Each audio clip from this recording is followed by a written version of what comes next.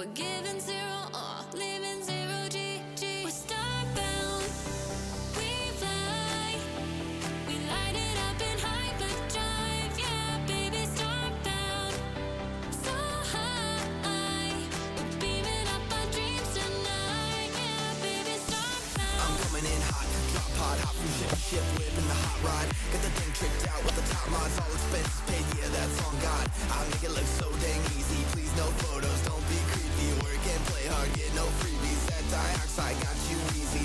Just landed New Atlantis, hopped on out to be surrounded by bandits. Kung Fu got moves like a mantis, let's you and I run away, Atlantis. I feel that summer breeze, stress free and 100 G's. Hit play and run it, please. Champagne and Sunny D. Come and make a wish on me, shooting like a star across the galaxy, riding on a new kind of frequency. We're giving zero R, living zero G. We're starbound, we fly. We light it up in hyperdrive, yeah, baby, starbound. So high, we're beaming up our dreams tonight, yeah, baby, starbound. Settle up for the new premiere, gonna let everyone know I'm here. Ride that pony to the new frontier, heed the call and show no fear. Let me take out the Milky Way, what you mean by bills to pay? Leave it behind cause the stars await, gonna have you spin that wheel of fate.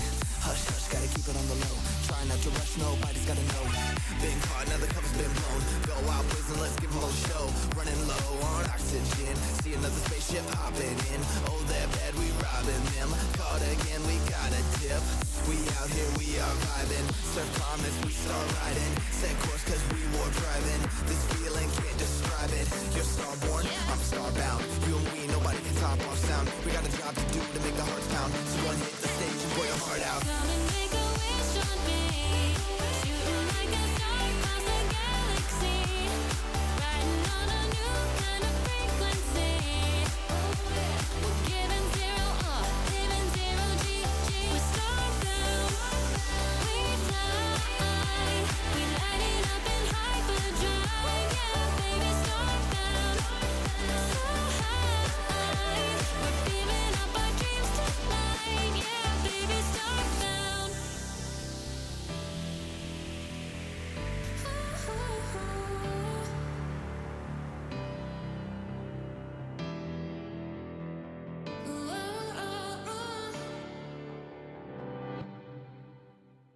You know, I could listen to that song 1,000 times and it never gets old. It always gets the heart going. Makes me feel awesome. Getting into stream chat and then I'm firing up the game. Hello, Nova. Hello, Starfire, and hello everybody else who's with us tonight. As always. Oh, are you partying? We're just gonna play some Elite, that's all. Quiet night, quiet game, I'm guessing. It's Tuesday, what is it, Monday night, and I'm not doing art, so I have a feeling it's gonna be kind of chill. You're finished with your mods. Oh, awesome. Oh, that's right, with, hold on. Minecraft, right? Sweet. That's gonna be awesome. All right, let me get Elite up and running here. I can't wait to see it. Are you gonna be streaming it sometime soon? Because you know I'm gonna be watching. Sorry it's taking me a few seconds to get the game going. I have to log in and not dox myself, so. Hey, Silver Flash! That's gonna be awesome. I can't wait to see it.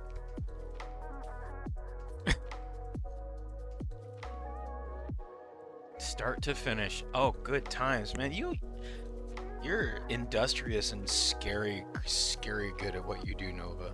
Like, your ability to create new things is just freaking terrifying. Oh, I'm okay. I'm used to you screaming. Your house is like constantly vibrating with all the screams. Alright. Here we go. Back to it. We are in Elite. Hello, Piggy. Good to see you. 6 hours, and then you're free for 3 nights. Awesome. Gonna be a quiet night for us tonight. Elite is usually a little bit more relaxing than the art streams, which is really weird.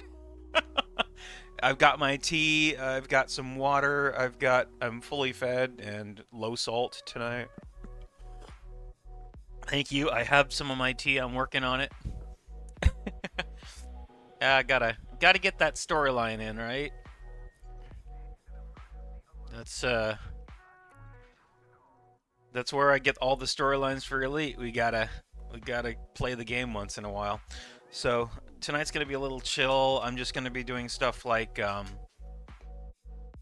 just gonna be doing some like ship outfitting, and then I've almost finished with all of the ship redoing that I need to do. Hello, Silver.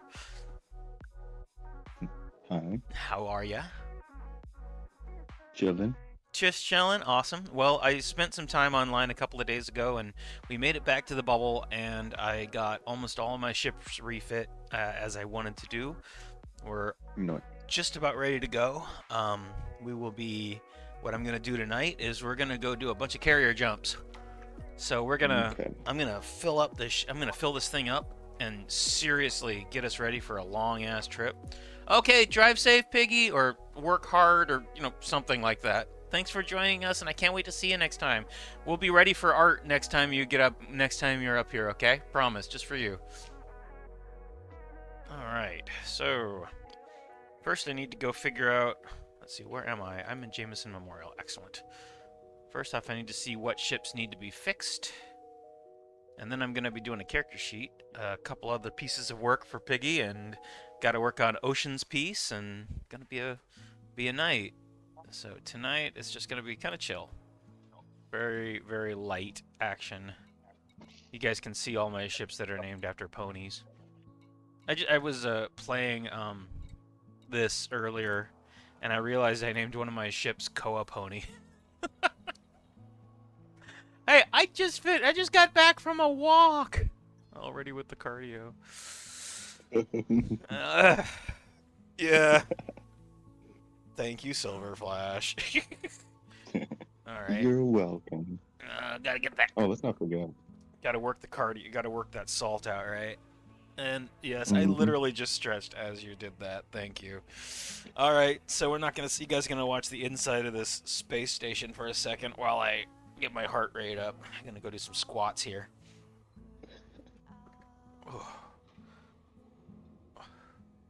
I just ate, man. This is gonna suck. Cardio right after eating. That's how you like get really sick and start vomiting.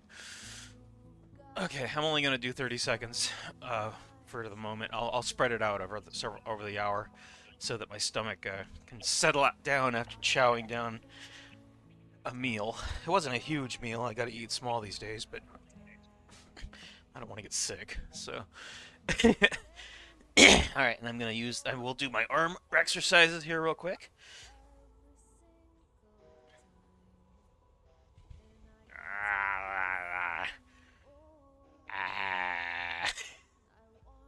Waving my arm in the air erratically, trying to get all that blood flow going. So, this is basically, most of Elite is pretty fun, but there's a good chunk of Elite that's what people jokingly call spreadsheets in space. And that's kind of what I'm doing this evening, is the spreadsheet part. You guys usually get to see the fun stuff while I'm out here exploring and checking out new shit. But right now you get to watch me refit up and get ready for a extended trip into the black. Looks like this ship is almost fit up. Already got the frame shift drive. This is one of our combat ships. You can see it's got the shield bank, bi-weave shield generator, bunch of armor reinforcement. Yep, okay, this one's good to go. So what's next? Gonna go check out Soren, because of course I'm got another pony-based ship here. I feel like a dweeb because I got the Python Mark II, and the first thing I did was fit it up for exobiology. Highly inefficient, but whatever.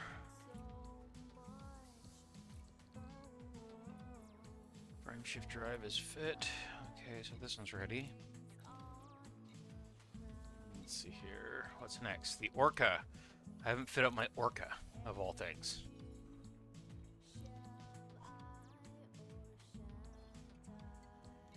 to swing. See what this one needs. No hard points, bunch of heat sinks and shield boosters. Frame shift drive has been uploaded. Looks like I set this one up as a passenger vessel. Okay, good to go. And what's left? Sauron, Spike, and then Shining Armor.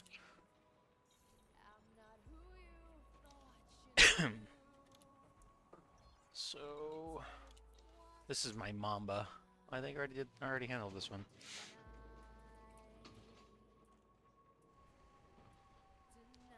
Why would I have a chaff launcher on this thing? I don't need a chaff launcher. What was I thinking? Silly goose. So let's see if I can replace this with a shield generator, shield booster. Okay, yep.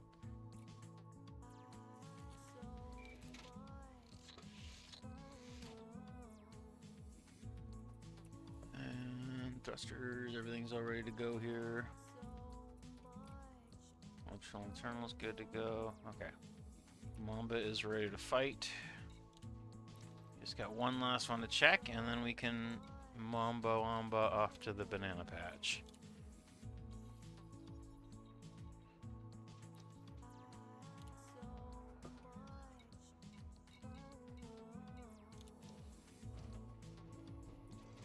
Beam lasers and burst lasers. I really like my lasers, apparently. Heat sink, shield boosters, point defense. Necessary, 7A, frame shift drive. Ooh. Oh, this is a fully engineered. Oh shit. I haven't changed this out for the SCA frame shift drive. Definitely gonna keep it. But the SCA frame shift drive is what I want.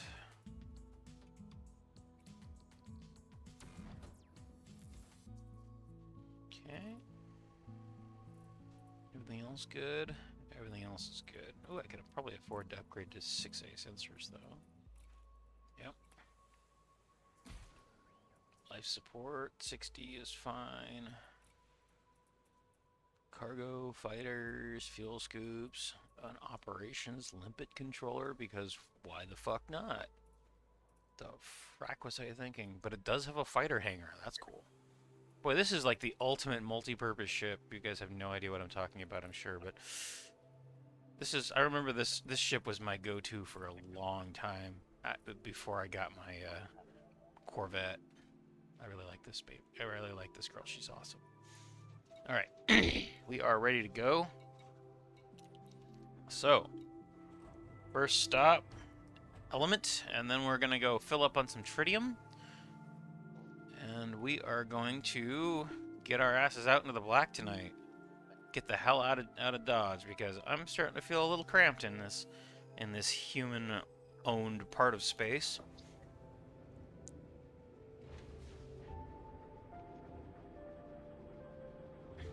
Let me see if I can crank the volume here a little bit for you guys.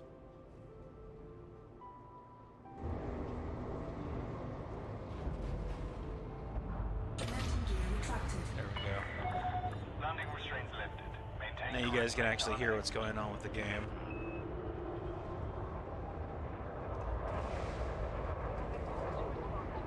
Oh look, somebody's sitting in the queue trying to... Oh, that's a Type 10. Big old boat.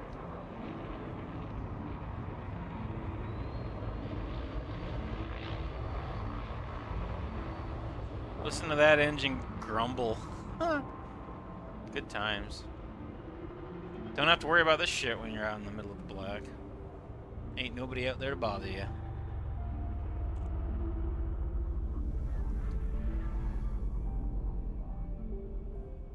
Hey Danny, how you doing, my dude? Quiet night tonight. Don't anticipate much in the way of activity. Certainly not Starlight or Twilight Sparkle smoking a bong activity. Hey, welcome aboard Castinova. How you doing?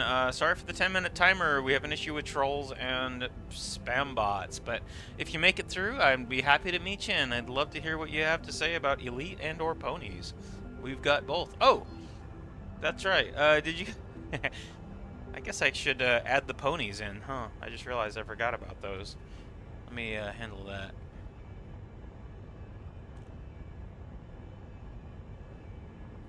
We need our desktop ponies.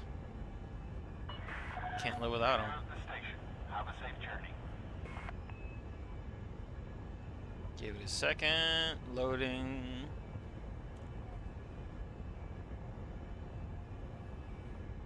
Okay.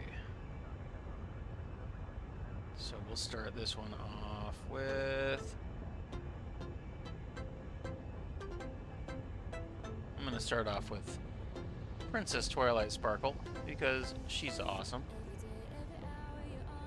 And they put her on the wrong monitor, of course. Give me a second. Sorry. This configure is so weird. I have to change it every time I load the game, or every time I load it up. It just does not like my monitor setup. There we go.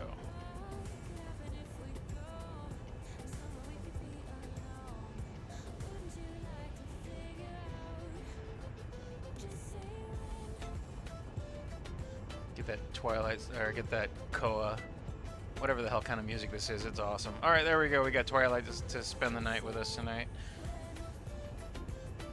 And I am hydrating. Thank you, Starfire. I got my tea. Don't you worry. We are back to regular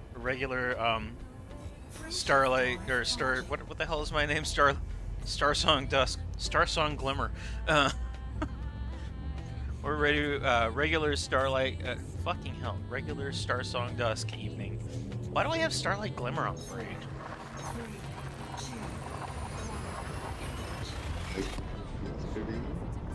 I have no idea. I really don't.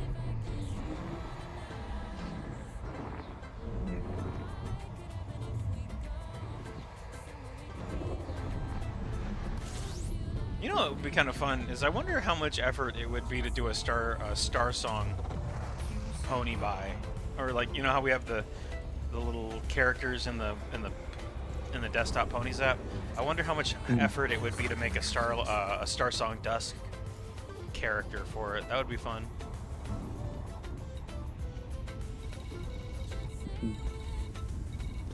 All right, there's my girl.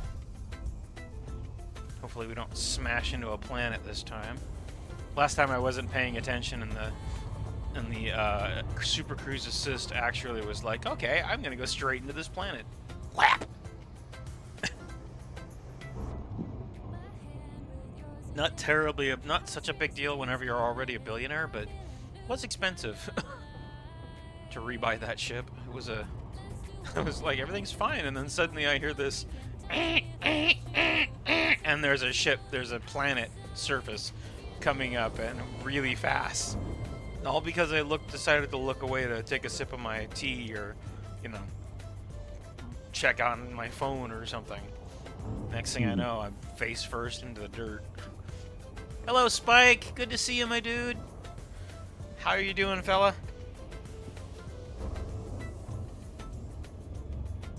Glad you made it. We're just doing some ponies in space tonight. Getting ready to go head out into the middle of nowhere with my element of magic.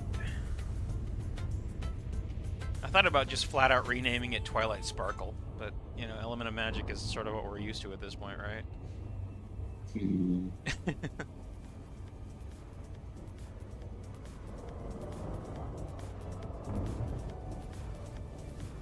I'm sipping on my tea and enjoying it. Ooh, chaotic games. I like your character model.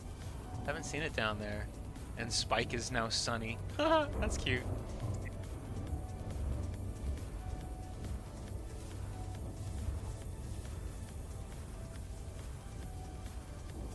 I'm gonna be doing some quick bits of research here while we're Waiting for the element to do what it needs to do, because it's going to be a few jumps tonight. Let's see, I need to go to Yanara. So there's going to be periods where I'm not going to be able to see the Discord chat, or not Discord, where I'm not going to be able to see stream chat, but it'll only be for a few minutes at a time. I will flip back and forth. But I need a third-party data tool to figure out all this stuff. Unfortunately, I want to buy tritium near LHS. Order by distance. Search. Looks like we have a place that's... Oh, there's not much supply. Holy crap, it's expensive to get tritium out here right now. 5 million credits? Are you kidding me? Looks like the galactic average is about 50,000. So... Looks like we're going to Sosong Zanbikov Station. Alright. Copy that. Get landed on the old carrier here. What to feed at there? Access granted. Please follow standard docking protocols, Commander. Docking request confirmed. Assisted approach is good. Let's check and see what things look like over here. Well, I think I'll just grab the, I'll go ahead and grab my, my big-ass carrier, or my big-ass hauler ship, and we'll head over there first. Actually get to fly the cutter once in a while. Don't get out there that much. It's a big-ass boat that doesn't get a lot of face time, so looking forward to having her running around out there. Landing gear deployed. Honestly, I don't know why I bought it. It's huge. It's unwieldy. It has a lot of cargo, but it's just so damned expensive. Maybe I got it just because I wanted, just so I could say that I had it.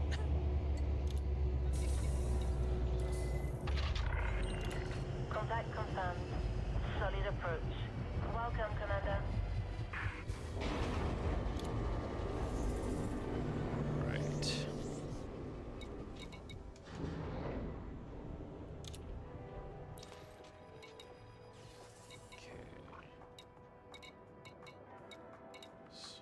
We gotta pull the rest of the ships over here.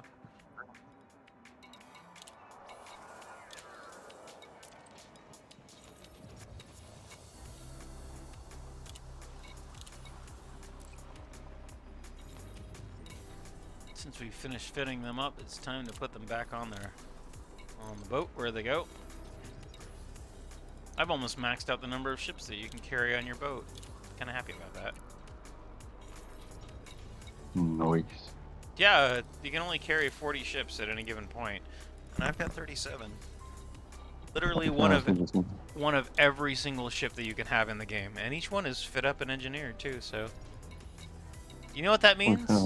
It means that I've spent a stupid amount of time playing Elite Dangerous. Like way too much, like irrational amounts of time spending playing Elite Dangerous. Well, that's a similarity I have for a different game, though. Oh, what game is that? Pixel Gun. Oh yeah, that's right. I've seen you play. That game is crazy to watch. I have no idea how you play that without getting seasick. Nice. Well, playing it for 11 years. That kinda helps. Gives you that, yeah. And I got way too many weapons on that game. That'll do it. Landing gear retracted. Alright, here we go. Big ass boat. Landing clamps disengaged. You Biggest have ship yourself. in the game that you can pilot as a single pilot.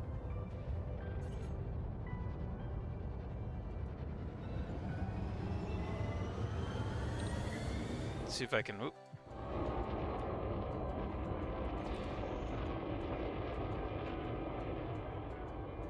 Wait, did I get the cutter? Did I get the...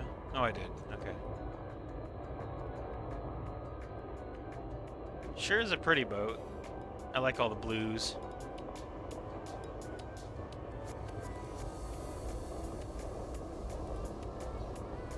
Okay, that's kind of a cool shot. Oh, of course I lost it. Now I can go back and get it again. Frameshift drive charging. And you're clear. Best of luck, Commander.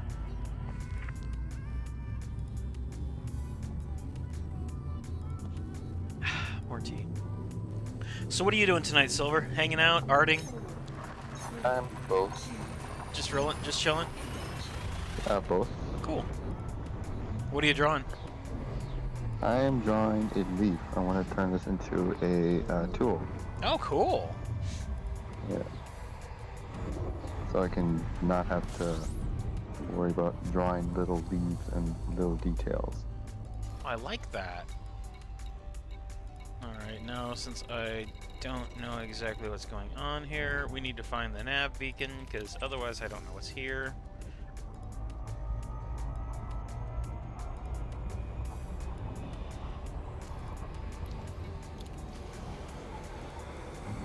This is a... Hey, you made it, Kosti! How you doing? Welcome aboard! Freedom! I'll throw you a sword so you can, you know, shout, so you can go lead an army now. You are very bored. Well, honestly, okay, so, like, Elite is one of my happy places. It's impossible for me to be bored when I'm playing Elite, even though a lot of people would be bored as shit playing this game. I love every second of it. It is stupidly relaxing. Even the hard stuff is relaxing. We're getting fit up for a long trip out into the black, which means we're going to be buying tritium and suiting up a large carrier.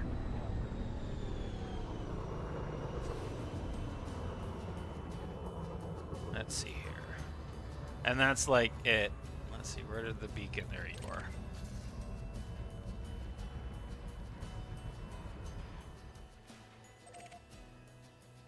Which means... Oh, I prefer single-player games because I'm a fucking weirdo. Scan detected. So, is this the one where we wanted to be? Delbrigov? I think so. Yeah, it is. Okay. It's either that one or this one. Dalton? Scan detected. I need to double check and find out which station I'm going to here. Where did I put my Firefox window? There it is. We are going to Wahlberg Horror. Let's see. We are going to LTT. Hold on one second. Tell me I'm wrong. Oh, yeah. Can't help you with that one, unfortunately. Here we go. Dzenbekov. Zhenbekov. I don't know how to speak. I don't know how to pronounce a lot of Russian names, and this one sounds very Russian. Okay, so that's where we're going, is here. And I better jump the element in here, so...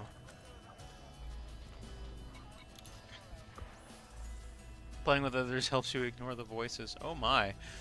Well, we try to, I prefer single-player games, because, you know, I'm... I'm a basic bitch like that, really. It's always been my preference. Never have enjoyed... let's see here. Never have really enjoyed the whole concept of like multiplayer games, except for in certain circumstances. Like I play with my friend Shade. We play Elite Danger, or we play Mech Warrior a lot. But beyond that, it's let's see. This is 416. Okay, we'll set it up here. Alright, there we go.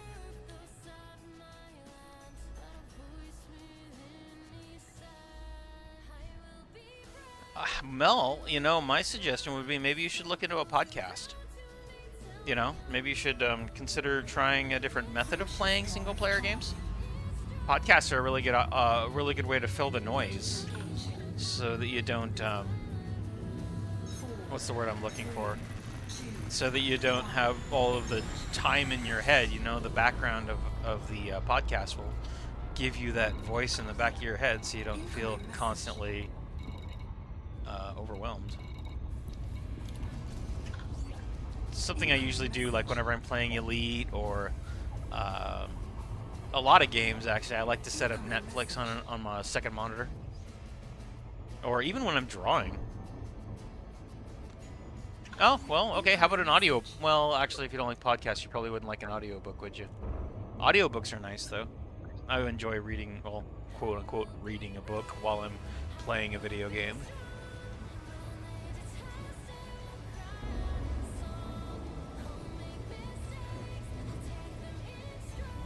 Radios work well, but all those are very audio focused. I can respect that. I like reading. Gives you a little bit more of a concept. Gives your brain a little bit more freedom. Reading a book is always my favorite thing in the world.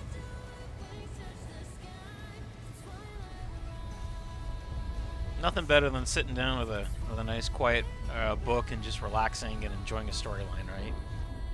Having your brain get lost in another world for a while.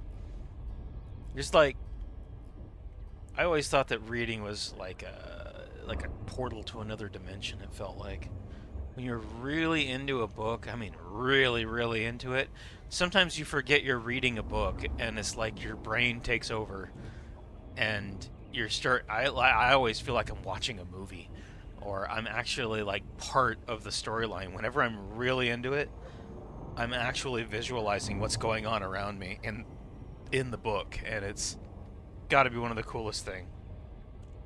Also, holy shit, look at how close this fucking satellite is to this thing. Seriously, this is a close-ass orbit. This is incredible.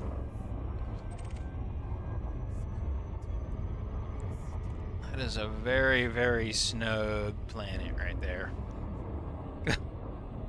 Very tight. Like a toiga. With progeria.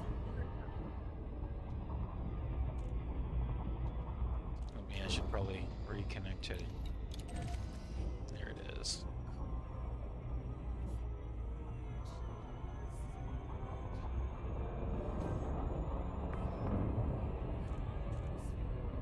That sounds frustrating. I'm sorry you have to deal with that, Costi. I don't know how to...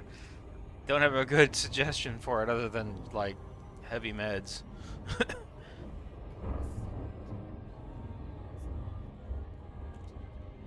It's like, I have kind of the opposite thing where my brain is... I only ever have one voice in my head. At least one that I'm willing to admit to. But it's my voice, and it never shuts up, and it never slows down. I've got ADHD. Which means things get loud in my head, like, fairly frequently.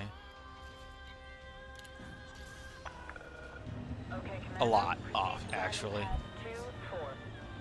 Okay, so what we're going to be doing now for the next probably hour or so, I'm going to be refueling my carrier here. We're going to be taking quick jumps back and forth to the element. Probably while dodging pirates all at the same time, honestly. Because they love tritium. High value commodity, easy to catch people dragging it because they're usually bringing in heavy or in large groups. Oh, hey, how you doing, Luan? No, those are those are pony butts. It is a thing with the My Little Pony community. We have so many pony butt emotes. I really need to get mine done. Although I have a very rough, I have a difficult relationship with horse asses, so I refuse to do the animation.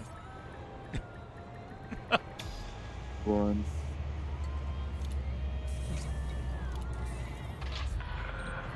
Landing sequence completed. Ground crew have been dispatched. Horse butts scare me.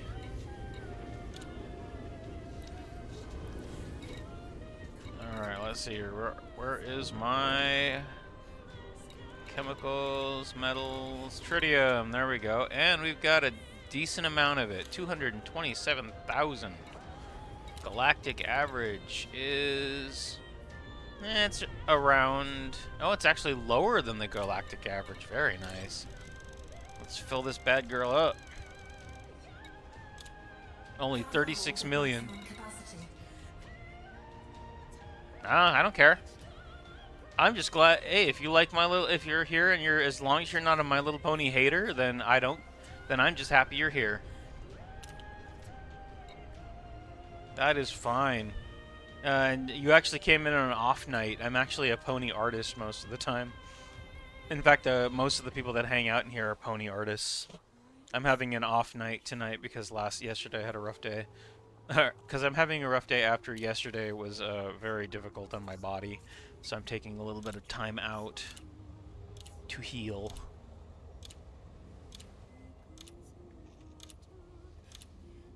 Oh, wow.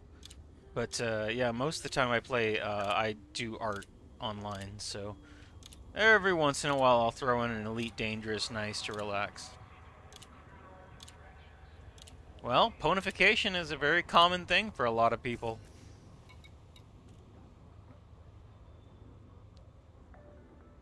I typically draw, what would okay, are you familiar with furry stuff over there, Silver? Yes. Like, okay, so would the ponies that are in traditional, like, four quadruped form, would they be considered, feral? I didn't hear you. I just said, I don't know. Actually asked that question to a lot of the furry fandom peeps, and they refer to bronies as being furry lights. That's kind of how I refer to it too, but I'm talking like, I know the difference between, say, like Anthro is a animal that has human proportions and human features, but isn't it stands on two legs, and while it has an animal face and fur and all the other basic animal stuff, it's like proportioned, and its anatomy is more human than it is animal. But I'm trying to. But I remember ferals, if I remember correctly with the classification, it's more like traditional animals. Is that right? Hmm. Honestly, that's not something I can give a very clear answer to. Yeah, I admit I'm not very smart on it at all. So it's a mystery to me. If anybody has a good answer to that, I'm willing to listen, please. Let's see if we can beat the element. No, we're not, because we are loaded. So that means that I need to... Oh, what the hell? Let's try to make it. I'm sure we can make it in the next 3 minutes. Right? We got a full hull here.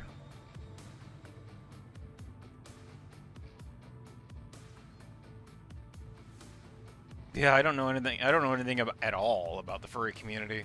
I know that we're like Silver said, we're furries light. I don't really even consider myself a furry. Like I don't find myself. See, the thing is, like, I've always attributed like furries as having an attraction to something. Like, not just be interested in the character, but more of a physical attraction. And I don't know if that's entirely the furry community. If there's people who just like enjoy the character designs, if there's a whole bunch of the folks like that, I imagine there probably are. You're very muted. Oh, I said there's a variety. Yeah, kind of like bronies. Yeah. But I'm pretty sure that's the same for any fandom, really. Oh yeah, every fandom has its, shall we say, underbelly. That seems fairly reasonable to me, in fact.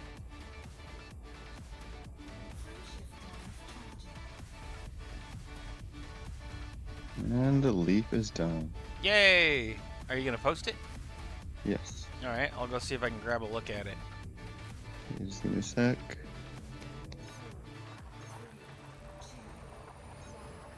Ooh, landscapes.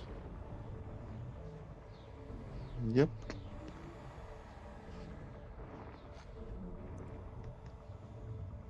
That's kind of what I did. You know, I got into My Little Pony because I enjoyed the community and the music and the art. The art, God, the art is just like, yeah, so beautiful. Okay, let's see if we can make it to the element before she jumps. Where are you, dear? There you are.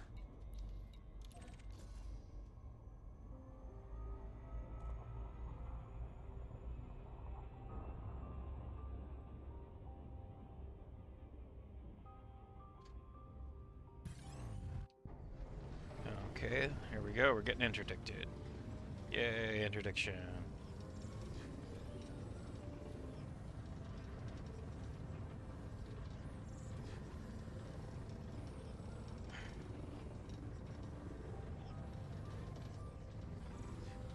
This is me avoiding somebody trying to steal my shit.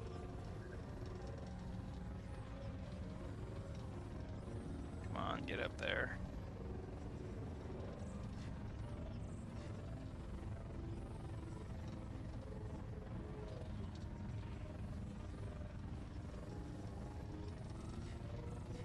Okay, we made it this time. That's good.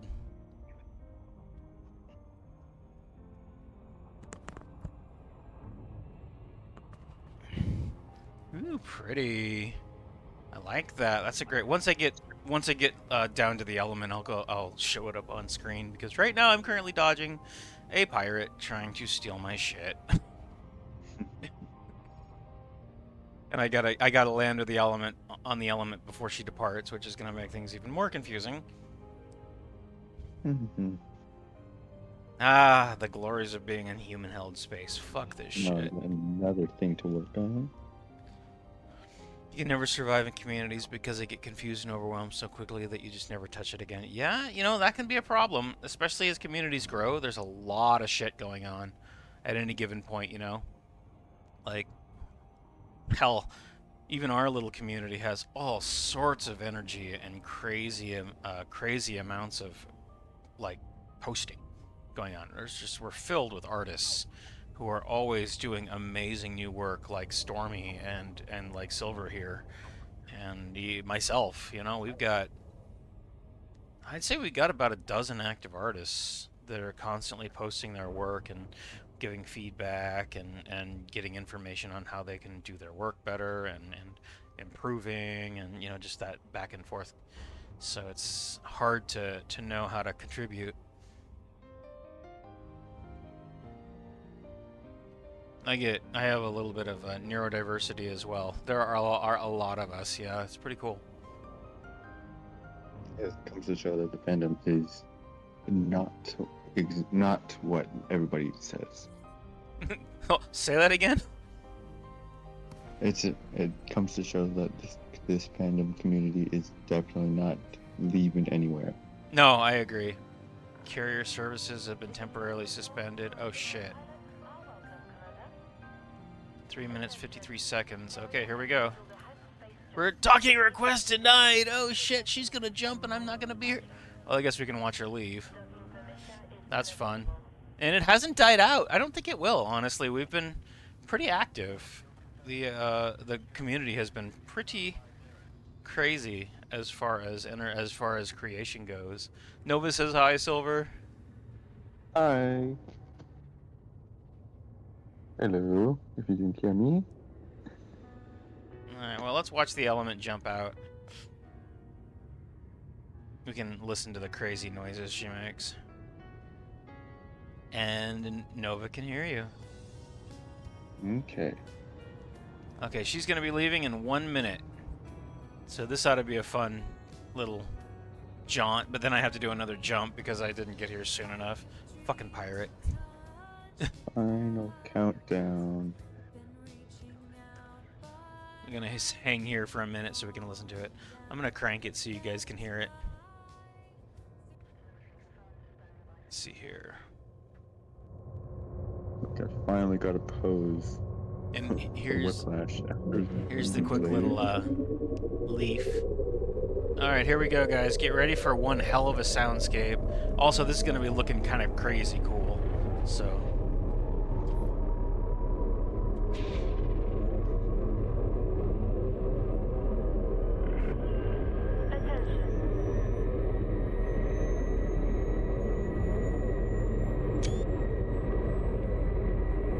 here she goes.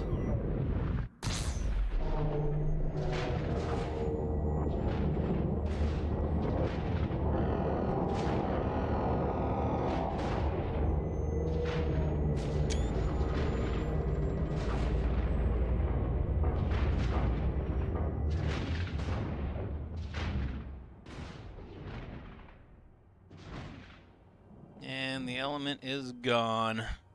You can see the clouds and the lightning strikes left behind. That's kind of fun. Oh. Incoming message. Come on. Get out. Exit. Wait, what's the button? Seriously? It remapped the button. That's not great. Okay, how do I get out of... Oh, here we go.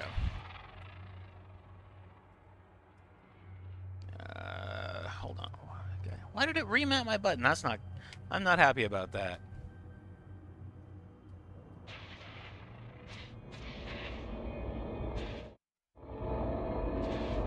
Okay.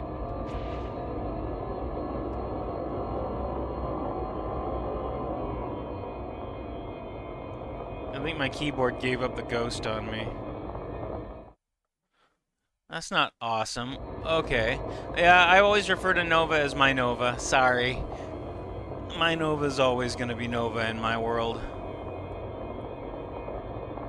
Alright, well, this isn't working, so I guess I'm going to have to figure out what the control has happened here.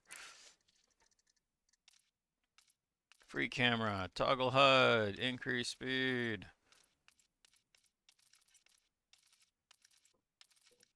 Where did you go? Camera, ship, 0, and upspace. Fucking, look at all these control buttons that you have to have mapped. It's insane. It's mapped, it should be mapped to my tilde key, but it's gone. Alright, what is it? So we've got toggle HUD, increase speed, forward axis, lateral axis, move down, pitch axis, relative, yaw, left, right, roll right, camera attach, detach, camera stabilizer, exit free camera. Increase soon focus. What do you want to bet that they put camera somewhere else? Oh yeah, it's under camera suite. Toggle camera suite. There we go.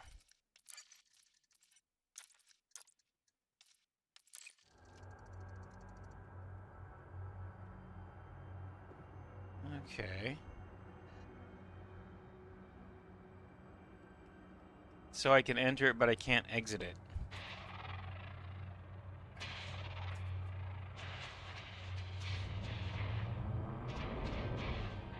Flight assist on. Oh, come on, Elite. Why you gotta be a bitch? Alright, we're gonna have to restart. Yeah, Nova, just so you know, Nova, you will always be Nova in my mind, because I've referred to you as Nova for years. Okay. And I did hydrate. Thank you very much, Silver. Let's turn the music back on here. Wait, what? I said I did hydrate. Whoever... Oh, it was Starfire. I'm sorry. Starfire, thank you for the hydrate.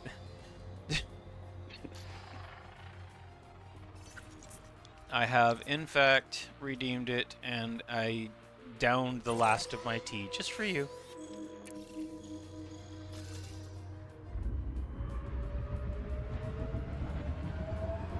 Frameshift drive charging.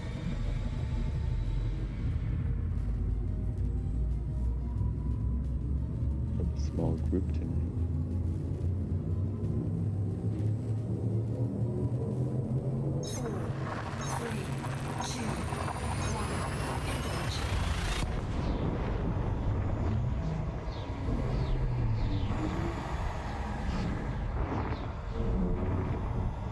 Normally what people do whenever they're doing big carrier jumps like this, they'll be like announcing departure and for their eventual trip. But since I'm an individual explorer, I don't really bother with it. Folks can join or leave as they so choose. Hey, welcome aboard, Cinny Bloosh. What a name. Glad you made it. Sorry for the 10-minute timer. If you're a spammer, it usually filters you guys out, so that's usually nice. But if you make it through, I hope you get to hang with us. We do like horses on this stream, as you probably noticed from the Frameshift drive charging. abundance of horses on the screen.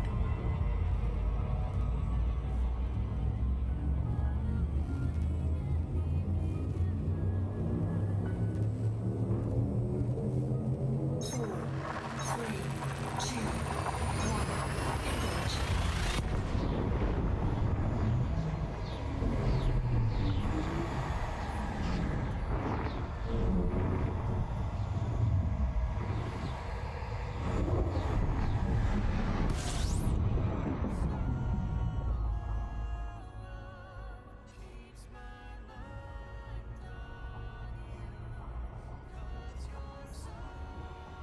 Good evening, Woody. How are you doing, my friend? I'm glad you made it.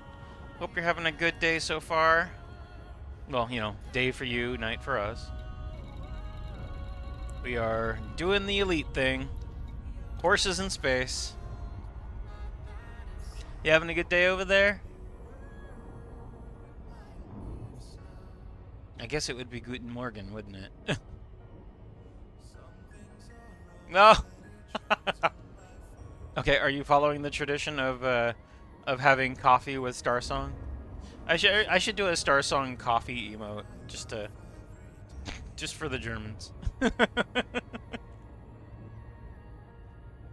Just so you guys can have the can have a cup of coffee with your blue unicorn.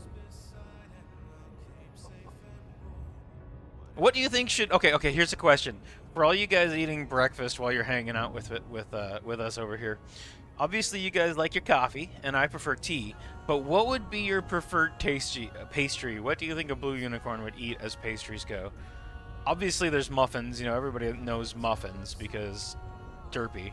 But what about something like a blueberry scone or something? I mean, I am blue, right? What's a scone? Oh my. So a scone is a type of it's like a pastry. It's like a flatbread. No, not like a flatbread. It's like it's very crumbly. It's usually pretty. It's like got a little bit of sweetness to it, but it's not. It's not sweet, and it usually has stuff like berries or sugar on top, or it's. I think it's a French dessert or like a French breakfast pastry. I really quite like them, but if you like sweet things, like super sweet, like muffin or what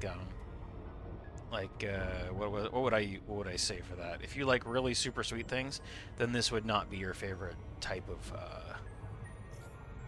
noms. It really wouldn't be because it's just not as sweet as it could be. But the fruits usually make it stand out. They often have tea and scones. They go well with tea. Thank you for visiting our carrier. We hope you Trying to think of I don't even know how to describe a scone. It's a pastry. It's a pastry with blueberry and mild sweetness. Crumbly. Delicious.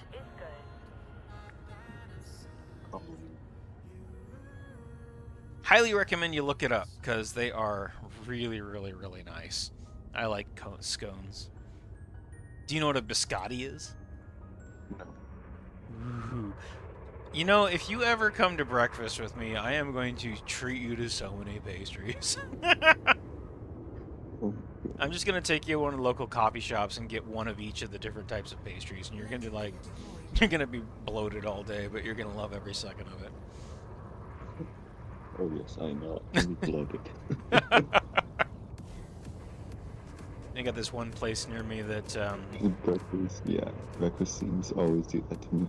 it's a little decadent. I agree. It's like I don't do coffee shops very often, but you know, here in Seattle, the area where I come from, Seattle is like coffee capital of the world, or at least of the United States, and we have so much coffee. Like, it is stupid how much coffee we have. All right, let's fill up the tank first. Finally got a perfect pose for whiplash I've been trying to find for a long time, and I had one earlier, but I was like, oh, I can do a little better than that.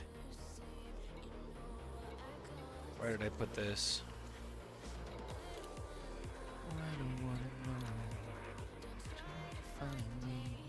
Finish this right now. This one. Okay, so we can still hold another roughly 3,000 units of tritium. Okay, so I'm gonna make it to the.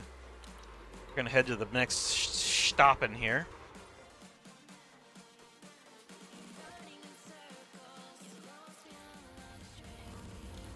God, I love this song. It's Nami. It's always Nami. Landing sounds disengaged. Departure confirmed.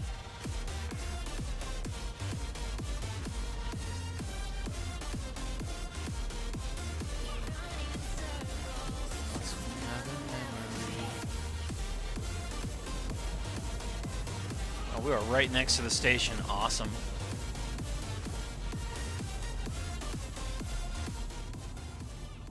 Hopefully we won't miss anything. I don't wanna know, I don't wanna know. Try to find me, it's been long ago. Running in circles, lost beyond the love tree. Meet in the middle, it's just another memory. Wait, what was that? What was that pony game that was made by Aviators? They made a game? I don't know. Yeah, that's new to me. Okay, so what was that game you were talking about? Yeah, I talk about a lot of Right. games. Okay, it was on Steam. It was a pony game. You're talking about, the pony, like, what is it? It's like Stardew Valley, but with horses. Yeah. I have to look it up, but give me a second and I will go find it. Okay. I also need to pee, so once I get set up at the station here, I'm gonna go take a break. Really quick break. I just gotta go to the bathroom, and then we will go and look up the game. Memory,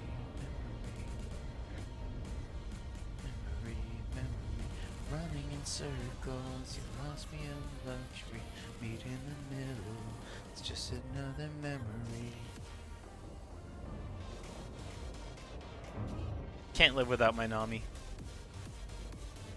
Music, that is, my Nami music.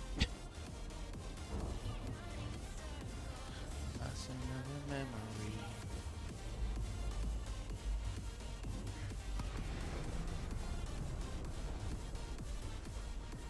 We've got so much here that I'm not worried about, like, missing out on supply.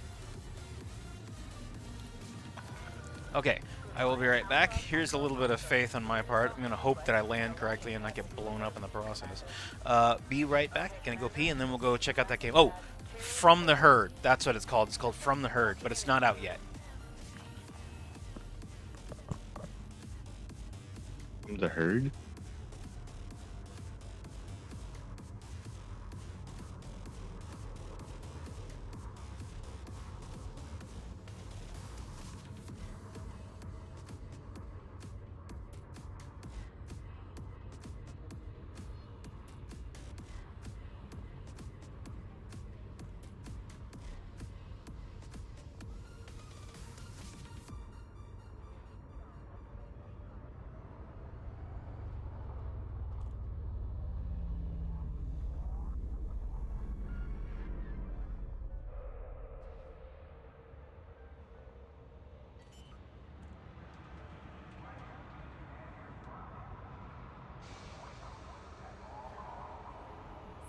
Landing gear deployed.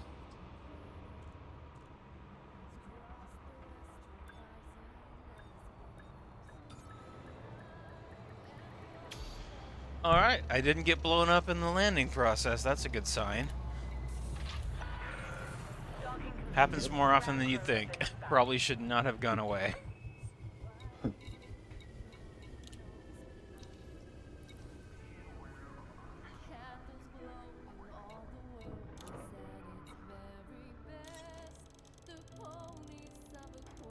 This part is always slow. So you said in the herd or From the Herd. from the herd? Yeah, because I recently just purchased a Steam card, so Oh, it's not out yet. It says it's Yeah. supposed to be out sometime this year, but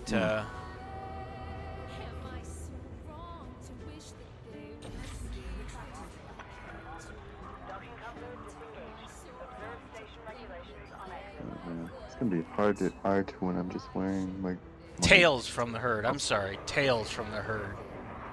tail from the herd. But yeah, it looks really cute. I really want to try it. I do too.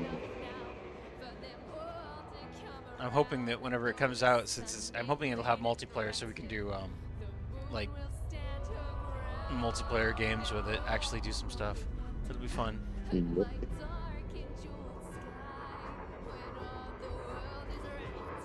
Ooh, one of the games I just purchased before yesterday was just Tabs.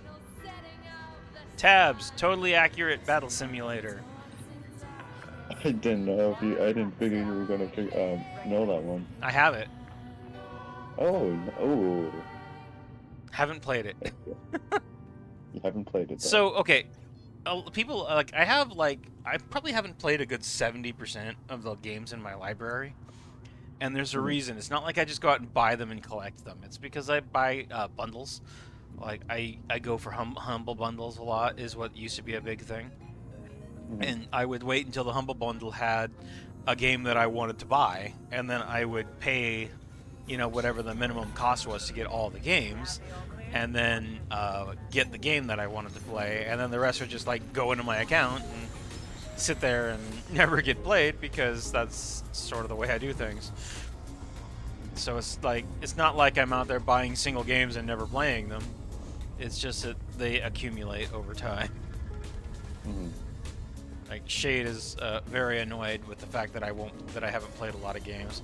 Like one of them it's not one that Shade wanted me to play, but it was called Chivalry, and it's like a sword fighting game. But I got it in a bundle with God, what was the game that it came with? Mountain Blade was a bundle that it came with because I wanted Mountain Blade, and I got like 7 other medieval combat games, and Mountain Blade is the only one I ever played. So, Tabs was one of those games that showed up in my queue in my account because I got a bunch of those different. So, I have a stupid number of Steam games that I've never touched.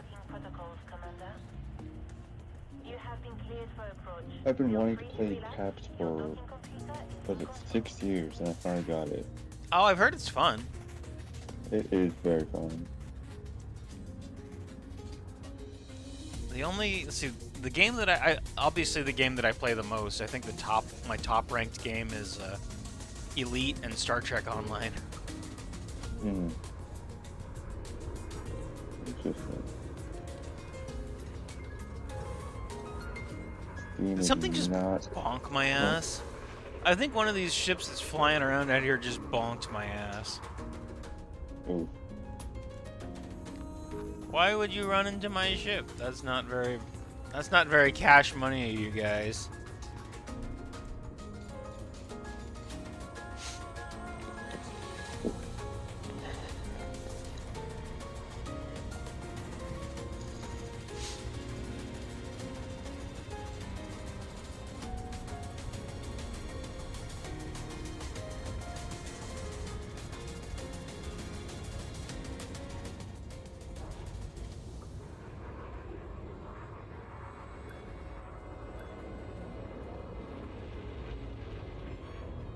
Is that a fucking... Oh, it's an orca. I thought it was a beluga coming in to land on my ship. That's fun. I wonder what a bunch of tourists want to see on my fleet carrier.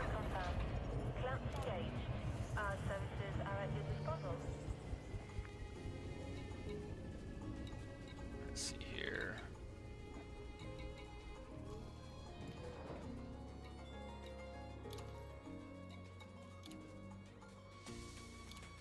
Okay, so we got another 2,500 to go, so probably 3 more loads. Usually I just queue up a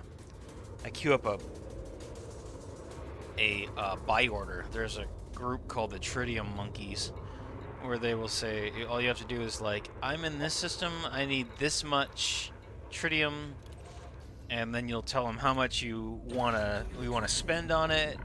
And and then they will like they will earn credits from you overnight. It's really quite cool.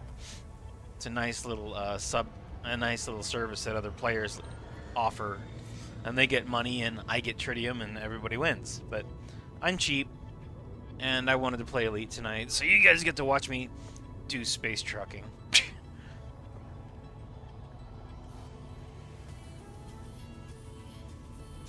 As we call it. I'm hauling shit from back and forth. I could probably set a buy order on my... whatever. Drive charging.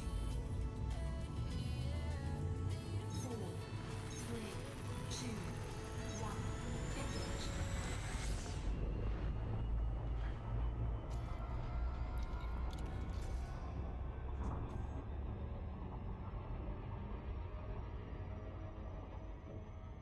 A lot of times I wonder if Frontier made this game so grindy on purpose.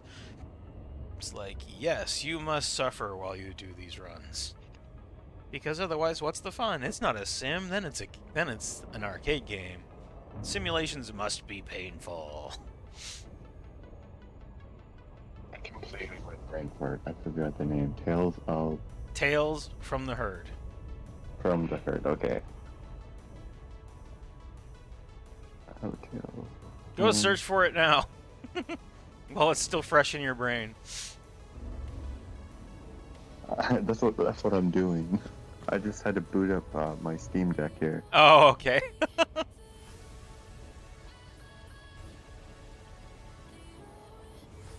Found it.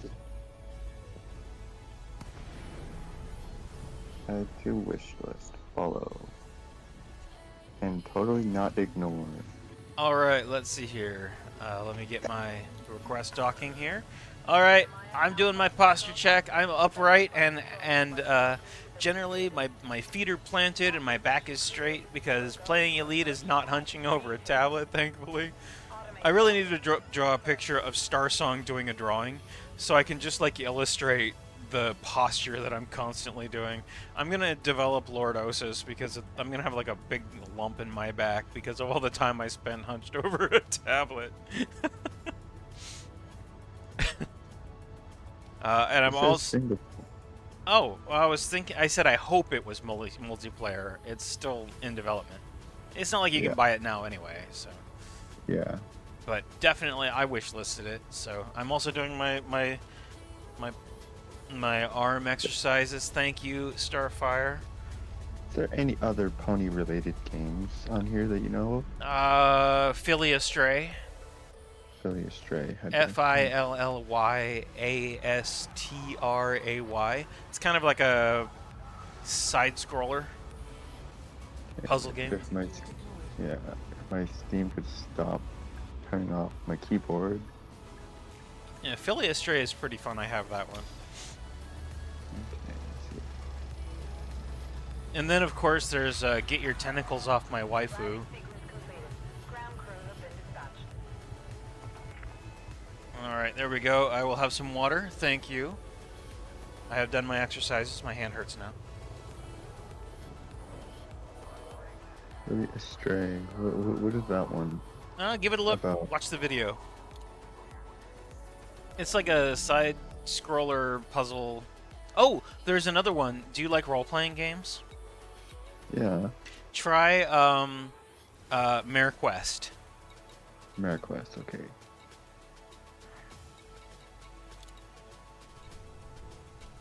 Stop turning off. No, why would it want to stop turning off? That's no fun. I keep trying to go in the search bar and it keeps disconnecting my keyboard. I'm brain dead today. Clearly it's your fault, not the Steam Deck. No, I'm kidding.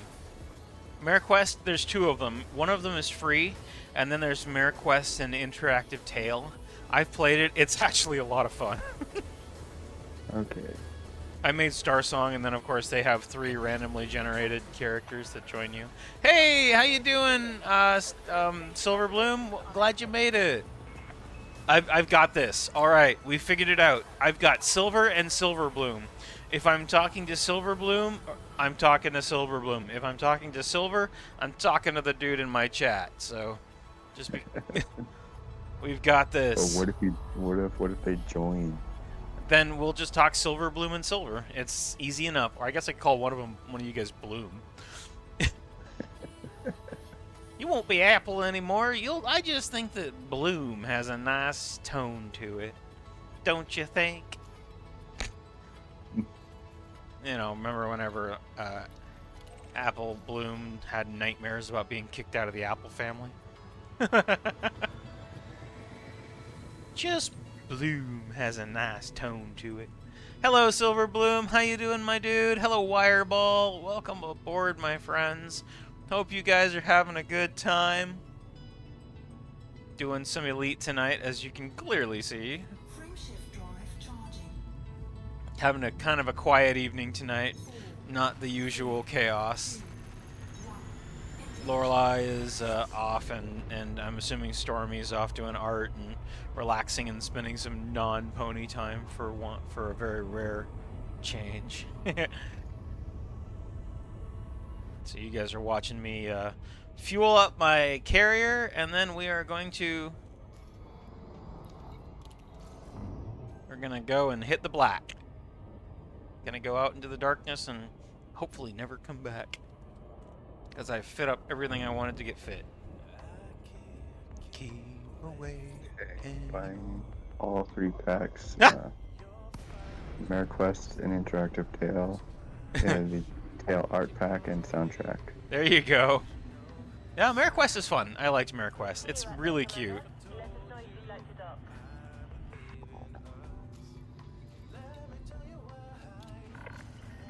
Permission granted. A landing pad has been assigned to you. Some GTA role-playing, eh? Oh, that sounds fun. I never liked GTA, that's the GTA Online, right? Every time I tried to play the game, some jackass just like ran over my ass. A lot of griefers in that game. So, I stuck with games where I can be solo player. I do like Grand Theft Auto single player. Grand Theft Auto single player is fun. I like Grand Theft Auto single player. But multiplayer, too many jackasses, too many gankers. Oh yeah, that is the same thing that goes for my game that I occasionally play. The gankers thing? No, the trolling and just griefers and yeah, everything. Yeah, not a fan. I just don't like to give them any ammo in the first place, so I just stick with single player games. And the occasional game like Elite where I can play it like a single player game. Hey Star, we gotta play some totally accurate battle simulator sometime because it is a multiplayer too. Okay. It's a single player. Yeah. Do you recall how I was literally just saying how I only play games with Shade? Yeah, I know. If that's ever gonna be a possible thing. Well, I won't say no, but at the same time, I'm very much not saying yes. Understandable. I appreciate your flexibility. Thank you. I'm not saying it's a negative because, I have been known to change my mind occasionally.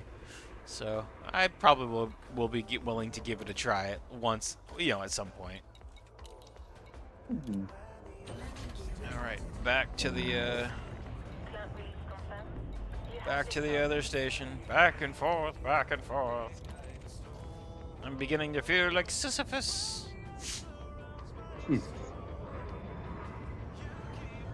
Music scared me. Who scared you?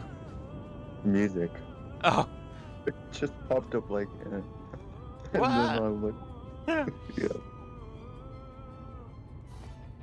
I don't normally hear something until I actually open the whole the file. So you keep me warm. Alright, there we go. Back and forth. Oh, that's because it was the soundtrack. Custom vehicles and has the active stat members that help control the chaos. See, yeah, that's kind of what I'm doing here, believe it or not.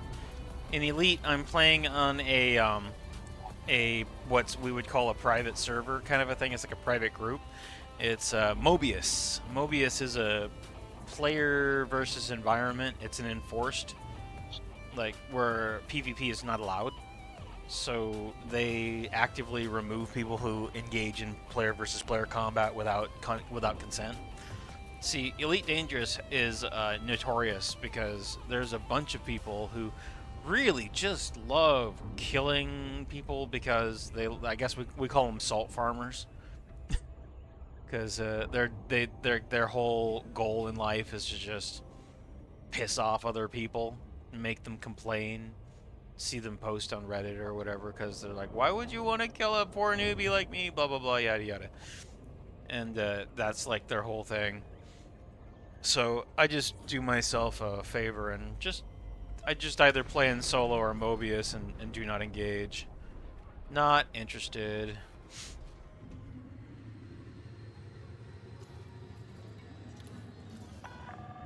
Gudamaya, Alpha, Echo, Oscar. Submit a docking request, and a landing pad will be reserved for you, Commander. Access granted. You are go for approach. So that's generally how I deal with it. I prefer engineering safeguards. Don't even engage. Engineering safeguards are the best way to handle a situation like that, I think.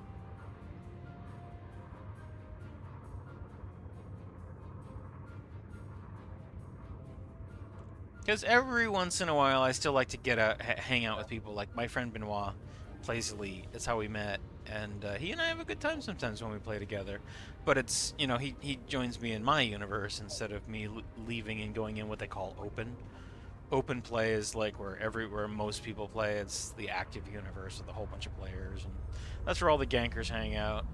And you know, one of the things they really look for is explorers.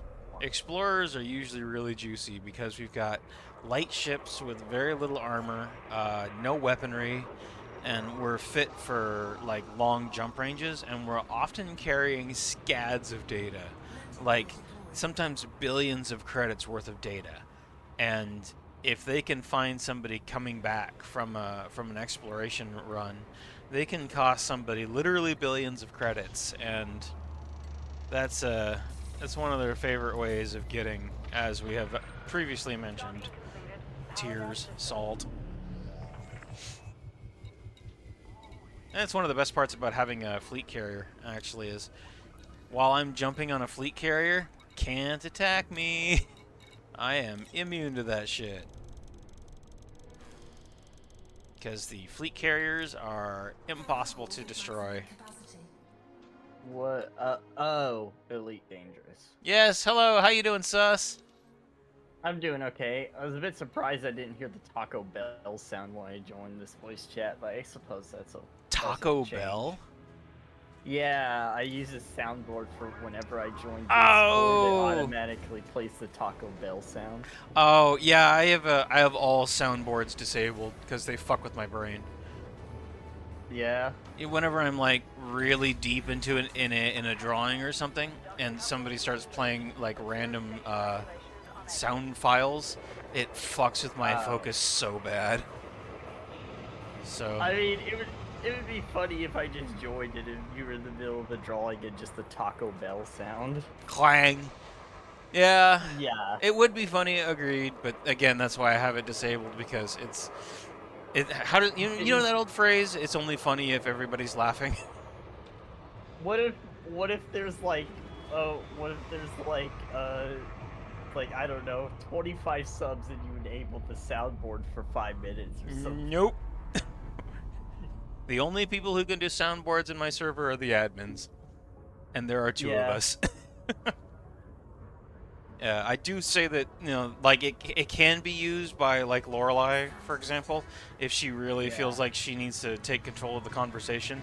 Then it since it's so rare, it has a much stronger impact. And it's like, by the way, everybody's being really fucking loud. Please chill the fuck out, or something like that. It's cool. Well, what are you doing tonight, sus? You hanging out? Were you streaming? Were you gaming? No.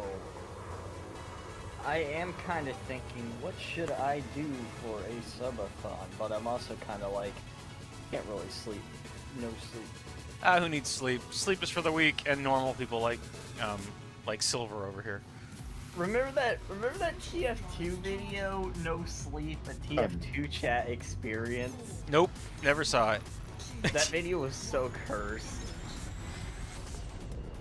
Oh man, the only TF2 videos that I saw were like the Meet the Spy or Meet the Medic. Okay, but TF2 text and voice chat or something else, man. I believe it. I used to play Team Fortress 2 back in the day. I was a medic main. Because of course I was.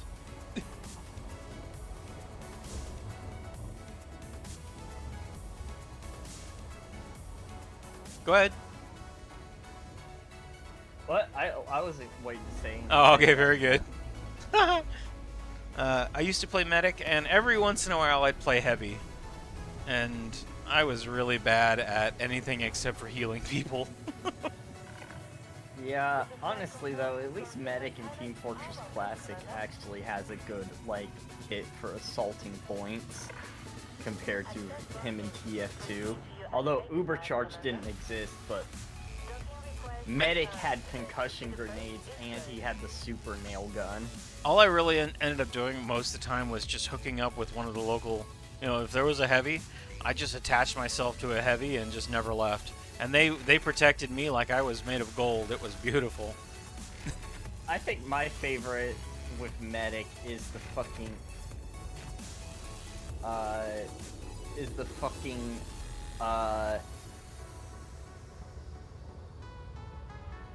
was I gonna say? Oh yeah, using the Crits Krieg and then finding a soldier or demo man and just releasing a Crits Krieg on like a bunch of enemies. Okay, so here's a little bit that's gonna date myself. I stopped playing Team Fortress 2 after they put out the first loot boxes, like the first ones. I have not played since then. It's been probably a decade now at this point, 10 years or more. I kind of always wanted to stream a little more TF2. Yeah, that's one of the games that contributed to my distaste for multiplayer games. Just because people are always whining about everything. Yes. Honestly, one extremely toxic community for some reason is the Left 4 Dead 2 versus community. Like, I always called the Left 4 Dead 2 versus community, like, whenever people ask why I don't play versus, I just say, hey, I'm not looking to speedrun getting called a racial slur today. There you go. Speedrun getting called a racial slur. Oh my. Oh my.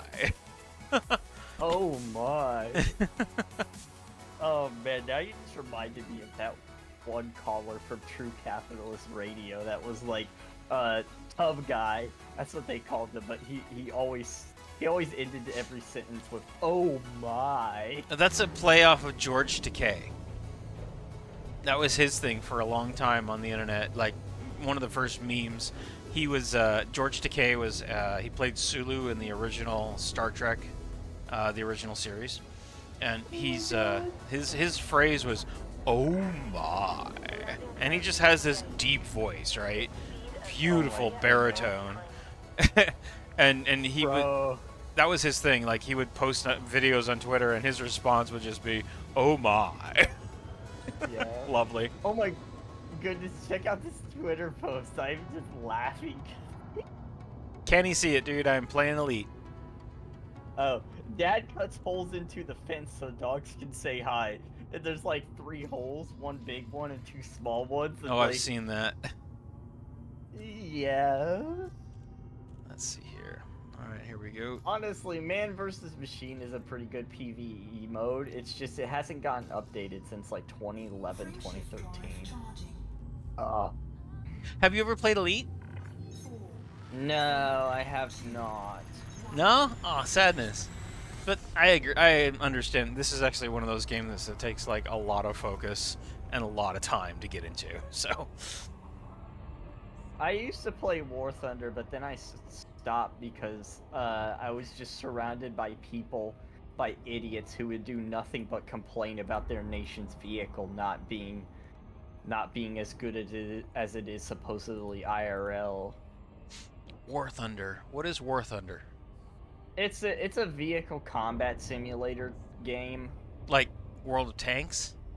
No, not like World of Tanks. World of Tanks is more arcadey and uses like hit points and stuff. Mm-hmm. Which in some ways I kind of feel makes the game better, but in some ways it kind of makes it worse. War Thunder has such a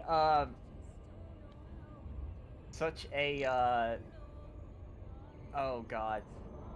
So like the people I was around, they always complain, "Oh, Russian tanks can't penetrate the armor of US tanks, blah blah blah blah blah." And I'm like, "Yeah, they can.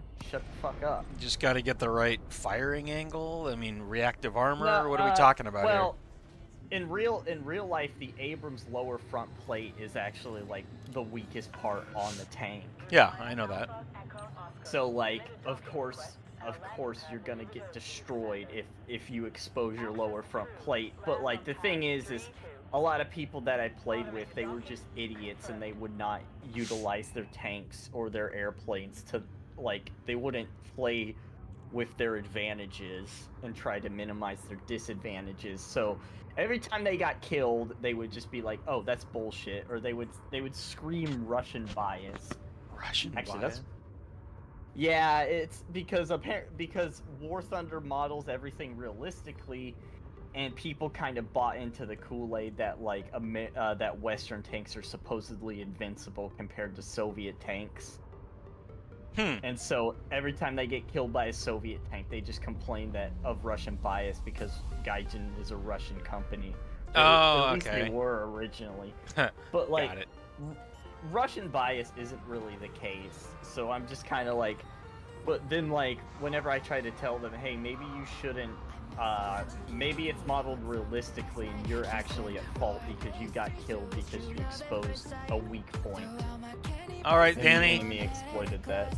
Just for Danny, I'm cranking the song that we've got going. It's Antonym by Violet Pony. Oh, that one? Yeah. But yeah, basically, whenever I tried to tell them that, they would just be like, "No, you're wrong, shut up." Like, it's gotten so bad that whenever people feel that their tank is underperforming in War Thunder, they will go as far as to leak classified military documents. I'm not making that up. I believe you. There's been like 20 or so cases of like military documents being leaked on War Thunder forums. Oh. You just know that one of the fucking admins is just staying up all night, just has a cigarette and a extra large cup of coffee, and just scroll down the forums, just looking to delete anything. That's fine. Also, people keep doing it though. Like, people still do it years later, even though Gaijin said many times that they will absolutely not change or implement anything based on those classified documents. So, I mean, that makes sense. They shouldn't. Otherwise, they could possibly get in some serious trouble. and even then, even if it does, Sorry, I really love this song. no, that's okay. Man. Don't stop until you hear that. Can't. It's like the one song every time it comes on, I just crank that shit every time. Don't care, you think it's cringe because it's not your life. Alright. You know what's, people call bronies cringe, but you know what I find really cringe, to be honest? Tell me. People who will come to my pony profile, see my pony profile picture, and like they don't know anything about me, they're just a random, and they will just comment like the F word. Yeah. Like, That's why I have public comments turned off. yeah, that's exactly why I turned them off too, because actually some of that shit actually hurts sometimes, depending on your mood. But it's like these losers keep doing it. I've been pretty lucky in that I've decided that if anybody decides they want to be a dick to somebody because of the things they like, then that's a reflection of how they refer to themselves as a person. It's not my fault. It's their problem. Block, move on. They want to call me a loser, but like they got nothing better to do than just like comment slurs on my profile because I'm a pony fan. There you go. Just fucking deal with that shit. Yeah. See, whenever I was first became a brony, it was, I was in the 2012s. So being a brony was like really contentious back then. Yeah, I've basically been a brony since I was like 10 years old, so you don't gotta tell me. Yep. Well, so in my case, I was in my mid-20s whenever I started as a brony, and they did not like the idea of young men enjoying my things that was designed for girls. Like It wasn't designed for girls. It was designed for everyone, anyways. I'm talking. I know you and I know that, but the general public at the time did not. And I knew that. You are also one of those people. I generally lump you in with bronies over there, Silver. You're part of the community after all. You know, one of the chosen, one of the special people with the knowledge that other folks just simply don't have. We are the Illuminati. I have always said that that ponies and pony artists, pony people are a higher form of creature. An ascended form of life, one might say.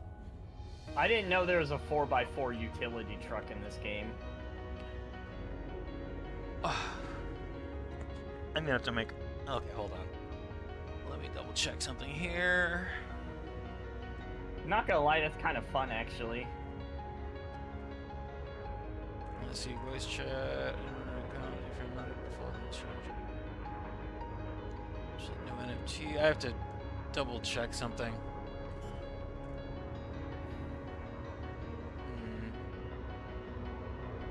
Free up with our limits, no world politics.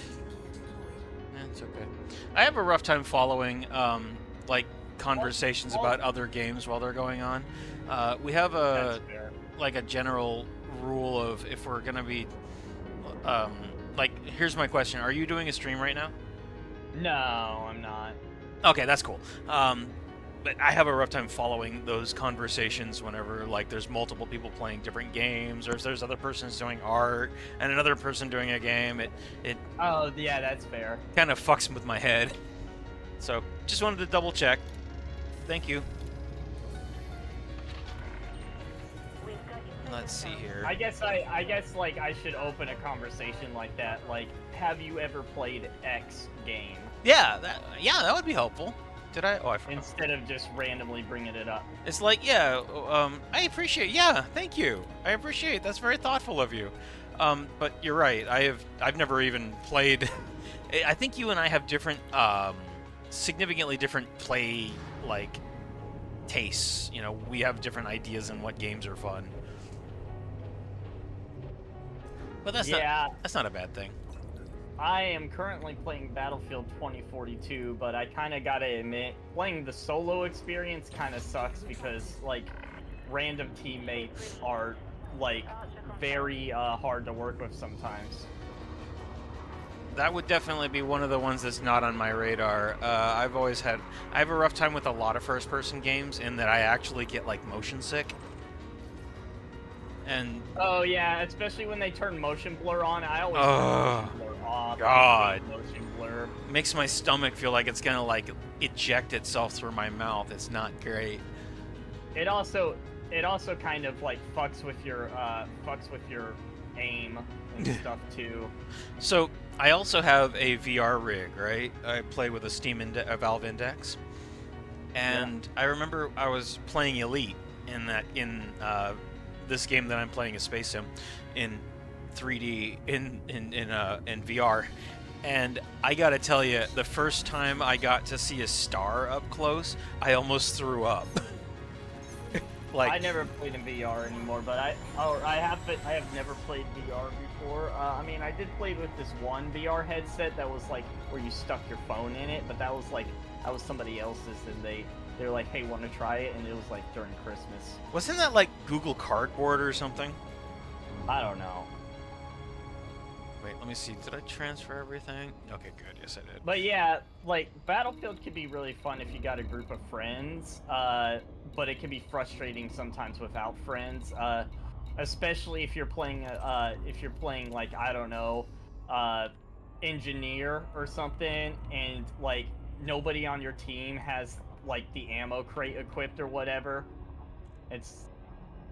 Like, there's been a couple times when there's been, like, brain dead support players, and, like, you're trying to get them to give you ammo because you have limited ammo, right? No context for me. I have literally no idea what you're talking about. Sorry. I'm talking about Battlefield. Oh, okay. So basically, there's like different classes. You got recon, support, assault, and engineer. And the problem with playing the other classes that isn't support is support has the ammo crate where you can restock ammo. But if you're not playing support, you don't get to just restock your own ammo. Or if you're like really low health and you need a medic bag, and like you go after a teammate that's like a medic or a support player because you need that resource, right? And they're just ignoring you constantly, even though you're right behind them, and you're like, I need ammo, just spamming that voice line, and they're just so oblivious to it. It sounds frustrating. It is really frustrating. Like, Battlefield Friends even made a whole episode about that. Yeah. So, tell me a bit about Elite. Sorry, I wish I had more response. I just don't have any context. Elite? I don't know. I mean, have you ever watched it? Have you ever played it, seen it? I've seen it. There's a couple friends of mine that are, like, obsessed with that game. I am one of those people that's absolutely obsessed with it. So what we're doing right now is I'm filling up my fleet carrier. Have I told you about the Stargazer thing that we're doing? No, but fleet carrier is like an aircraft carrier, and it's basically your chill spot. It's my home in space. Yeah, it's like our own mobile station.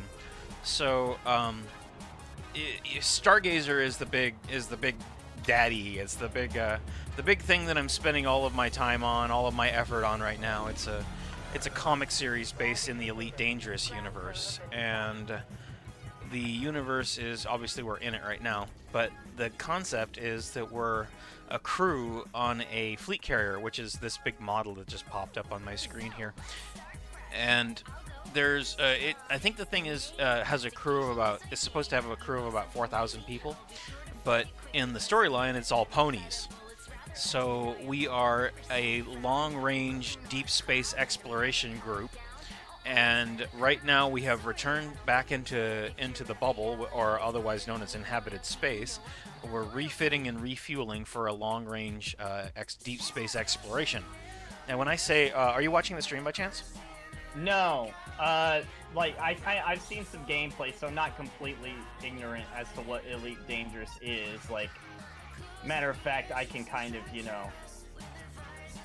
I can kind of gauge what you're talking about. Have you ever played Star Sector?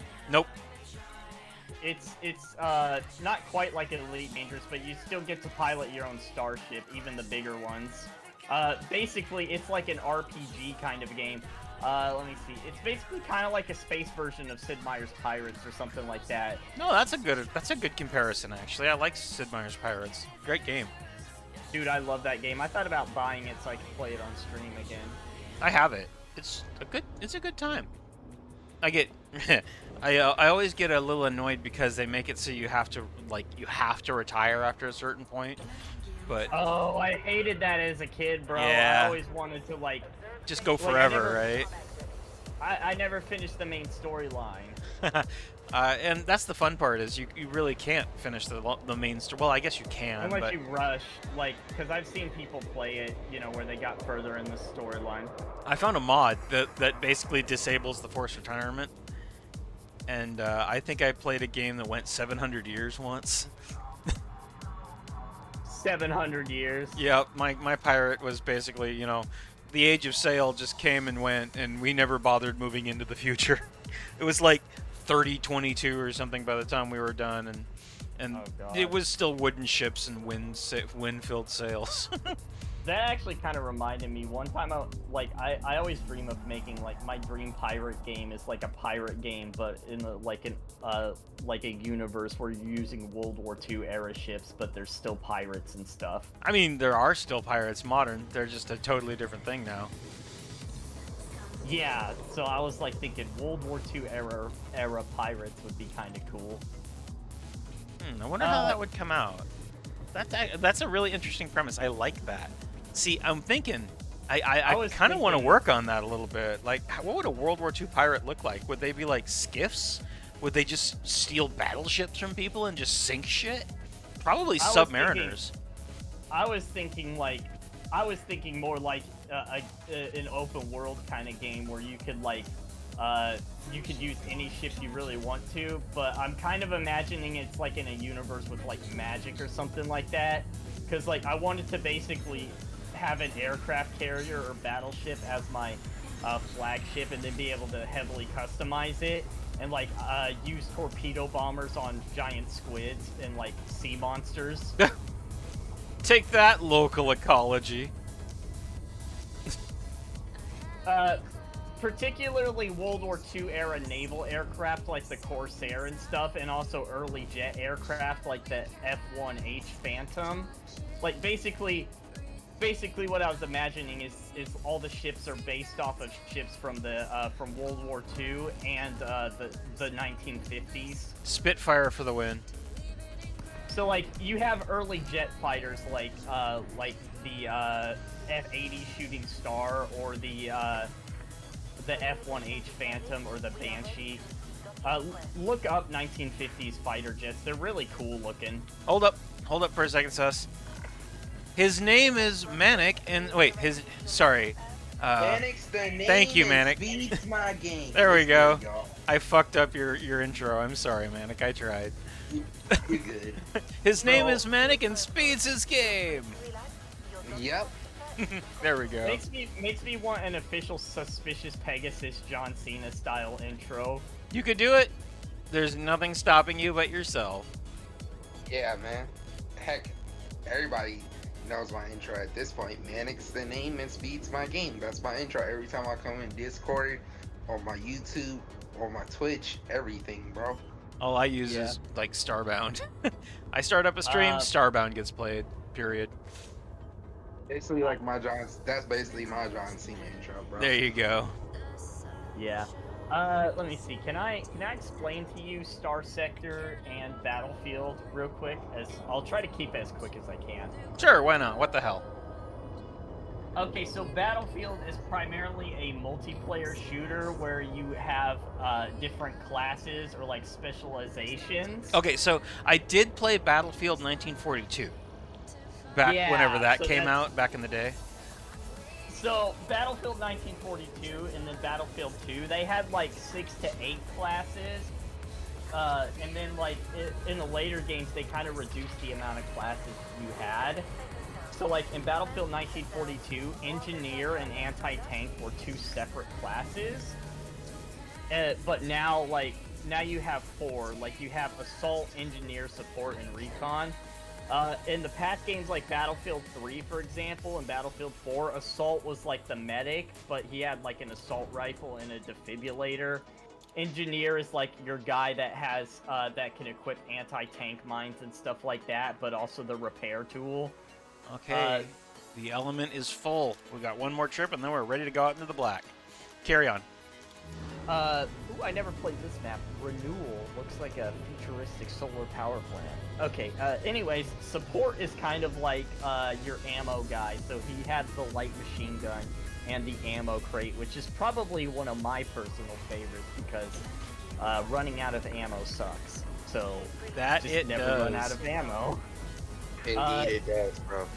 Recon is always the most annoying to fight, but Recon is like the sniper class, but in Battlefield 3 and 4, like, he also served a different purpose of having, like, spotting gadgets. So he has gadgets like the tracking dart gun, the tugs, which the tugs is like a motion sensor that you put down, and then it detects enemies that walk within a certain radius, unless they're like a certain, like, unless they're running like a certain specialization or something. Like in Battlefield 1, for example, the Recon has a spotting flare, the French periscope, which looks like Mr. Krabs. And in Battlefield 2042, he has like the motion balls. Yeah, there's like these like it's like an orb that has like a bunch of camera lenses on all sides that you throw down, and it's a motion sensor. I've seen it called a motion sensor grenade or a motion sensor ball, but yeah. Okay, so it's a first-person shooter game with classes a lot like 42. All right, I got that. And, well, in the most recent entry, Battlefield 2042, honestly, I'm not sure how I feel about the specializations, but they're kind of like Overwatch characters a little bit. Except, at launch, any of the specialists could use any gadget out of the entire arsenal. Fans complained about that, so they reintroduced the four major archetypes.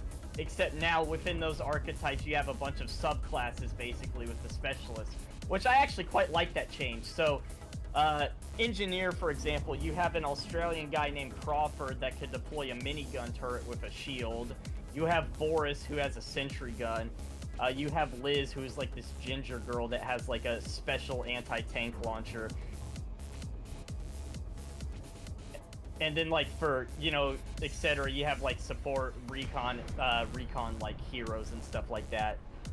I think my favorite support hero is Irish, who is a returning character. He was in the main story of Battlefield 4, but he has the ability to set up barricades and set up an APS. Access approved. Land on pad 39er. Okay, the APS probably went over your head. Automated personnel system. Automated protection system or active protection system. Basically, it's like a turret, except instead of shooting people, it shoots grenades and rockets out of the air. I know I'm not giving you a whole lot of feedback on this one. It's because I just don't have any context. Oh, okay. But it also has vehicles. The most popular game mode by far is Conquest, where you fight over different points using vehicles and stuff. Vehicles kind of, in my opinion, vehicles kind of ruin the game sometimes, but they also are part of what makes it good. So, like, one of the most annoying things about Battlefield, though, is just people who will always... They never play infantry, they just hog the helicopter or the fighter jet for the entire match. And they basically don't let anybody else use it.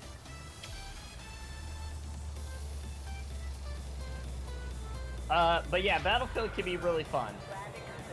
Sounds it. It's just- It has a certain group of people that really enjoy it, I bet. Yeah, it does. Working as a team makes the game a lot more fun and, you know, actually helps you win more. But yeah, sometimes vehicles can just be overpowered, and I kind of feel like they ruin the game sometimes. Especially the helicopters are the most annoying to deal with. Okay, moving on. Star Sector is an open-world space strategy game where you have, like, a fleet of ships at your disposal, and, you know, why am I trying to explain it when I could just link you Seth Zintak's review that he did back in 2019? But it's basically developed by 4 people, and it's been worked on since 2010 and still gets updates. But yeah, open world space strategy game. You get to build a fleet of ships. You can align yourself with various factions that you like or hate. It's kind of like Sid Meier's Pirates, but in space. Except in some ways it's more complex. Does that make sense? I'm sorry, I'm distracted. Trying to keep the chat being. I've got a lot going on in one brain, and I'm not following. Okay, Star Sector is basically Sid Meier's Pirates, but in space. Not paying attention. I'm sorry. There we go. Sid Meier's Pirates, but in space, so I got that. But I do have to, let me see here. Battlefield. Sorry, my brain isn't working. I've got too much going on. Okay, I'm having a rough time following, and my brain is starting to get overloaded. I don't blame you. It happens. I'm gonna mute my mic real quick to see if I can, like, voice chat to somebody in game. Very good. Oh, and if Yeah. you're playing a game and you're voice chatting, please try to keep yourself muted while you're playing the game, because otherwise things have a tendency to get a little hectic. I do have a rough time with keeping like focus and on track. It's very frustrating. Ah, What are you working on over there, Manic? new video. New video, awesome. Let's make sure I got everything I need here. Full tank of tritium. All right, guys. So we have almost filled up the element. She is ready to go. Got a full tank of tritium. We got a full cargo hold in my big old ship that I'm moving here, which means I get to start heading out into deep space as of right now. I'm excited. Been too long back in human space. I want to get back out there and go see some shit. I wonder if I can find us a nearby. I wonder if there's any black holes near the near Earth. Let's go see if I can find one just for you. I just start my music changer and change the sound. You wanted to see a black hole, right? Did you still want to see a black hole over there, Silver?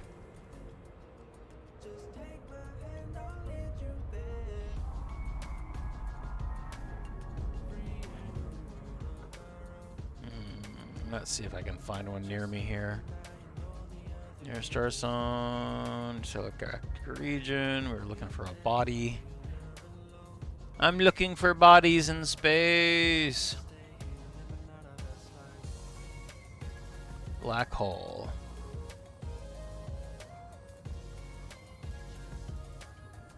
Nothing. There are no bodies, no black holes within 100 light years. Guess we're just gonna have to get back out into space. Oh no, we have to go find one. As an explorer, I gotta tell you, I'm crushed that there are no black holes right nearby. But admittedly, the next couple of hours are gonna be very quiet. We're gonna be doing a lot of these big old ship jumping through large tracts of land. I mean space. I'm crushed by not being crushed. There you go, Wireball. And did you mention you said you were in a Corsair? Hold on, you've been close to a F4U Corsair doing a flyby in the Flags of Our Fathers movie. You were an extra in that movie. I have not seen that. Was that for a World War II movie? Frameshift drive All charging. clear. Watch your six, Commander. 4, 3, 2, 1. Engage.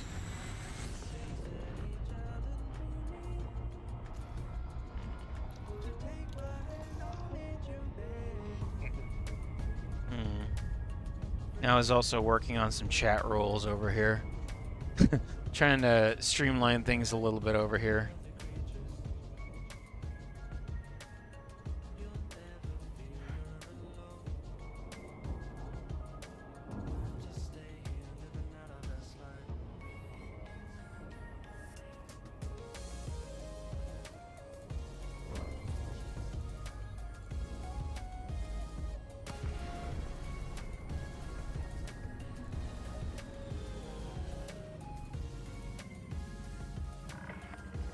We welcome your business at this carrier, Commander. Please enjoy your stay with us.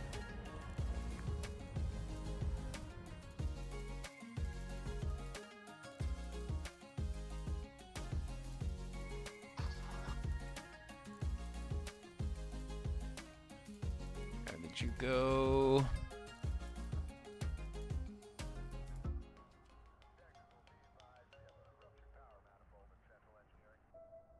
Discretion of the command crew. Okay, I think that should solve it. Let's see here. Cut a few things down here because we are request closed is can remove that channel. Sorry for the distraction, guys. I will be back to actual functional in just a moment. You're good, man. Thank you, Manic. As always, you are awesome. But you know that you're awesome. There we go. Okay. You still funny you get dropped for this game? I think anybody who's actually, anybody who's playing the game or has an account, like Frontier account linked, gets drops for it, so. And hello, Danny. How are you, my friend? Hello. Good. What about you? Oh, not bad. As always, having a challenge wrangling chat. You know how it gets whenever we've got when we've got an open channel. There's always a challenge. But I'm excited because I've finally got the element ready. We've got a full tanks. All my ships are fit. We are ready to go out for another long-ass time out in the black. Nice. Yeah, it's like my favorite part about Elite is getting away from humanity and like there's no one out there except us and the stars, you know. I really want to. It's one of the things I want to try to capture with the storylines and the art. That sense of loneliness. That's gonna be interesting. It will be interesting. It will be. I picked up a program a couple days ago. It's called Spirit City, and it's like a gamification focus program. And it's really, really cool. So it's like you start it up, and it starts off doing a lot. You know how we have the lo-fi robot music channel, the lo-fi chill music to listen to while you're working?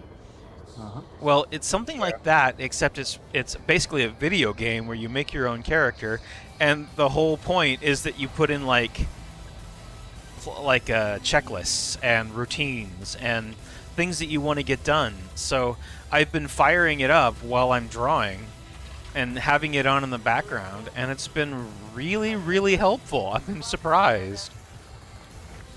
What was the name? Spirit City. Okay. I'll look it up. It's on Steam, yeah. It came out last month, and I was just... It's really, really simple. It's just a gamification of a task list, basically. Oops. Ah, shit. Yeah, I bet... When you say gamification of a task list, I just think of Parts of Iron 4 or EU4, which is basically spreadsheet the game. No, it's a focus tool. It really is. It's something that you put on while you're trying to get other shit done, and it has stuff like timers you can program in like breaks. So it'll say, "Oh, you need to go take a break now," and you have your checklist of things that you want to get done.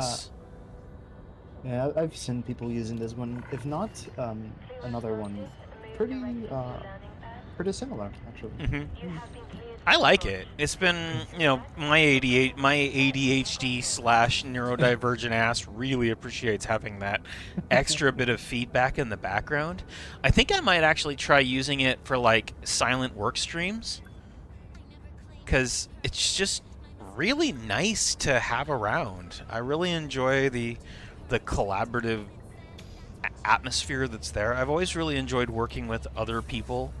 And like sometimes Nova and I, for example, the two of us will just chill in the lo-fi bot channel, just listening to music and working together. Not chatting, not talking. We just vibe. And it is legit one of the best ways to get work done. I just enjoy the quiet companionship. It's really pleasant. Shit, I ain't gonna lie, I might be in there more often. Damn, when I'm doing videos and shit or trying to work on shit. Just so you know, it's like enforced muted, so you can't talk. No one can, and it's that way on purpose. Yeah, I know. Oh, okay, yeah. So it's just chill, just hang out, get shit done. I like to go in there and listen to the lo-fi bot whenever I'm writing. It's a really, really nice atmosphere. Oh man, I definitely might go in there sometimes when I need it. Damn, because I'll be honest, I'll be procrastinating my shit. Oh, that's why she's in there. She's quite a nice little program, and I've actually had people complain that they're like, "Oh, I can't." I always see the music or the little speaker icon on because I think people are in voice chat, but it's just the music bot. but the music bot is so nice. Man, So they hate. oh, that's why I made it an opt-in system. You can go and get the there's a role called the DJ Pone 3 fan role, and if you don't want to see that icon, you can just remove that role, and guess what? You won't ever see the bot. That whole channel will be gone. So, all right. I like to have it there so I know if when I want to use it. All right, so here we go. We have the element. She is full. Let's go see where we want to go. So I remember I promised that our next destination for an exploration ship is going to be the, let's see, the Arcadian Stream, which is out here. Pretty densely packed star region with a lot of stuff going on, so there's going to be a lot of stuff to explore. And let's see how far away we're generally how far we're going. So we're going to be going 25,000 light years, 24,000 light years. It's at 500 light years a jump. That's 48 jumps if we go straight there. But first we're going to go to the Great Annihilator, or Silver, because Silver wants to see a giant black hole, which the Great Annihilator definitely qualifies as. Great name, right? Yeah. One of my favorites. Okay, so let me go into Spanch real quick. It's a website. Let's see here. I will show you guys. 1 second here. While I grab it. Spanch.uk. Yeah, you have to. There's so many like external programs you have to use to play Elite effectively. It's kind of sad, but hey, whatever. Okay, so this is the fleet carrier calculator and a route finder. So since we are doing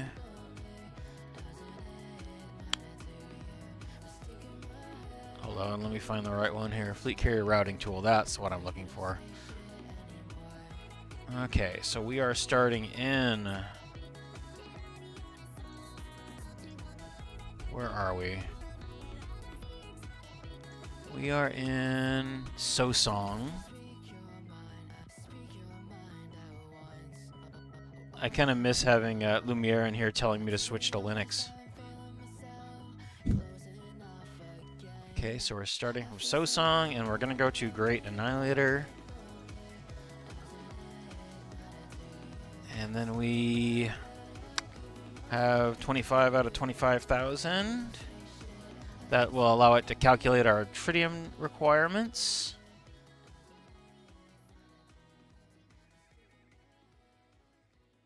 And here we go. This is our route. This is the jumps that we're going to have to do to get there. So we're starting off in Sosong and moving straight over to Scorpius Dark Region. Awesome. Pop it under this. And off we go. That's it. And now I get to, now this is the fun part, or at least fun for me. Not really fun in general. Hey, have a great time, Silverbloom. Thanks for hanging out with us. Sorry I missed, I hope I didn't miss you. Let me hydrate over here. Oh shit, I need to go get my tea too. But yeah, this is a much less entertaining method of doing the jumps, as I get to sit here for the next 15 minutes and wait for the jump to complete, and then do it again, and I do it again, and I do it again, and again, and again. It's not the most entertaining method of spending your time, but I have you people to keep me entertained, so yay! Wait, I thought that was your job. Right? That's what... Oh, wait, that's my job. Well, let's flip it around, all right? You guys... Now I'm putting y'all to work.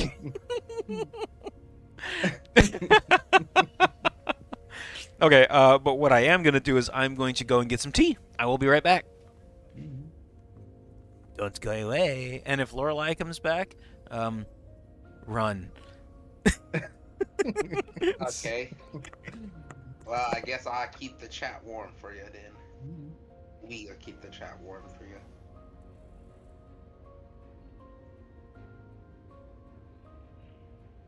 Anyways, how's everybody's day? Pretty good, actually. Chill day. Oh, A that's few good to things to hear. do, yeah. But What did you still. do today?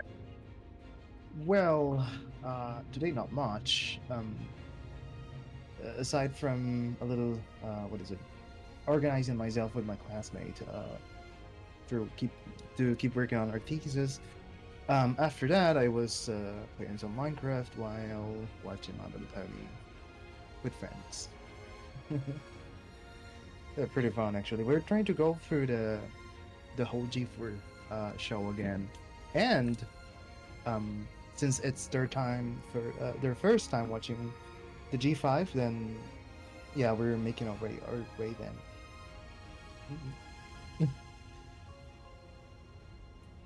I just can't wait to rewatch it again. I got attached G5? to the You on G5. G4? Yeah, what was Oh, that? G5. Hmm. Oh, I thought you said G4. Cause, No, oh, we're watching G4. Yeah, and I love G4. I mean, oh, G4. I'm an old brony. Yeah, same. But I I'm love watching G4, bro. That's where my baby yeah. girl Twilight came back. Word. Yeah. I'm watching it with Luan. It's not his first time watching it, but he didn't watch the G5 yet. Not even the movie. And I would love to watch G4 with someone, bro. Ah. Well, I thought Starson planned to do so here. Um, but yeah. And also it works as a what is it? As a practice for Luan, as I told him how once I began watching the fourth season. That would have been nice for a date night though. If Oh, nice. only. Yeah. Right. If only if I had a girl.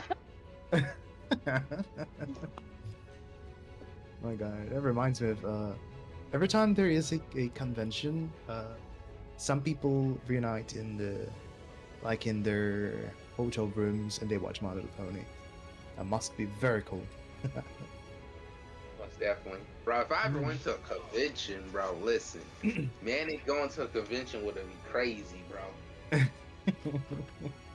Right? Yeah, I would came there with a Spider-Man suit. Oh, that would be so cool. Yeah, I gotta get me a new one though, cause my old one's ripping up and shit. So I gotta get me a new one. Well, that's all we can. Someday, I still wish I could. It would be the first time ever. But yeah, I've been looking how much it is for for an airplane ticket and like everything. But yeah, still can't afford it. See, that's on my bucket list to go to a convention and to go to DreamCon. DreamCon? Yeah, that's on my bucket list. I want to go there one day. Hmm. Never heard of that one. DreamCon. What's your favorite pony in G4? It's a pretty hard one. I mean, I've grown to get to like every pony. There's a few I don't like for obvious reasons. There's a couple bad ponies, but yeah. Who do you don't like? Fudge. Hell, give me a second. One is it was Featherbank, I think is one of the ones I like the least because like yeah, man, it was pretty annoying. I mean, it's not that's a bad pony, but it was just annoying in the episode. Featherbank, But I think it was. see, bro. Mhm. They was supposed to put my boy Manny JR in G4, but they was like, yo, listen, we can't put him in there because it'll be so intense, bro. The bronies would have been screaming if they saw my boy me in it, bro. They would have been like, ah, in there. Wow, I came back at just the right moment to hear Manic choking. Are you okay, Manic? Yeah, I'm good. But no, that's why they want to put me. Like Lara Faust told me, she was like, we can't put you in, man, sadly, because if we do, the bronies are gonna be too excited. They're gonna get a heart attack. So they Oh, that makes me happy. Oh, that makes me very happy. No heart attacks. So sadly, we didn't get to see Manic X Twilight. Sadly. You know, the world is an unjust place, Manic, and if it was truly a fair place, we would have seen that. All right, I'm back. Right, bro. That's why they had scrapped me. Bienvenue, mes amis. Oh, well, hey, at least I can do French right. Give me that. Oh. I have, like, English is my primary language, but I have French subtitles turned on for all videos now. Pourquoi? See, if I knew how to speak French, bro, I'd be speaking French to Twilight. She'd be blushing. There's nothing ever right about French. Hey, at least it's not England. How you doing, Mitch? Good to see you. Oh yeah, as an American, I can confirm. Fuck the British. Oh, fais la bouche. Fais la bouche.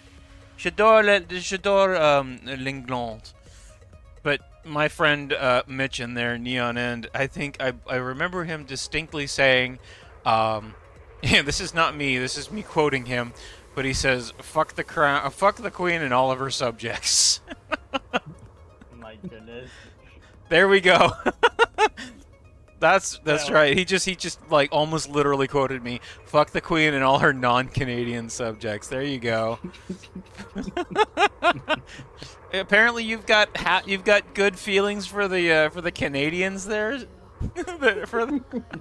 I'm surprised. Canada. Canada. Oh, Canada. I'm hydrating. Thank you, Starfire. So I went and got my tea, and I got it spicy a little bit tonight. I have a chocolate mint tea that I'm using, and I mixed it with some chocolate milk powder. So, You yeah. should put ghost peppers. No, no, I don't think I will. Ghost peppers in your tea. Nope, not interested.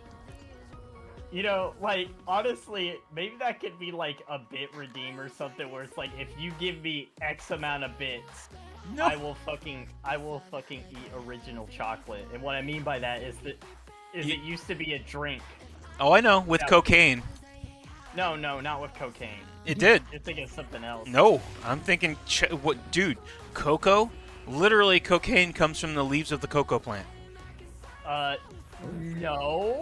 Yeah, ha, ha, I know. Chocolate plants and cocoa plants are different. You can't fool me. Bro, no, they're the same thing. Cocoa and chocolate have the same origin. Anyways. Oh my. Original Unexpected chocolate was originally a drink, and it was originally very spicy. Oh. I'm thinking maybe I should like go buy a case of like spicy Aztec chocolate and then have that as a bit redeem, where it's like, oh yeah, I will eat a piece every 100 biddies. Bruh, cocoa and chocolate are the same thing. Literally, hot cocoa. The only difference is whether or not it's sugar or not. Yeah. That's it. That's really it. I mean, cocoa is a fruit. The actual cocoa fruit is where chocolate comes from, and cocaine comes from cocoa leaves. Yeah, obviously, it's been refined and changed up over the years, but you're talking to somebody with a pharmaceutical education, dude. I have a professional years-long education about drugs. And a lot of them, too. I've seen some really crazy shit. I've seen leeches. I've seen coca. Oh, I've seen, like, medical-grade cocaine. We had medical-grade cocaine eye drops. Oh, like God. 99.99% purity, and we dispense it for use in eye dilations, because that shit dilates your eyes real good, like real good. I've seen people use. I've actually dispensed cigarettes. Believe it or not, yeah, we actually have. Coca-Cola used to have cocaine in it. Granted, it was a very small amount. There you go. That's one option. We used to dispense cigarettes for people who were. Hold on. You're gonna go back to being all right. Hold on. Your game decided to implode. Well, at least you got a chance to fix it. Hopefully you fix it, Nova. Kids are out, and now I decided to pour some epoxy resin into a Crystal Empire heart box. I should probably take off the drug content label on my stream now, shouldn't I? Since I'm not drawing Twilight with a bong anymore.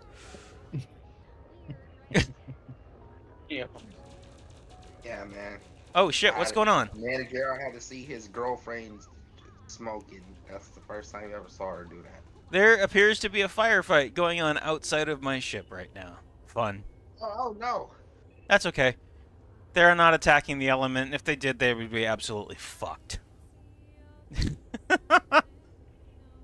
Let's see here. A few things. Did I check out Free Rent? I have not. I have been watching, let's see, I'm in the middle of Fallout. I've been watching the new Fallout series.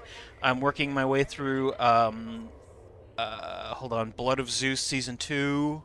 Not gonna lie, I kind of hate the Fallout TV show, but Oh, I also kind of love it. It's awesome. Well, I hate it mostly because of the lore stuff, because Bethesda just not changing the lore challenge impossible. I've also been doing a lot of writing on Stargazer, and so a lot of my time that I haven't been doing homework has been basically focused on creative endeavors. And I've been, like, whenever I want to put things in the background for work, I usually put on stuff that I've seen before that I don't have to pay attention to, but it plays a nice background noise. So, like, I think I've watched Has Been Hotel probably 15 times now. Oh, yeah, I probably have as well. Like, Has Been Hotel is amazing. It's great. But, you know, I watched it once, like, Oh, it's great. Has Been is awesome. But I've watched it once, but, like, played it through on repeat a bazillion times because the music is awesome and it makes for great background noise for writing. Welcome home. I'm gonna make you wish that you'd stayed gone. There you go. Say hello no singing. Bro, chill. only Star Song can sing, bro. And even then, I try not to, even though I fail regularly. But we can't sing in his server, bro. Well, and that there's a reason. There is a reason. It's because your voice doesn't sync up with the music that's on stream, and it really sounds weird. And plus, they can distract. Hold on, I'm being yelled at. 1 sec. What's up? I didn't know singing wasn't allowed. I was just doing it for like a bit. Okay, thank you. Sorry. Just people checking on me, making sure I'm still alive. Yeah, it's good times. What was that one game, Gang Beast? No clue. I played Altered Beast. There's a game called Gang Beast. I think it was like a fun little party game. I heard of that. Gang Beats. Oh, there we go. Brooklyn 99. Okay, I got one for you, Neon. So, my favorite show to background, as much as I possibly can, Star Trek Deep Space Nine. Or Star Trek The Next Generation. If I can get those things running, especially working on Stargazer stuff, oh my god, my brain is in heaven. Fucking Quark and Odo are the best characters on television. Oh, here we go. Okay. The shows I'll usually play in the background, because I have a lot of AUs and alternate universes in my story. I would say My Little Pony, Snowfall, Powerpuff Girls, and some anime like Dragon Ball Z or Naruto. When I get them in background, bro, I'm locked in. I love this shit. I cannot get enough of it. I've watched this jump 100 times and it still is amazing. I gotta watch some more shows, though.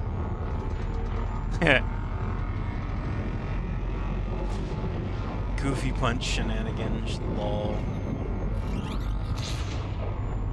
You know, I have sat here. I like to do Elite while I do homework, especially with these carrier jumps. Like, I'll sit down and I will fire up some homework and I'll just, you know, every 20 minutes I sit up, I schedule the next jump and then I just let it go. You ever get unmotivated? No, I've been playing this game for 10 years. No, what I mean is like when you're writing a story. No, that's not something I deal with.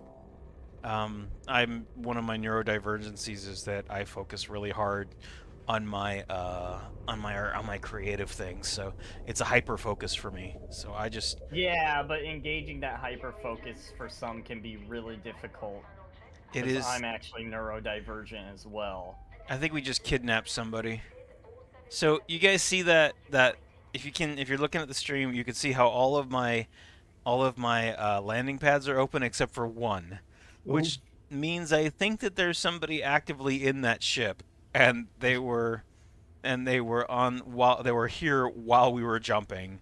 So somebody just got shunted 500 light years out of where they expected to be. That's great. Okay, well, enjoy the ride, dude. right. They're gonna log back in like tomorrow, and they're gonna be like, "Why the fuck am I halfway across the galaxy?" And knowing it's a big ship, they probably brought in something like a trader that doesn't have a whole lot of jump range. Oh, you got me into this game. I don't remember if it was you that brought me into Elite. You know, it might have been actually, Mitch. I think it might have been you who got me into this. I have been so attached to this game ever since I started. Yeah, I believe it. You got me into a lot of games. This guy is the origin of a lot of most of my space games, and I love space games. Oh my god, I remember that thing. You would definitely love Star Sector then. Like you get to customize your ships to a ludicrous degree, including some do-it-yourself hull modifications, like using the cargo bays as makeshift hangars. I just started what was the game I just tried? No Man's Sky. I don't remember who it was. Somebody suggested that I try No Man's Sky, and I've had it in my account since they started the game, and I downloaded it and started playing it, and it feels like it feels like Subnautica except in space. And I think that might be a good way to describe it. Although I never played Subnautica, so maybe I don't know. ooh, you're missing out. Subnautica's an excellent game. It is a bit arcadey, and that's what I found that I'm not liking it as much. I really, really like the sim aspect of Elite. I like the difficulty. You know, it feels like it took me probably 100 hours to really understand the basic flight of this game to how to be a decent pilot. And now that I'm what am I like 1,500 hours in, I'm still learning all of the different mechanics here. Honestly, you would probably make a really great fighter pilot in Battlefield, to be honest. More than likely. I'm sorry, 18. I'm 1,855 hours into Elite. I've been playing Yeah, this game for that long, and I'm still learning shit about it. Like every single I time I play. I have 1,600 hours in War Thunder, and I kind of regret it. You know, I would say that I regret my time in Elite, but I absolutely don't. I don't think I ever Well, could. Elite is a paid game, and from what I understand, they don't have a bunch of greedy, shady monetization schemes going on. Not yet. Well, kind of. They recently bucked that trend, rather unfortunately. They put out a new ship, the Python Mark II, and locked it behind a paywall, but only for a Oh few god. months. So it'll Oh, be available for everybody in August, but at the same that is time, a little shady, but it's not as shady as a War Thunder, to be honest. probably not. Yeah, War Thunder is honestly just kind of like an addiction that just is. It's not really good, to be honest, because of like the whole. While it's not really pay to win, well, there in certain aspects it kind of is, but while it's not really that pay to win, it's still very frustrating to play it, especially when everybody is focusing on the grind rather than actually getting better at the game. But the thing is to like, be able to grind up to like that vehicle you really want. It requires you to change your mindset of how you play the game. Mitch, I am 100% determined to wait until Star Citizen comes out 1.0. Once they release it as a full game, then I will play it. That I don't is think we're gonna Star Citizen. that's the joke. That is absolutely the joke. Let me pull up I gotta find my Firefox here so I can pull up the next system. And off we go to the next hopscotch.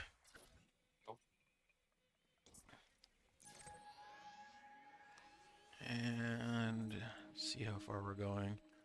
1,000 light years out. We're going fast. It seems really slow, but we're actually traveling pretty quickly across the galaxy. This is not your speed. This is the fastest. This is like, yeah, this is like warp speed levels of traversing elite. No. Warp speed is too slow. We need ludicrous speed. No space balls. Fucking Darth Helmet over here. Bro. I'll have you know that my Schwartz is far bigger than yours. Oh my. Oh, come on. You don't remember? You've seen the movie, haven't you? Yeah, I seen it once when I was like 11 years old. Plaid speeder bust, hell yes. Yeah, but I occasionally go back and watch some of the clips. That's Spaceball 1. They've turned into plaid.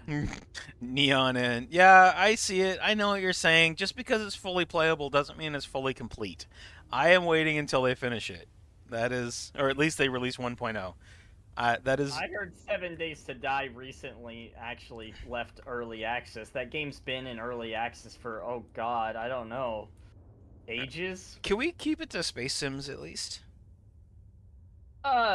Yeah. Cool. That'll make it a little easier on me. Thank you. What was that question or something I had earlier where I was like, when I was talking about bringing up other games, and I was like, it was like, you said it was like really polite. I think I forgot to ask that question. So, the rule is that the server, like the voice chat rule, let me read it here to you. We have a very extensive voice chat rule, but the rule is please keep voice comms to the subject being streamed while on Twitch. General voice chatter while not live is up to the discretion of the command crew. And generally we try to talk about the thing that's on screen because otherwise it has a tendency to take away from the stream. Generally. I see. But, you know, I'm sitting here waiting for this fucking ship to jump 15 minutes at a try. We have a little bit more leeway there because nobody likes sitting here watching a ship do nothing for 15 minutes. Baseballs is pretty fucking funny, though. It is. Oh, and I can go do some cardio. But yeah, my brain kind of went to like 7 Days to Die because you were talking about like games not leaving early access. Thank you, Mally. I'm gonna go do some cardio now. All right, gonna start off with some squats here. Get these thighs all built up. So yeah, Star Citizen. How long has it been in its limbo? It feels like it's been since I was a teenager. I swear. Yeah. I mean, this guy still lived in the United States, and that's a long time ago. Hey, what's up? Hold on. Sussman but new. Nice. 10 years, 5 years.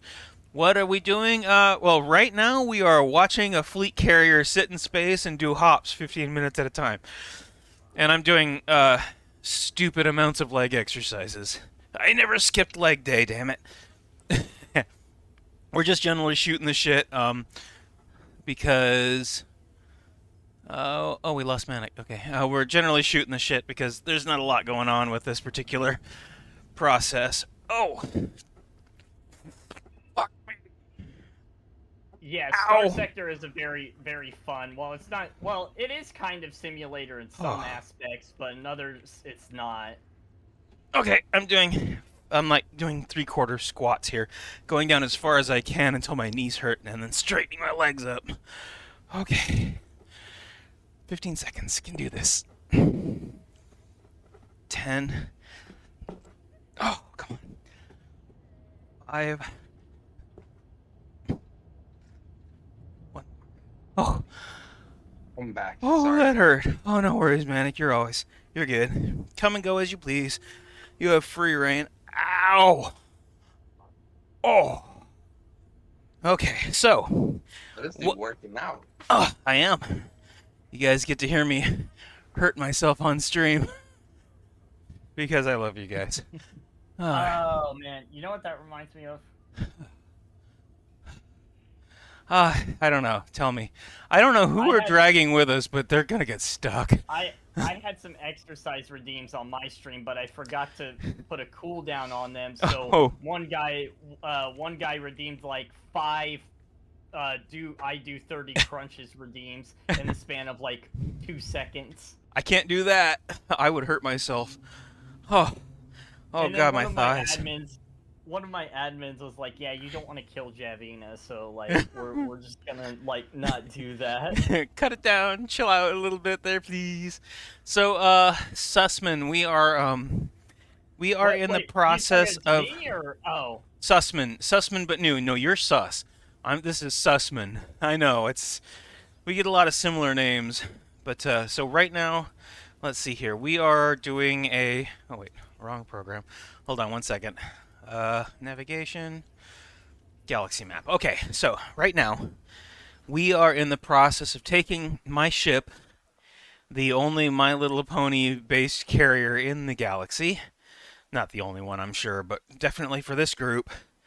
We are headed from Earth-ish area to this part right here.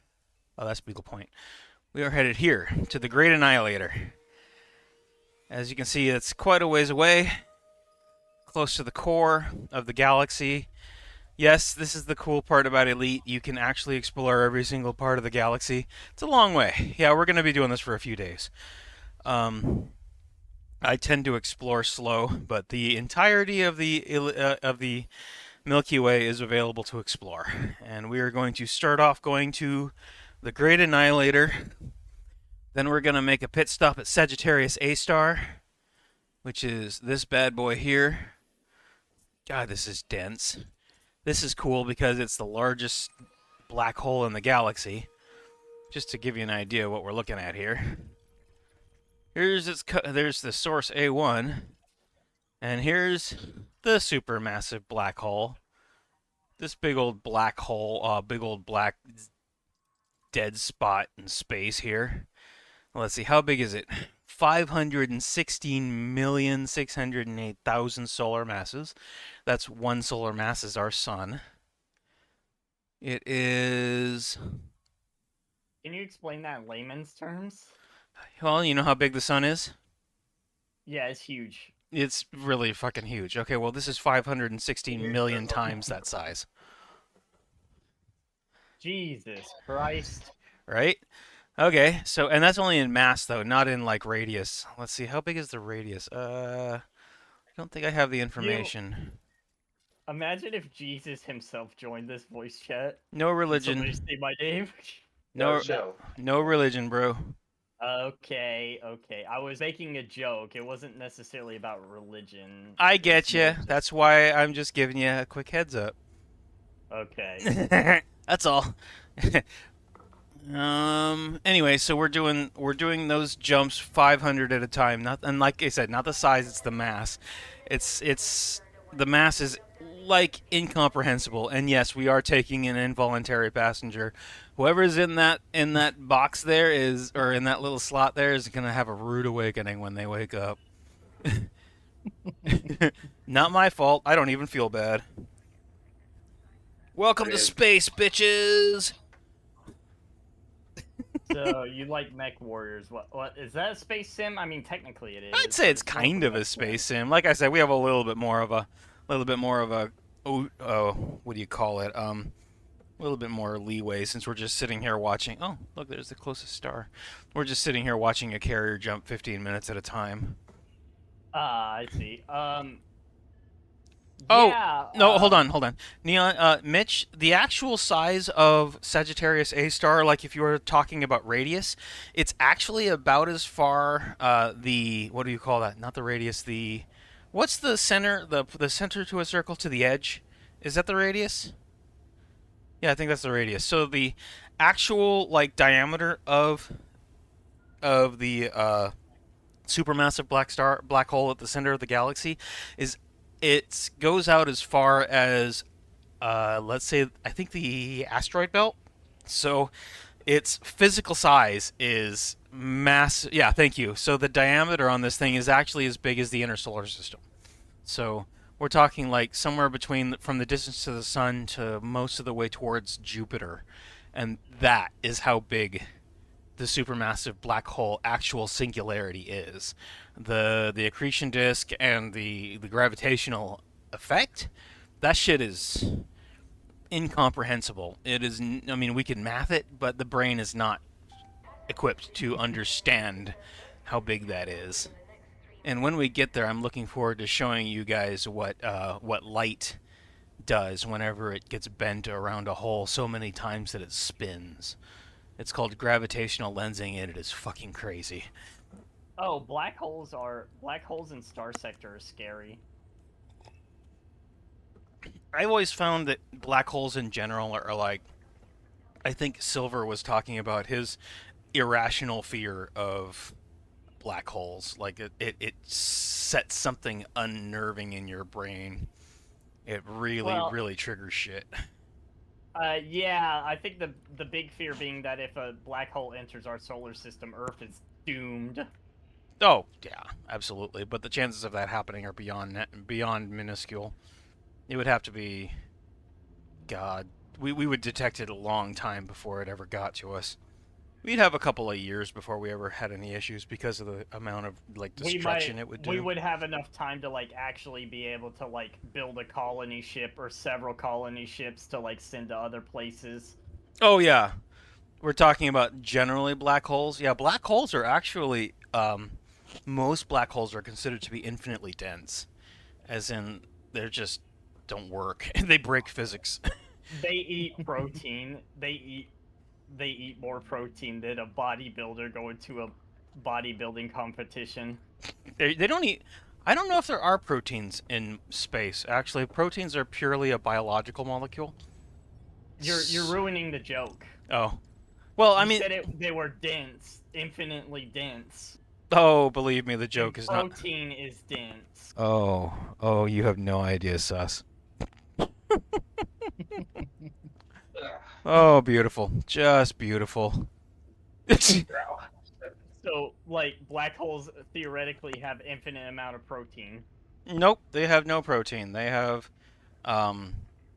simply are dense. They are everything. They have no mass that we understand. They take. They eat uranium. Unlike Fluttershy. Yeah, they take everything that they get, all of the stuff that enters into a black hole is condensed so dense that it becomes something completely different. Black holes, more like black swolls. Oh, jeez Louise. Black swole. Fucking Mitch. Jesus Christ, dude. Groan. Emphasis with the groan. Oh, man. Yeah, black holes are... Forgot I had this. Black holes are freaky. I think they're really neat. Like, neutron stars are some of the most extreme elements in the universe, right? They're kind of the same idea in that they're so dense that everything inside of them that they consume becomes what's called neutronium. Neutronium is pure neutrons, which is something that's inside of a molecule. This is beyond my knowledge and understanding of physics, so if I get it wrong, please correct me if anybody knows what I'm talking about. But yeah, if you consider black holes are even denser than that, there is no way to define what is inside a black hole. It's a completely different type of matter. So, like, in Star Sector, whenever some bounties required me to go to a system that had a black hole. I would agree, Neon. Fucking quantum physics is absolutely wild. It is the craziest shit in the universe. Like, that stuff blows my mind. Fascinating.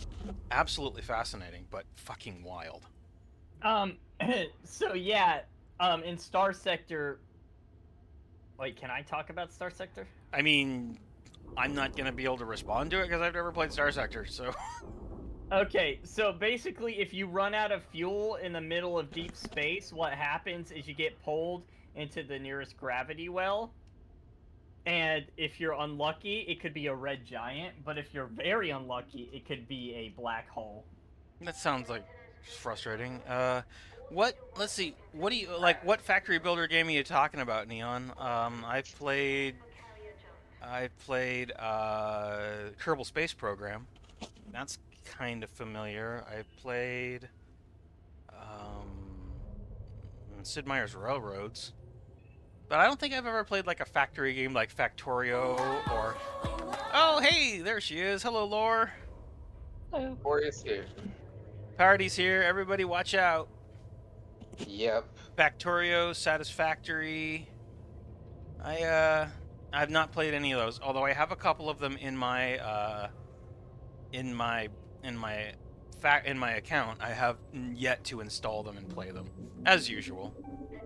And here goes the second jump. I gotta wonder who is on that poor.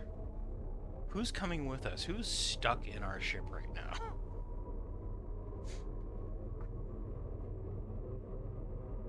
How are you doing, Lore? Okay. Yeah? It's a long night. How's your day, Lord? Long night? Did you have one of the clueless helping you close again? Yeah. Any blood spilled? No. But there were a lot of nasty people today. Oh no, Oh. I can relate to that. Yeah, agreed. Oh, nasty people are the worst. Let's see. Exceptionally fun and accession-inducing, but the one of the breakout ones you absolutely adored was called Dyson Sphere Project. I've heard of Dyson Sphere Project. Sphere Project, yeah. No, my big obsession at the moment is kind of like an incremental game. It's have you guys ever heard of Planet Crafter? I'll take that as a No, I have not. So the Planet Crafter is it's a game where you start off on a Mars clone. Basically, you're on a red planet with no atmosphere, and it's kind of lifeless. And the whole idea is to terraform it into something approaching Earth. And in the later stages, it gets pretty crazy. It's a really fun game. I really enjoyed it. It's like kind of like an idle game, and you have the incremental numbers increasing, but it's first-person shooter with crafting. It's like Subnautica, and you're changing the environment of an entire planet. It's pretty interesting. Very addictive. When you say Minecraft, though, my mind just immediately like goes to the ooh, you play in Minecraft. I like your cut, G. I do not play Minecraft. I have played Minecraft, but I stopped playing back whenever Notch sold it to Microsoft. Is it just because you don't like that he sold it to Microsoft? I got bored. Oh. I got bored of it. Certain types of games don't hold my attention really well. Like, I really enjoy sandbox games, but Minecraft is more like it's not even a sandbox. It's at least back then it was just here's ability to craft a few things. Here's a bunch of blocks and you can build shit. And you got to watch out for like creepers and shadows, and that was it. There was no tutorial. There was none of that stuff. Yeah, that's what I've heard that too, Neon. I have heard that. Planet Crafter is a survival crafting game. Yeah. Honestly, one survival crafting game that I hear stands above all the rest from a purely gameplay perspective of just being amazing is Valheim. I have Valheim. Yeah. LJ from Streams Game did a video on why Valheim is like the best survival crafting game. Oh. To compliment Dvorak, this is an excellent crafting or an excellent sheet. Oh, wait, was my mic muted? No, you're good. Okay. I'm just yeah. Again, I have no comment. I have no feedback. Okay. I thought about playing Valheim. Anyway, Space Sims. Space Sims. Yeah. So, I'm gonna point something out to Lorelei here real quick. Lorelei, I updated rule number 14, I think. Yeah, rule 12. I'm sorry. I updated rule 12. So Okay. let me highlight it in the officers chat here real quick.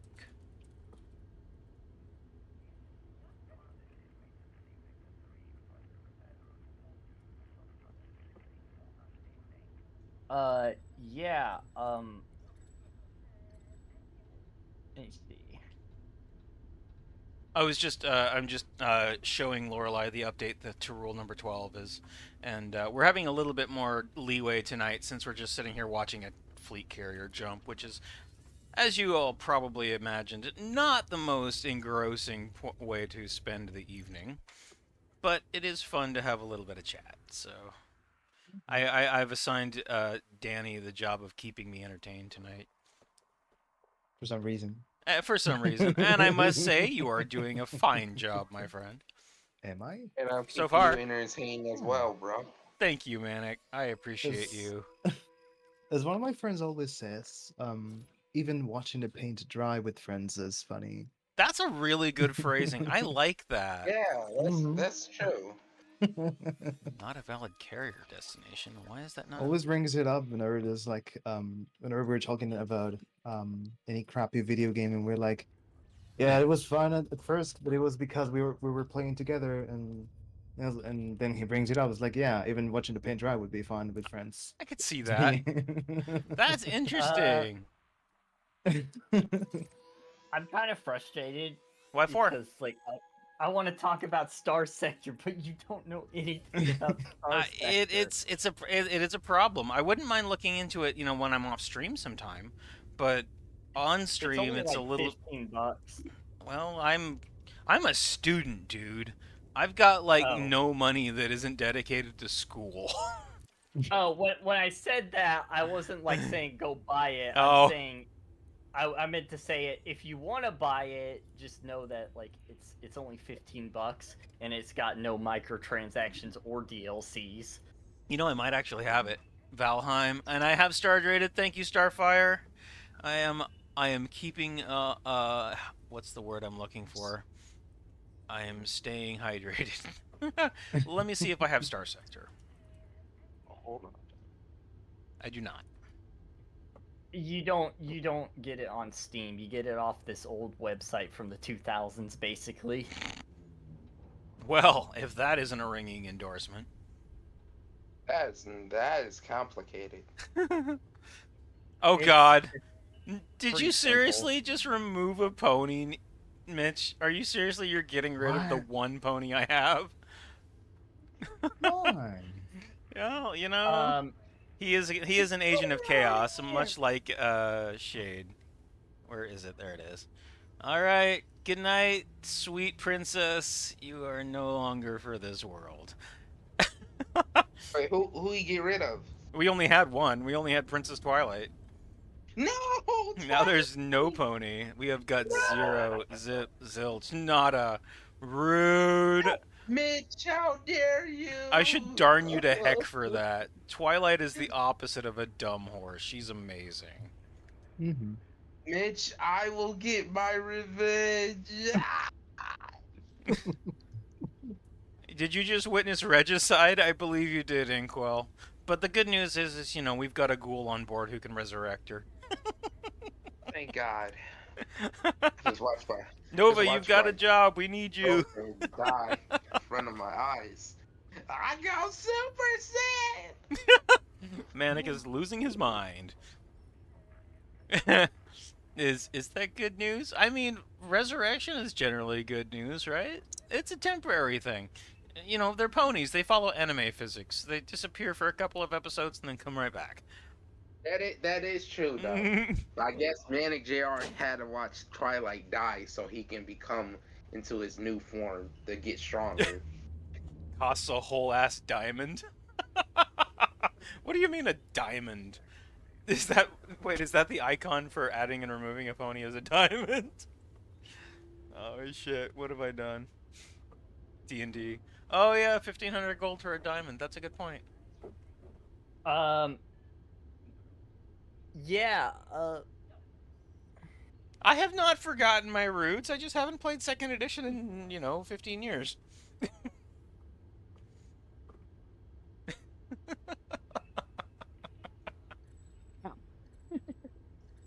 Yeah, I have not forgotten my roots, not in the slightest. We've got a couple people in here who are all about the role-playing. Thank you very much.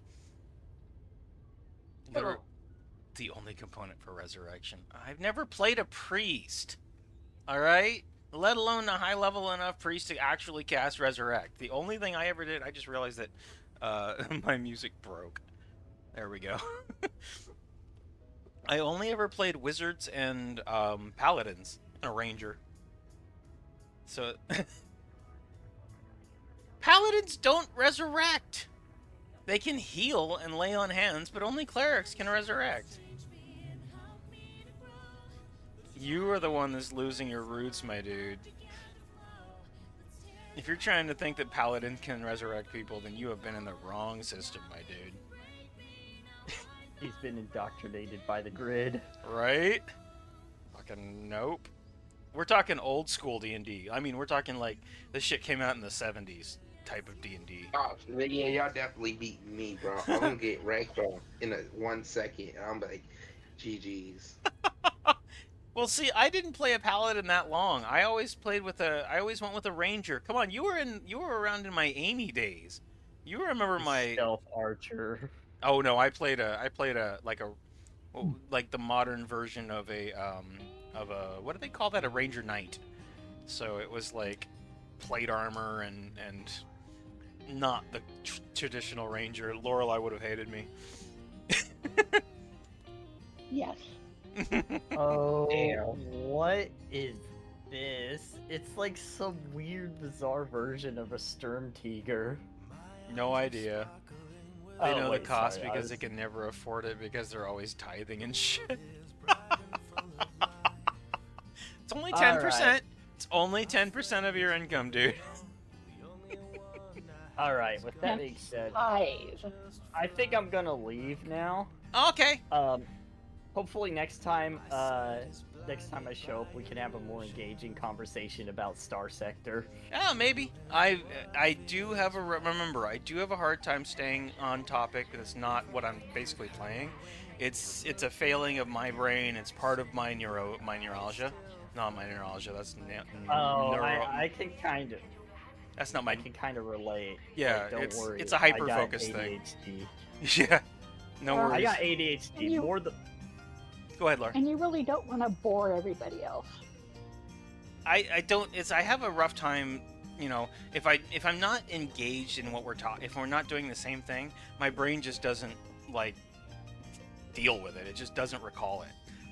And it's not necessarily you. It's often me. It really is my brain, the way my brain works. So it's not a commentary on your conversation. It's just my inability to contribute. And I don't know what to do about it. So Yeah. that ain't not your fault. Alright, anyways, I must get going. It is 1:03 a.m. Oh man. Although, I kind of have myself to blame because I kind of just decided to sleep at like 6:46. I slept till 3 today, so I get you. Yeah, what I meant is I tried to go to bed at like 6 o'clock. Oh jeez. Well, yeah.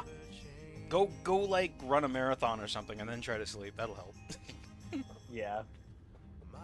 Alright. Alright. Well, have a good night, Sus.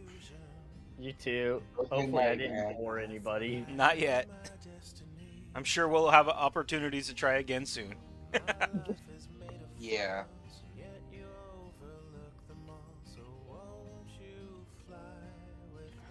Let's see here.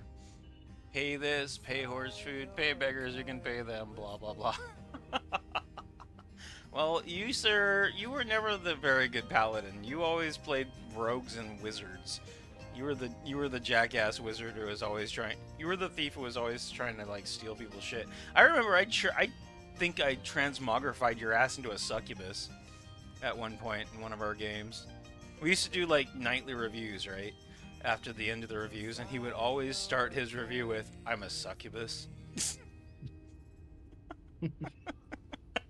Because I don't think he appreciated that particular... I don't remember the context about what happened there, but it was really fun trying to keep him, trying to really fuck with that guy. Mitch was a great player. This is like, I was in my early 20s, and I think he was a teenager. We had this local group, this local place called Fantastic Games, and a bunch of us would get together in the back part of the store, and we'd all just go play old 2nd edition Dungeons and Dragons and shit. I used to DM for years. Yeah, we were pretty young. We were kids. We all were kids. I was still working. I was delivering pizza. I would deliver Yeah. I was delivering pizza, and then I'd get off my shift, and I would go and hang out at the game store and just, you know, just play Dungeons and Dragons until they sent us home. The store owner yelled at me a couple of times because my storylines were too violent. Cut his head off and slice it. You get out of my story immediately. Well, it was a little bit more nuanced than that, and let me just say that as somebody who's long since matured past that era in my life, I probably deserved it.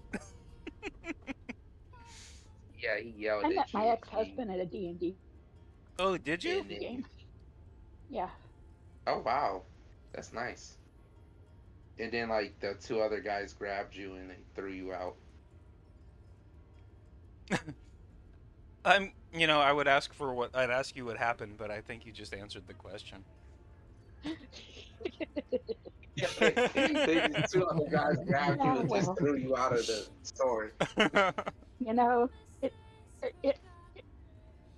takes somebody with real talent to piss me off as much as he pissed me off. Well, okay.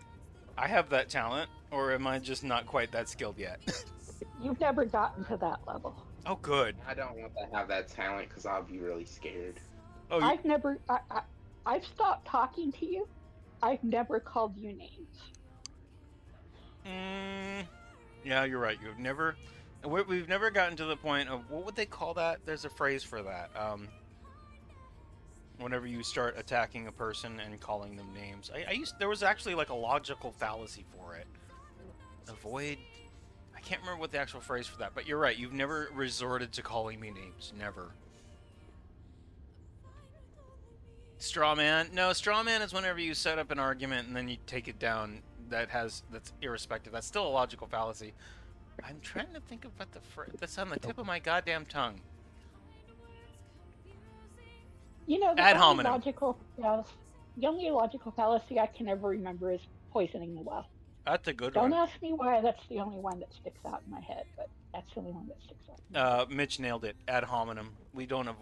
You've never resorted to ad hominem attacks, and I try to avoid it too. It doesn't do anything. It doesn't help anybody. It just alienates people.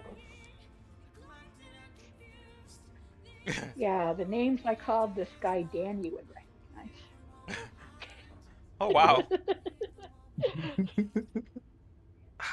No, because if I'm going to resort to swearing, I really do reset to Spanish because those are all the worst words I know. I still like the best application I've ever heard of Spanish insults is still from Has Been Hotel.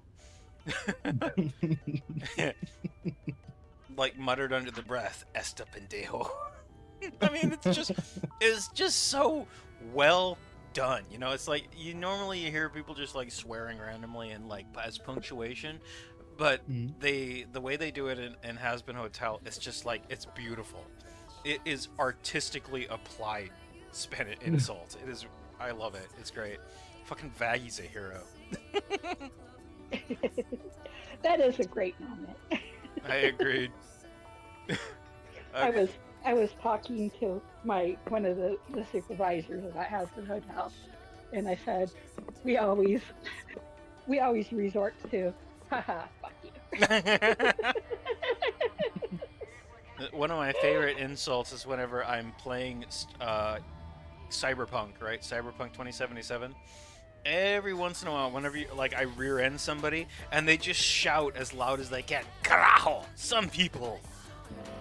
It's just like the actual the way that the voice actor does it. You can hear the vitriol.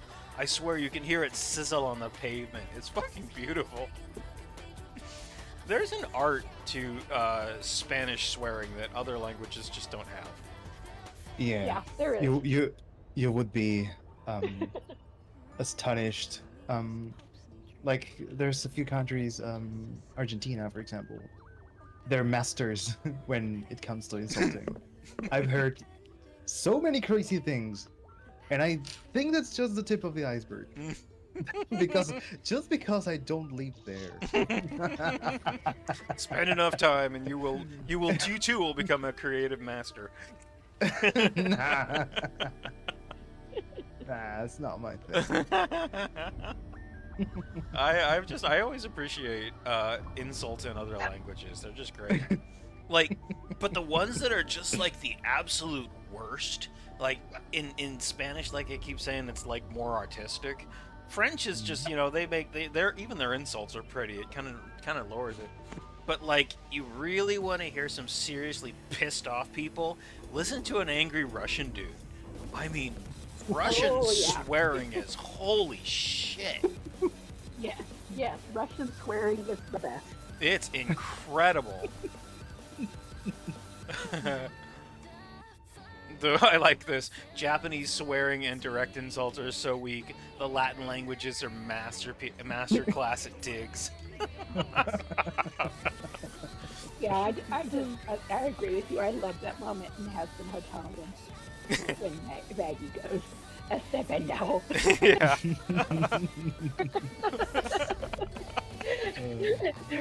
my mom's youngest sister. Her favorite is always tonto. Well, hold on. What was it? Tonto? Tonto? Like, okay. Well, yeah. I don't know that one. What does it mean? Dumb. It's like idiot. Dumb? Oh. Yeah, Okay. no, it's a very weak insult. So yeah, it's a, I don't know. It's something a kid would say. Okay. Wow.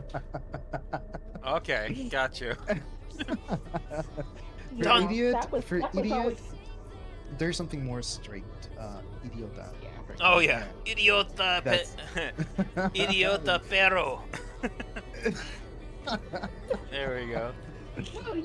I don't know if you've mentioned Cheech and Chong a couple of times, but there's that one scene where Cheech is telling Chong he's going to teach him how to speak Spanish. And he says the first thing you want to know is pendejo, and that means my very good friend. Wow. Mitch says, how the hell do you tell Russian swearing from Russian professions or compassion? Professions of compassion. It's all the same guttural anger tone. Wow. That's beautiful. And also gross. I love it. I remember listening to somebody who was German, who was really pissed off once. And a German person screaming is legitimately terrifying. There is something about the German language that whenever it's spoken with like really strong vitriol and loud loud tones, it is scary. It is legit scary. Okay, yeah, see, I'm seeing that. Okay, now that we've jumped, we have, every time we jump, it's a different one of these pads that stays locked down, but we keep one locked down, so I am completely, I believe that we have kidnapped somebody. So, let's see. Wait, where what? We kidnapped somebody. Oh, we're lingering. Yeah. Wait, what? So my ship, the Element, is persistent in the Elite Dangerous universe. It means that anywhere it is in my, even though I'm controlling it from my particular instance, it's also available across the entire game. Any other player can interact with it. So that means while we were over here and I was transporting tritium to the vessel, somebody landed on it and they stayed here. And I don't know if they're an open, if they're in another solo play, or what they're doing, but they landed on the ship and never left. And because I didn't announce that we were leaving, they basically stayed with us. And we are dragging this person involuntarily across the galaxy. We've gone 1,500 light years, and I have no idea what they're flying. So there's a really good chance that somebody's going to be stuck on this ship for quite a while. So that's fun. I really quite enjoy that. They're gonna wake up and be like, have no idea what the fuck just happened. Oh, excuse me. Gross. There's underlying disappointment in angry German. Oh, what do you mean by that? Do tell. Do tell, Neon. I would like you to define that phrase. How do you mean underlying disappointment of an angry German? That is a statement and a half right there. Let's see what's next.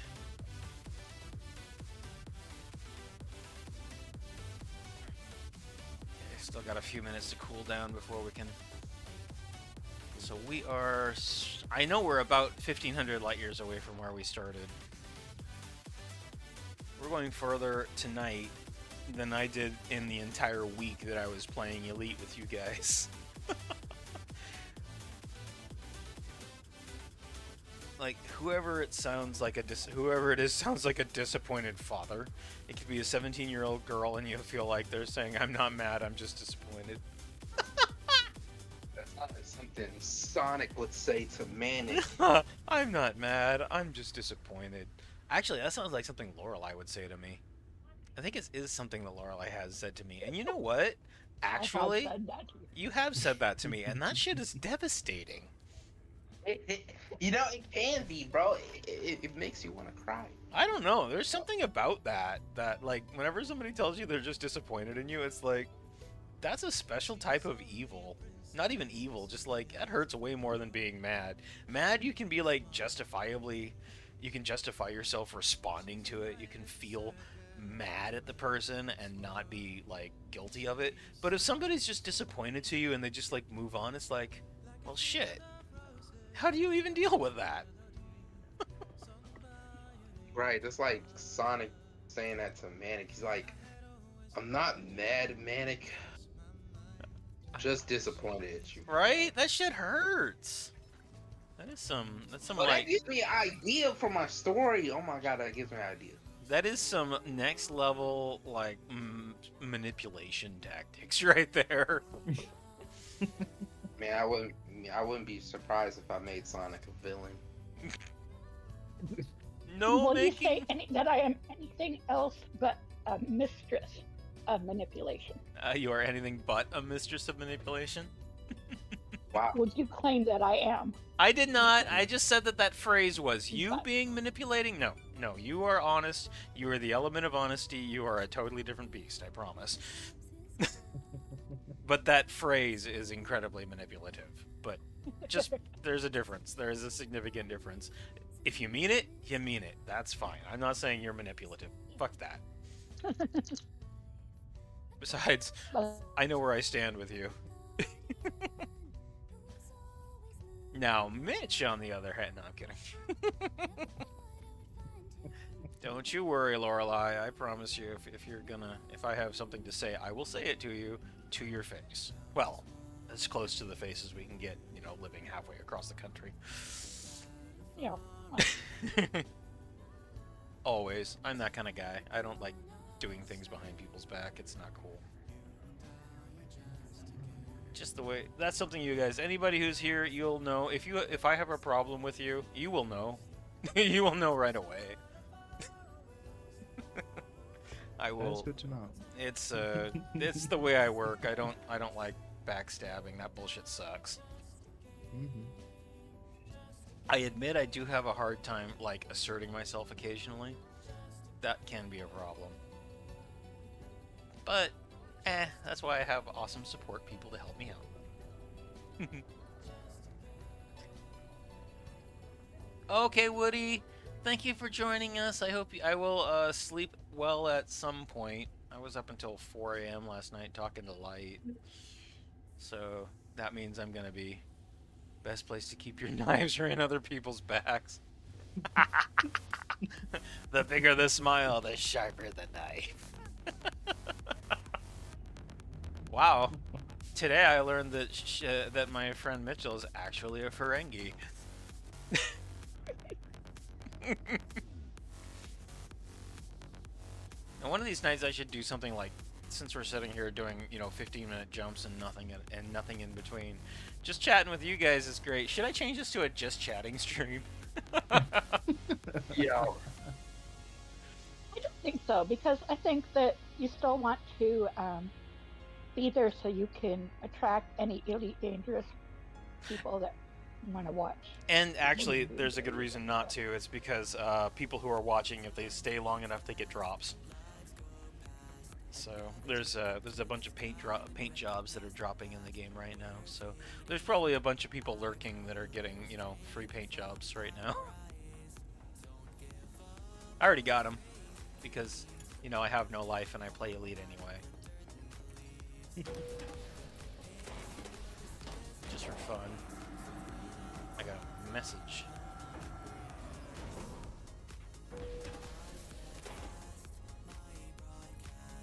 Okay. Oh wait. What the hell? Okay. Well, I just got teleported inside my own ship. That was freaky.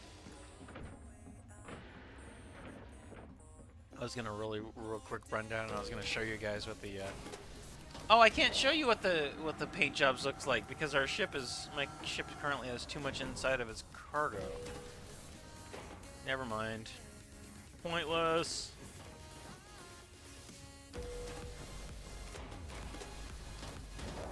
Might as well sit up on the up in the captain's chair where we can actually enjoy the views. I remember I was joking around the other night while we were playing this, and they like whenever the jump comes close, they actually escort you to your seat. Like, I'm the fucking owner of this vessel. I'm not just the captain. I literally own it. And this is the bar, right? Manic, look, it's your workspace. But I like to sit in here sometimes and just relax and enjoy the vibe, right? It's kind of cool. It's got a nice little sense to it. It feels like it's a bit of a social spot. But I'm just chilling, and then 3 minutes comes up and it goes, "You have been escorted to your seat." Like, the fucking security needs to come and snatch my ass from enjoying a drink and put me in the captain's seat. It's like, you will command this. To throw you out. Right? You will command this vessel. They put me in the fucking command seat. They actually go out, send a detail, get the captain, escort her to her seat, force her to sit there, and they can't make fucking Carla get off of her tablet. For real, bro. No, like, they might grab you, then just throw you in the seat. It's just not fucking fair. Life's not fair, bro. I own the thing. If I want to sit in the bar while we're jumping between, grab her and just throw her in space. I mean, funny. I would space that bitch if I could. Okay, I would set her out the airlock or make her go work on a ship and then vent that stuff into the vacuum of space if I could. But no, damn. I'm the only one that. You know, I mean, this is game mechanics, but technically, that's kind of why you have hearts. Yeah, I know. And if it was actually the case, I believe that you would not be on your tablet while we're jumping. No. I mean, if this shows up in Stargazer, you know, I bet it should. It really should. There should be like one of these like moments. I think as often as I complain about this, it has to be an element in the comic. Just Starsong wandering through the halls, screaming at people because they're on their tablets. What are you doing? Are you on duty? No. Okay, have fun. But the minute they're on duty and they're sitting there on their goddamn tablets, no, fuck that shit. Get back to work, you fucking plebs. Sorry. I'm Angie. I just don't get it. Why do I have to be escorted to my seat? Why do I have to be in place? There's another one on their tablet. Okay, but she's in the bar. She's fine. I can just grind my teeth silently with this one. But fucking helmsman. Okay, there's two more. Jiminy Christmas! What is going on in this ship that everybody's constantly on their devices? They're all on Facebook watching cat videos. Oh my god. Starsong glare. I think I made that joke. I was like, is there so much interesting going on? Do we have Facebook or something? Is there just like Because we're 1,000 light years away from humanity. It's not like they're gonna have the internet, you Oh, she know? must be watching my YouTube videos. That's why she saw on the tablet all the time. There we go. But there's no YouTube in space. We're in fucking the middle of nowhere. All we have is this one community. Everybody's gonna be... Or it could be like Manic, Mutant Gaming Manic on Space Tube. Maybe Commander Moonsprite is actually running like a reality show, you know? Some sort of... And other version of Manic is on here. There you go. I just get this idea of like... Ponies Gone Wild? Ponies Gone Wild. There we go. Right. We do fucking calendars and shit. That's why she on the tablet. She's like, I can't miss that last episode. It's so interesting. I just can't get over it. I hate it so much. Why do I hate it so much? Okay, I need to go pee. I will be right back. You guys can enjoy the next 4 minutes by yourselves.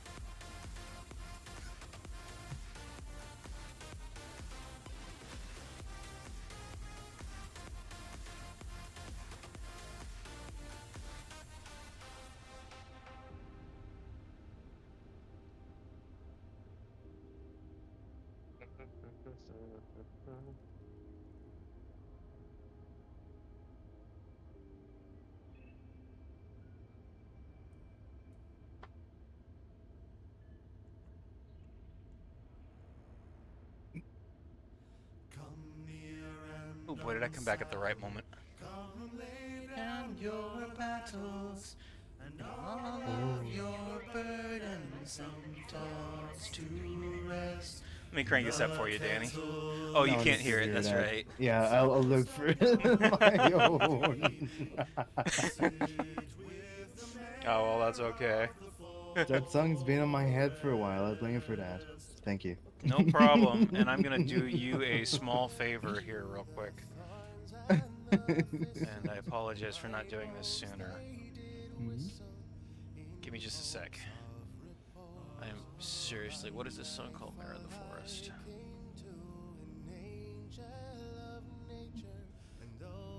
This is going to take me just a moment. Come near and unsaddle. Come lay down your battles. And all of try not to sing and frequently fail. Your brain tells you to sing. I mean, it needs to sing it. Sometimes it really does. I can't help it. Alright, what's your name? You're Danny, that's right. All right, I am. You are Danny. You exist. Alright. I feel bad that I didn't get that to you earlier. Enjoy. No. Check your DMs.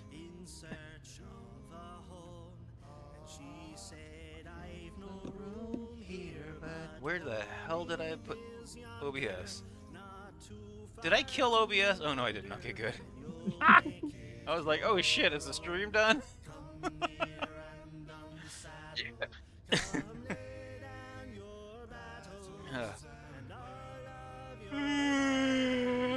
We'll get 1 or 2 more jumps done tonight, and then we will have a better chance to get back on the exploration. Once I'm done with this, we have to spend 720 tritium before I can actually get out of the ship and explore. That's important, actually. Since we've only got the stuff that we take with us, I like to load up the ship, the hold and the element as far as I can, and then I also load up the hold of my biggest cargo ship. So then, whenever we are done, whenever we go as far as we can, then I transfer the tritium that's in my biggest cargo ship straight into the fuel tanks. So it gives us another, like, I think it gives us a good 3 or 4. No, I think it gives us 4,000 light years extra jumping range. And whenever tritium costs, if I was to refill this tank while we were out in the middle of the blackout there, stopping at one of the big, one of the waypoints out there that stays stocked up on tritium, it would cost me 2 to 3 billion to fill up the tanks on this thing. So every penny, every bit that we can fill up while in human-held space is another 400 million credits saved down the line.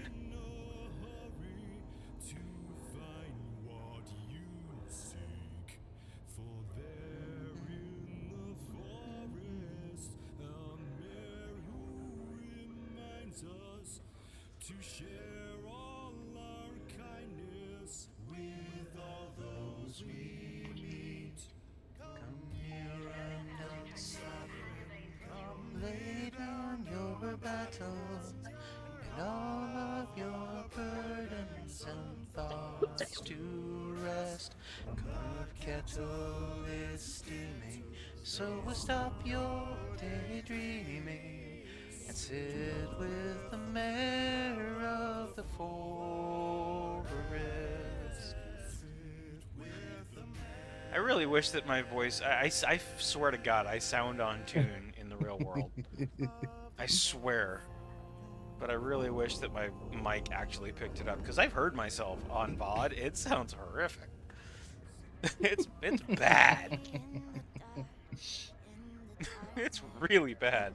But I have a decent voice. I swear. At least in the real world. It isn't too bad in the VOD. I mean, well, like I listen to it every time, and I don't get tired. Oh, it's good. Thank you, Danny. Oh, you know what? You just saved my heart. You're not way off key or anything.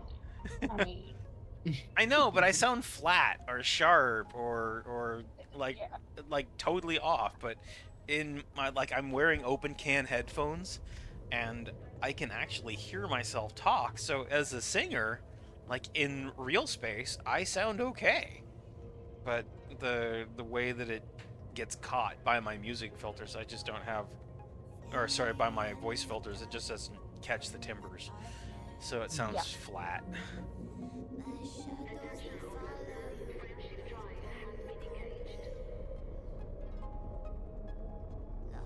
Although I will tell you, I was listening to Safi the other night, Safi Pone, and every once in a while, I don't really frequent a lot of streams. I think the ones that I try to make it to, like I try to make it to yours, Danny, every chance that I get, because I love your vibe. It's fucking awesome. I try to go to Duppy's streams because Duppy's amazing. And I lurk occasionally in Ichi and Eve's streams because they're fun, but I have a hard time following. But it's Danny, Duppy, and well, actually, now that I think about it, and Koa, Danny, Duppy, and Koa, the only three that I try to make all the time. And I just I don't understand how Koa. I mean, I know how Koa sounds so good. She's a fucking musician. All of her equipment is based around sounding good. But I was listening to Safi the other night. There we go. I had a point to this, I swear.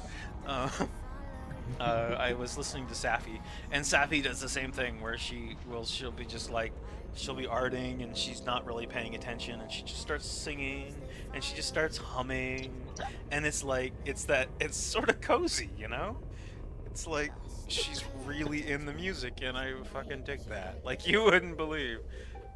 Ooh. Are we near I think we might be near a nebula.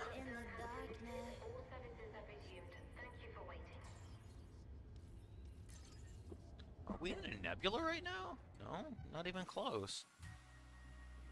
Huh. Interesting.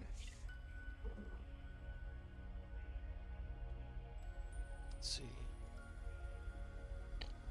Excuse me.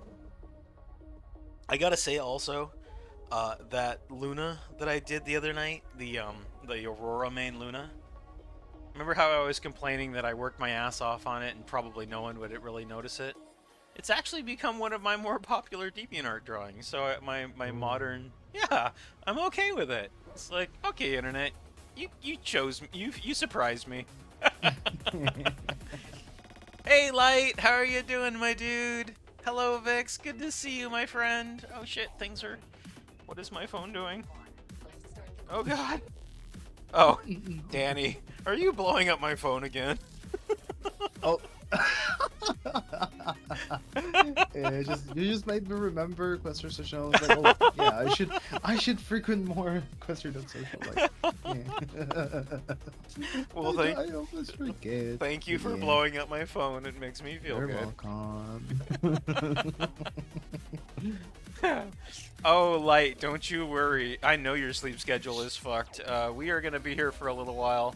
I'm gonna be jumping and just chatting until I get tired tonight. Oh, Stormy, you made it! Hi! Yeah. Yay! Hi. We missed you. I'm I glad. can tell. Yeah. Glad you're here. Yeah, I'm just, you know, we're just fucking doing ship jumps and chatting. That's all. It's dull, but it's nice because I'm hanging with friends, like Danny said. A vibe. It's a vibe. vibe. It really is. All right, where Yeah. am I? AI. So what are you doing tonight, Stormy? Just chilling. Just chilling. Can anybody hear me, by the way? There's something nice about that. Just, you know, just chilling in space, watching the carrier. You know, this is what we should be doing. This is what really makes... Fuck! Oh my god! I just had a fucking my brain just fried in a good way. What do they call that? A zing. A spark. Everybody in this channel right now is a member of the Stargazer crew. Oh, that's true. Holy shit, we are sitting here on the element of magic doing space things. That's so cool. The crew is doing... okay, I don't really have a great way to describe it. I'm sorry. My brain is... Crew stuff. We're doing crew stuff. We're hanging out. We're fucking being the crew of the element of magic right now. Oh my god, that is so dorky. Oh my god, I am nerding out so hard right now. It just hit me. The first officer is here, the chief mechanic, the bartender, the exobiologist. We're all here just sitting here doing crew things while the ship is doing its thing. Oh my god. I am chuffed. This is beautiful. Thank you for hanging out with me, guys. Captain's log, day 547. Light won't stop quoting faithful findings. Not even that can throw me off of the vibe now, Light. It's still a dumb fucking movie. But I appreciate the joke. And yes, I think we have built something awesome here. And I'm so glad that you guys are here with me. Oh. I think I may have broke something. Oh, that's so cool. Zing. Oh, wonderful. Wonderful, wonderful. Warms the old heart just seeing what's happened. Well, there's always a spot for you, Light. I'm just saying, the crew could absolutely use a chaplain. I would make a slot on the crew just for you, Light. You know, non-denominational chaplain because of, you know, unless you're like Celestia or something. Was that a sneeze or a laugh? A laugh. Okay. We're 3,000 years past, you know, the age of My Little Pony, or since the age of Friendship is Magic. Do you suppose that Luna and Celestia and whatnot have passed into the realms of deityhood? I think yes. Yeah, something like that, Light. I'd say so, yeah.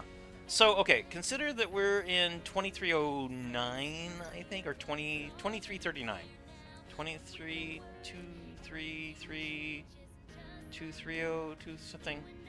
Some years in the future. Yeah, we're thousands of years in the future past. I can't remember. I think it's 3309 is the year that we're in Elite. So if you consider that in the Stargazer storyline, we left Equestria thousands of years ago, and have since, because of the nature of magic in our world, have shifted universes over into the Elite, or into the Elite universe. Then Celestia, Luna, Twilight, all of the Alicorns, like every single one, at least so far, is nothing more than a theory. We have remnants of their teachings. We have like lore, because after the death of Twilight Sparkle, once Twilight Sparkle passed on, that's when our community is set to have done a diaspora, is what the word is. So we've left Equestria, and yeah, we left Equestria behind, shifted over into this world, and then we've been here for thousands of years, and then suddenly somebody discovered us, and we're like, hi, what the fuck are you? You're a human. What the fuck is a human? And then we decided they were interested in us, and we traded and built up technology, and we ended up integrating into the galaxy, although we have our own protected system that only very few people are allowed to go to. So we have the teachings of Twilight and Celestia and Luna and all of the Alicorns that were in the region of Friendship is Magic, but they are long since dead. I mean, they be fucking gone. Buried in the ground, turned to dust. What is a human? Haven't you read fanfics? What's a fanfic? There you go. I mean, that's one way to describe it. Right? So, still, the humans interacting with Whiplash would be funny. I think it would be interesting. Typically, so we are actually, as far as the Stargazer universe, we're the only ponies outside of our home system of Aelia. So since Aelia is where the pony, our civilization is from, we decided as a group that we want to go explore the galaxy, and that's what we're doing. So, yeah. I wonder, would there be a pony religion? It seems to me that there would be, with the Stargazers being the ones that care for the Tree of Harmony, or the Planet of Harmony, I guess. They would probably also be the spiritual advisors. It would make sense. It would make sense. So if they're the ones that took care of the seed that was brought, the last remnants of Equestria, is this one tree that, the whole tree that's left that gives us our magic, then it would make sense that they'd be the spiritual conduits to the world that they left behind. Okay, yeah, we need to do this more often. This is fun. I'm just sitting over here brainstorming ideas about how the world's gonna work. That's fucking cool. Yeah. I mean, it does help. You made up a whole harmony religion for a cleric you're playing right now. The elements harmony make for a religion really easily. That's a good point. We don't have any elements of harmony in my world. It is up to me. You're right. And what's really interesting is there are no Alicorns in the Stargazer universe. At least not that we know of. Not yet. Universe. Yes, I heard you chuckle there, Danny. Be quiet. Sorry. Quiet, you. It's a unihorse.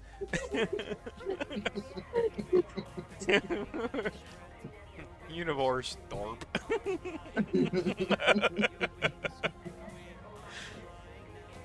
Huh. That's cool shit, guys. That is really, really neat. I like that. And then, of course, you got fucking Carla. Just won't let it go. She's sitting there. I mean, if you get a roadster, you will be fine. Oh, are you kidding me? Light. Ugh. Oh my god. No. If I could tired, I would. I just did it verbally. And for anybody who's not watching the stream, I mean, considering you're a college student, you're technically a uni horse. Ugh. Fucking groan. I think I need to make the tired a Twitch emote. Just for frickin' light over here. In fact, I think I'm going to do that right now. Oh my gosh, yeah, let's see if I can do that. You guys are gonna briefly hear me talking to myself, because that's always fun. That's what we're here for. I told you you guys are here to entertain me. Thank you for doing your job nicely.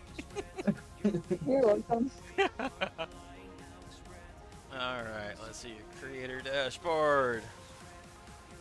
I'm gonna throw another emote in there. Although typically it's a starlight. I think the tired just... I need that emote on here.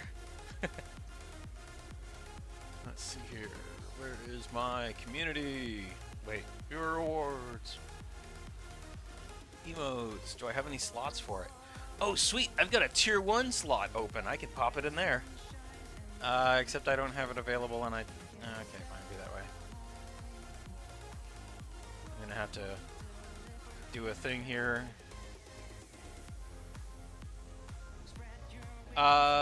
Yes, I will tell you about it off stream, Stormy.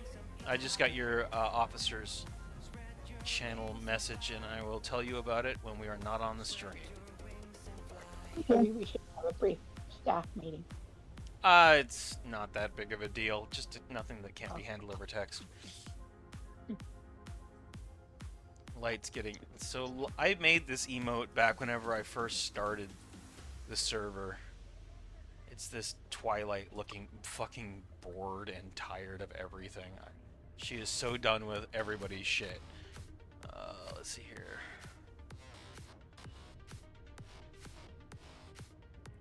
Save image as... Oh yeah, highlight. A highlight? What? No, I said, oh yeah, highlight. Oh, yes! Highlight!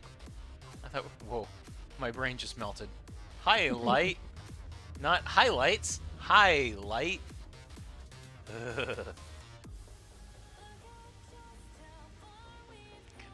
Save image as desktop. I'm doing this just for you, Light, just so you can use it here. Let's see, notes. I know that you'll get some use out of it, so let's see here. Gotta have to just take me a moment here. I'm sorry, guys. Where is my program? I have two mounted monitors going up right now, and it's still difficult to do all this shit. Ha! You can see my emote folder here, just for you. You can see the one that you made me, Danny. That one made it onto Twitch, I think. Oh, image is not squared. Oh. Oh, I thought that was my phone. Nope, that was... Okay, fine, I guess I have to... Fine, I have to edit it. Let's see here. Open with Paint 3D. You guys are gonna watch me do a quick image edit. Why? Because I'm not doing anything else, obviously.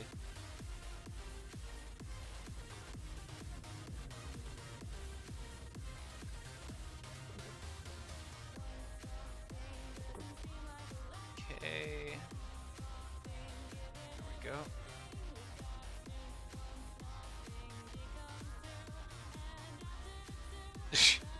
Of course, it's not between 112 picks and 496 picks.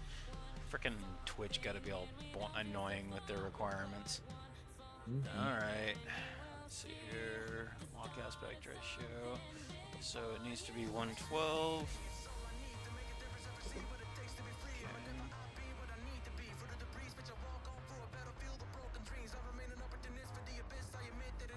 There it goes.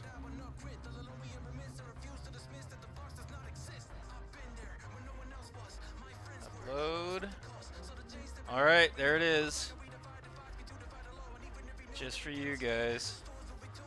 It's Twi-Tired. See if anybody can use it.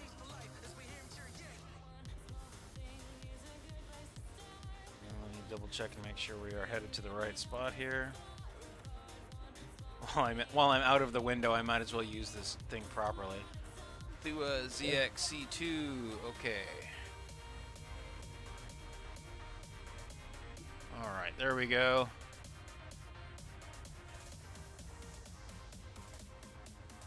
Let's see if... Can anybody try to do the Twi-Tired emote for me? It says it updated. Okay, thank you, Starfire. I just checked my posture. I'm doing it. That Twi-Tired is a mood. Absolutely, right? You did it, but you rolled a natural 1.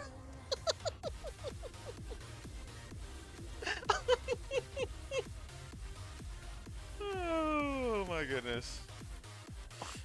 Alright, so there's a fun new emote for you guys to play with if you want to. You're tired of this motherfucker's jokes.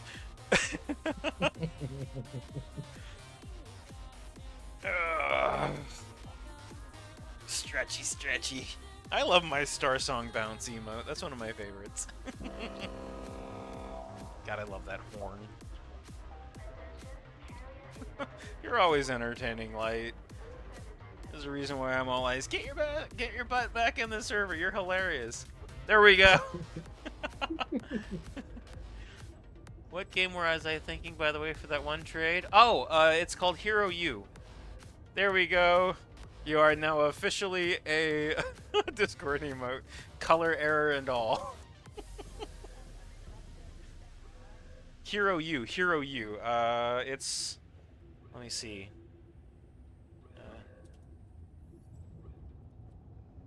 Rogue to Redemption. There it is. Hero U, Rogue to Redemption. Okay, so story time. Because I've always got a story. There's always a story, right? I mean, what good of a streamer would I be if I didn't have a story? That's true. Okay, so back whenever I first started playing video games, we're talking old Packard Bell, like Windows 95 shit, right? We're talking old school, ancient history. Packard Bell still made computers. I don't even know if Packard Bell is around. Like, I don't even think you guys have ever even heard of Packard Bell. They were like the name in personal computers for years in the 90s. Well, my uncle knew that I liked video games, and he got me a adventure role-playing game for Christmas one year called Quest for Glory 4: Shadows of Darkness. And it was life-changing. It was absolutely incredible. It was great voices, it was incredibly stupid gameplay, and the jokes make you look like a genius. I mean, you know how I'm constantly groaning at your jokes? The entire game was groan-worthy, screw you kind of jokes. They were horrible. Absolutely terrible. And it was called the Quest for Glory series, 1 through 5. I'm saying that you have bad jokes, dude. Did I stutter? I'm saying your jokes are bad. I'm saying they make me groan. I'm saying they are physically painful. I ain't gonna hide that shit, but this game took it to another level. Like, holy shit, your jokes were bad. Like, one of my favorite lines goes, you're talking to this doctor, this scientist, right? And he's like a mad scientist. And you ask him about madness, and he goes, mad? Mad? What do they know of mad? I am certainly not mad. A bit perturbed about the state of the world, perhaps, but definitely not mad. And it's like, that's like the peak of humor in that game. That's what it's like. And it was formative. Right? Exactly. It's definitely your type of jokes. And the designers were a couple named Lori and Corey Cole. They worked for Sierra Online back when adventure games were a shit like King's Quest and oh god, what was another one that was really popular? Torrens Passage. all these really old school point-and-click adventure games. And Quest for Glory 1 through 5 was like my jam. I could still play the theme song on Penny Whistle.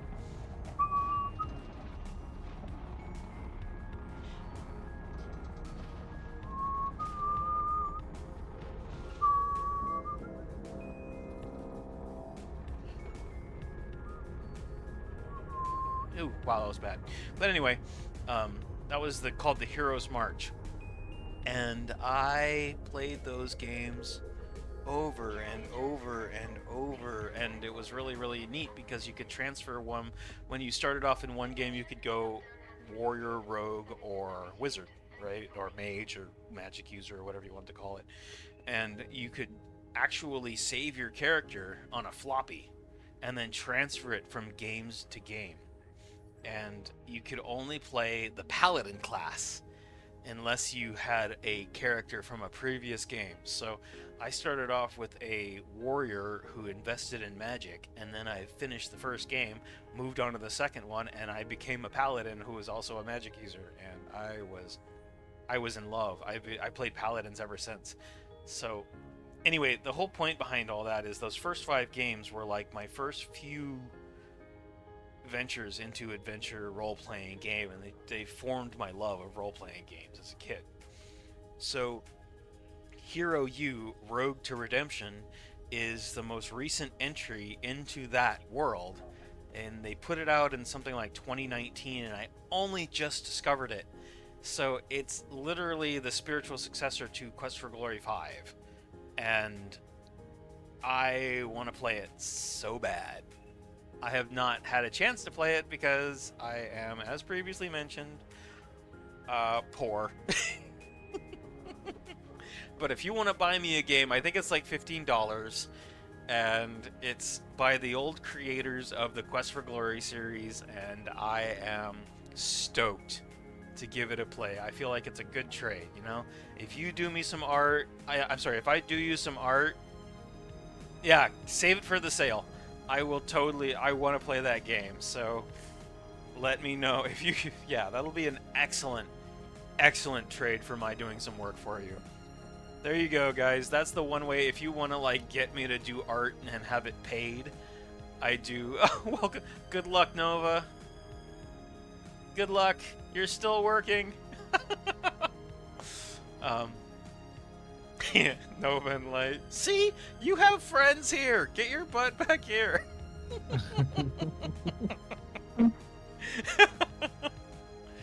I think you guys would really like Light. He is a sweet dude. He really is.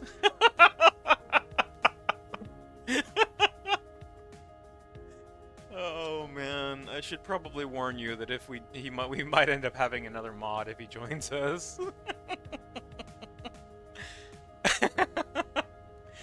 Oh, there we go. Twitire's already getting used. Yes. My evil plan. Anyway, yeah, so good memories. Very good memories. I love that emote. And I made that emote for because of my role-playing daughter. She just made such terrible jokes that I had to make a Twitired emote. Just like, I'm so fucking done with this shit. That emote has history.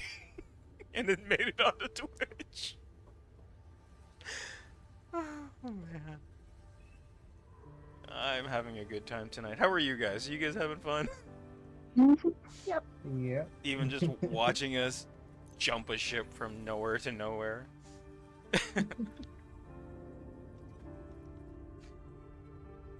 Open map insert.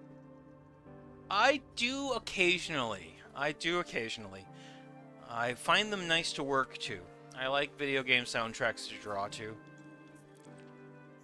I'm a big fan of Starbound.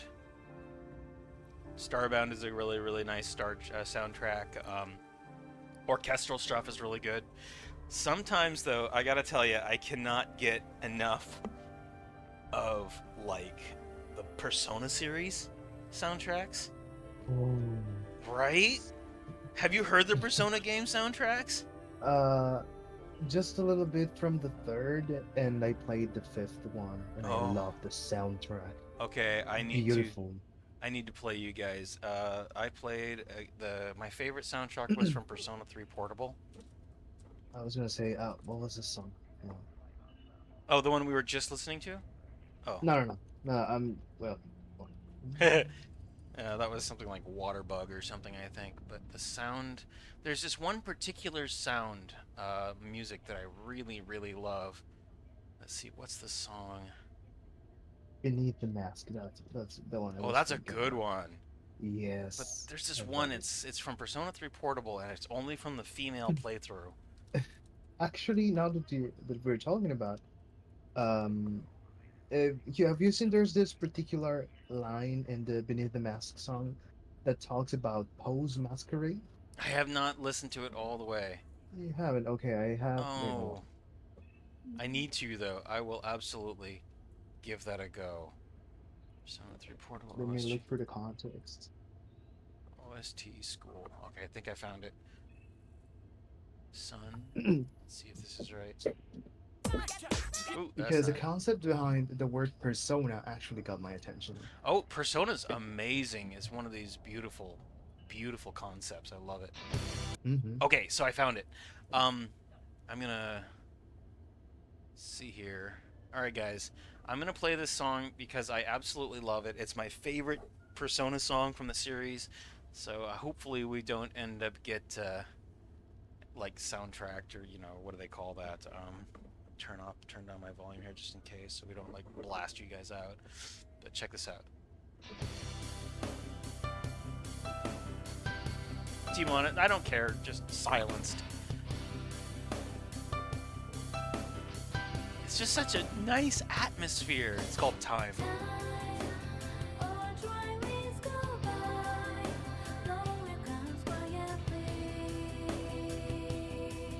It's so pretty and calm.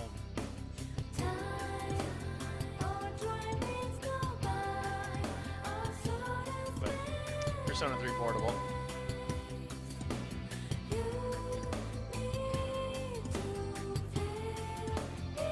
If you guys want to mute and listen to it on the stream, I totally get it.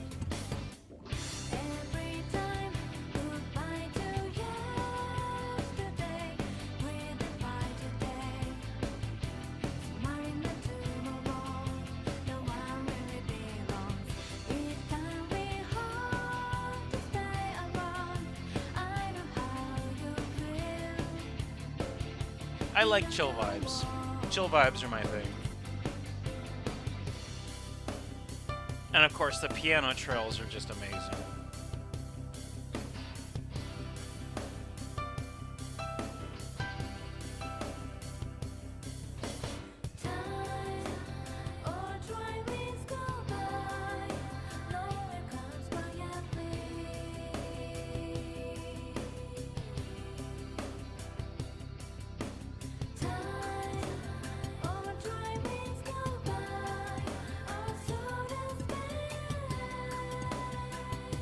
You can only get it on the like the old PlayStation Portable, if anybody remembers that thing.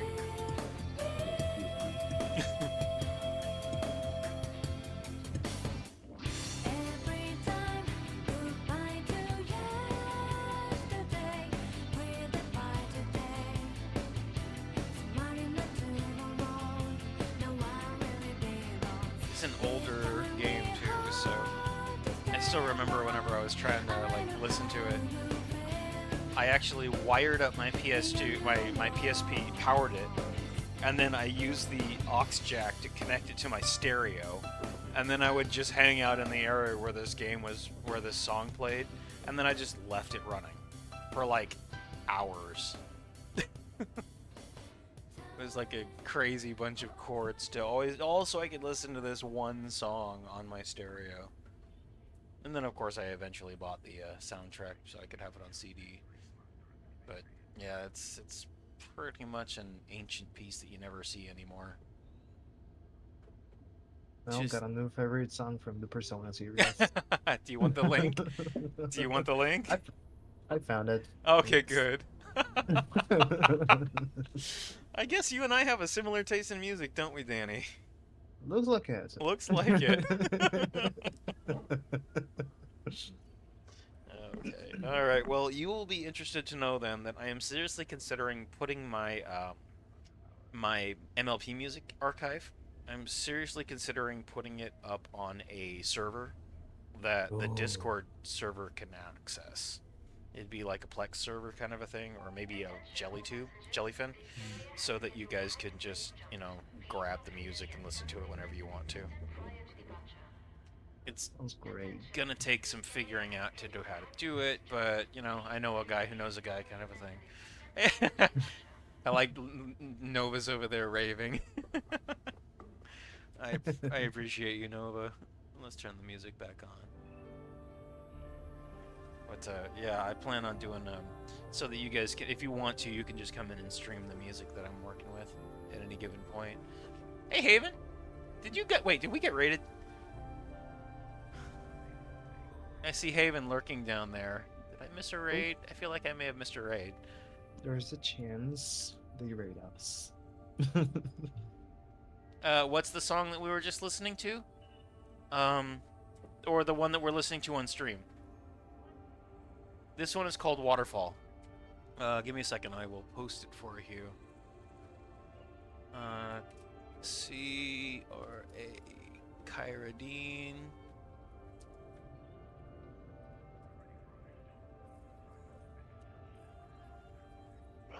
This is from the from Ponies at Dawn Ocean Song.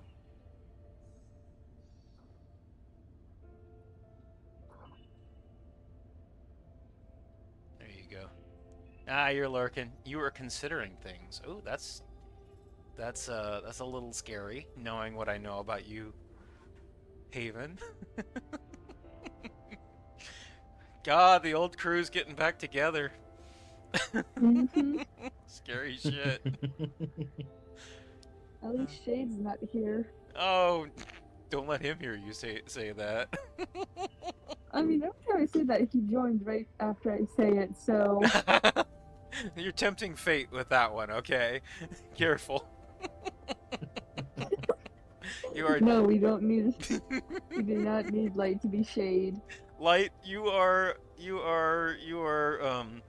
with respect, my dude, you are far too positive to be Shade.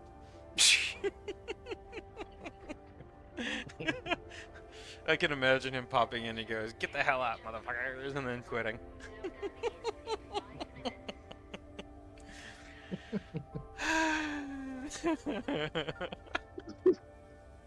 How is this, Light? There are no shadows without light. That's true. So we just need a light to appear on our server so that Shade can show up. Ciao. Oh my god. Ka-chow, ka-chow.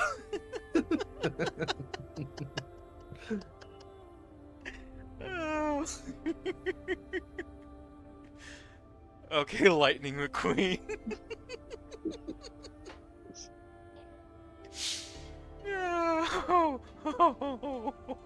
Wait, Nova, you're leaving?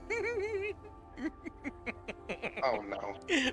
No, Nova! No, Nova, we need you. Oh my goodness.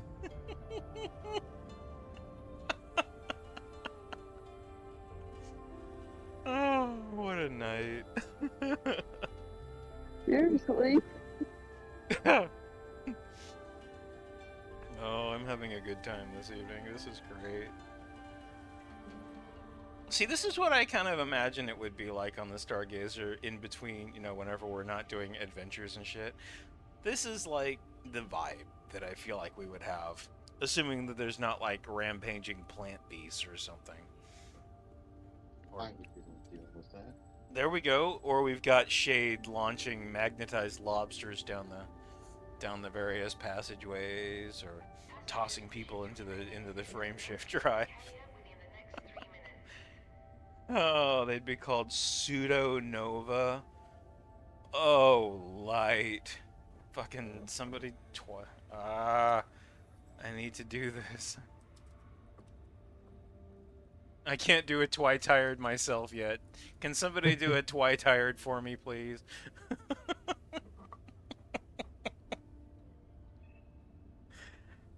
Oh, thank you, Silver Flash.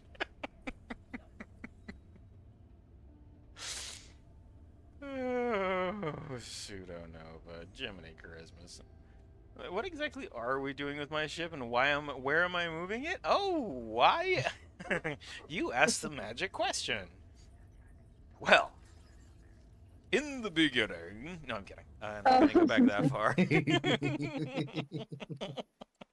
Okay, short version is we are in the process of... We finished up everything I needed to do in the bubble, which is human space. Oh, great heavens. Oh, jeez. Oh, shit, you're a smug follower. Nice. Oh, right, that's us. Smug's fun. Okay, so we just finished all of our refit from being back in space, or back in human space, and since we've refit and restocked, everything is ready to go, then the Element is currently en route to its deployment. We are going to be doing a deep space exploration mission. Our first stop is going to be Sagittarius A star, which is 48 jumps away.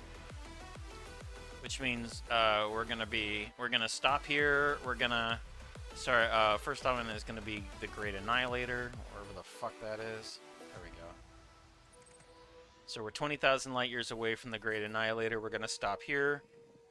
This is also where the I'll show you guys what's here. Great Annihilator is a big black hole. That's this one.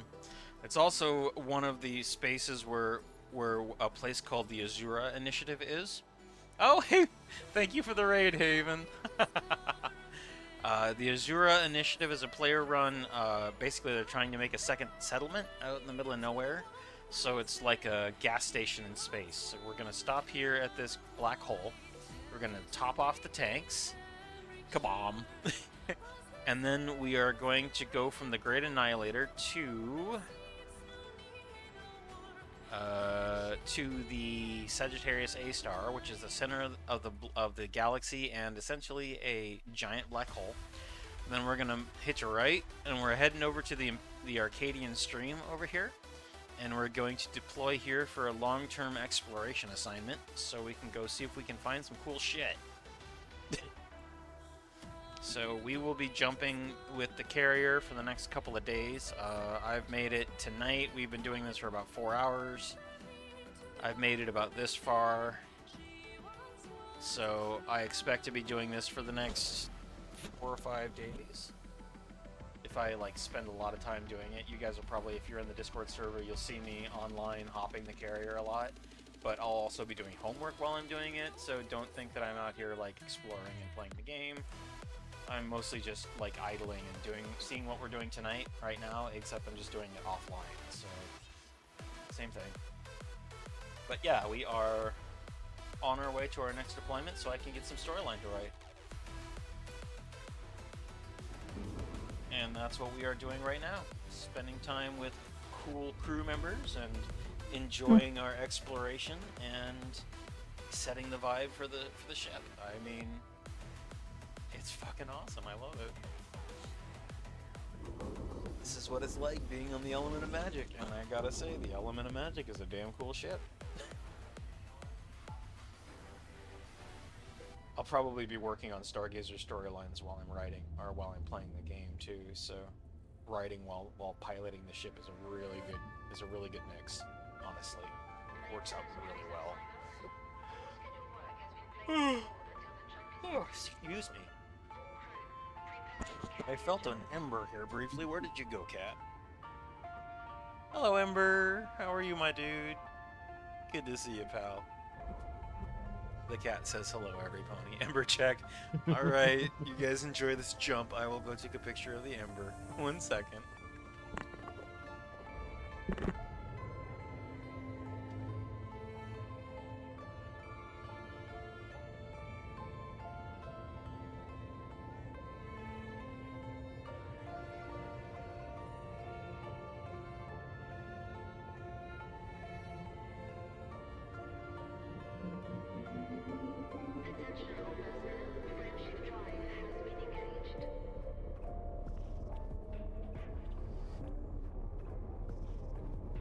The jump is here. Yep, here we go. I'll crank it for you guys. Attention, counting down. 5, 4, 3, 2,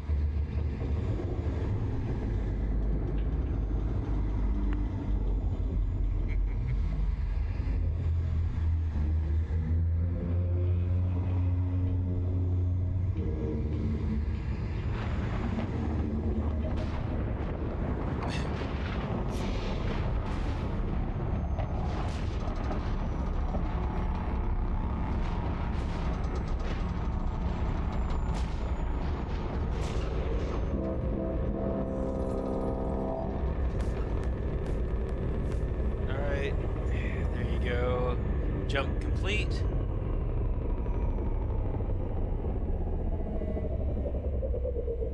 And there goes that one ship. Ah! And here's your Ember check, Stormy. Attention, lockdown has been lifted. All services have resumed. Thank you for waiting. There's your Ember check, Stormy, just for you. He's like, why? Yep, I think that's what is that, a 500 point redeem? So you guys can get an updated picture of Ember. That's him right now, just sitting on the bed, staring at me, wondering why I'm not petting him. Oh, is that the first time you've seen one of our jumps, Inkwell? Yeah, it's a hell of a show, isn't it? I've had a fleet carrier now for 2 years, I think, and I've been playing Elite for just about 1,800 hours, and I never get tired of watching those jumps. And I've done 30 in a day, at 20-minute intervals. It gets boring just sitting here, but the jump itself is always a little magical, just because of all the cool shit that goes on while it's going on, like the whole whenever you're sitting there and you see in the like the big clouds that form and all those lightning strikes that are coming out. It's even more intense than you imagine. All those lightning strikes and shit. That's because this ship is so big that it has to rip a hole in the fabric of space-time in order to use the frameshift drive. So whenever you see that cloud forming and all those lightning strikes, that's just the pure amount of energy that this thing expends, ripping a hole and then jumping through it so that it moves to the next part, to the next jump. And those lightning strikes are just, the energy is so intense that it has to go somewhere.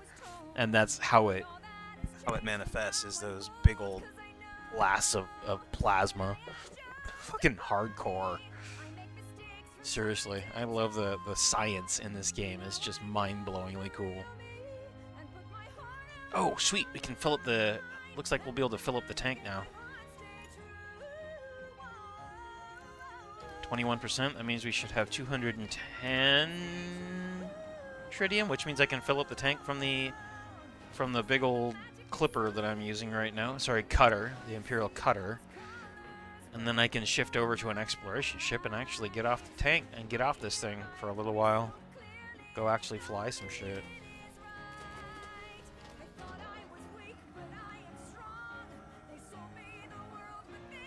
So I got an extra, let's see, 3,000, I think? 3,000 light years out of that from this ship's... Gosh, she's a pretty ship. Big, too.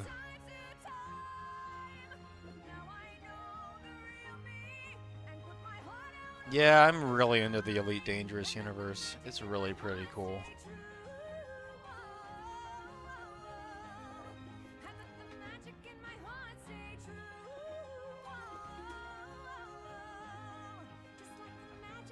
Alright, let us fill the tank.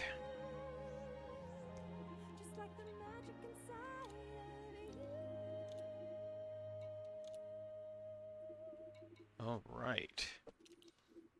So what is that? What are we at? We are at... So I need 69. Okay. just to make sure that I can pop the proper in there. Get as much juice out of this stuff as I can. A full tank is a good thing. Alright, next I'm going to swap over to the preferred ship. Because I brought everything I have with me. Because of course I did. Where are you, Fluttershy?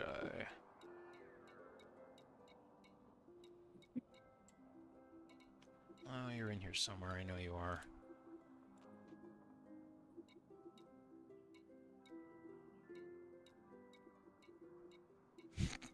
Oh my god, I named my Diamondback Scout Muriella. Shorthand Mule. Lol. Muriella Mule. Muriella Mule. There she is. My mining ships are all named after the Pie family.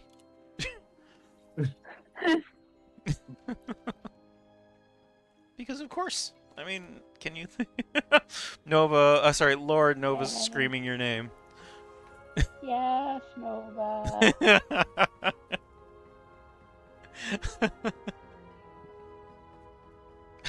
Hi. Nova.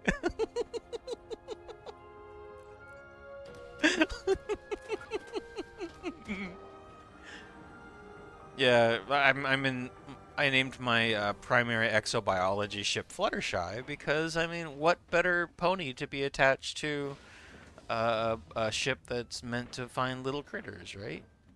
Mm-hmm. Crafts the most spectacular ramen meal to last at least a day. Me, microwave cheese. Nova's just happy to see everyone. I mean, hey, isn't that what we do around here? It's why we have built this amazing community, so that we can all hang out together and have fun.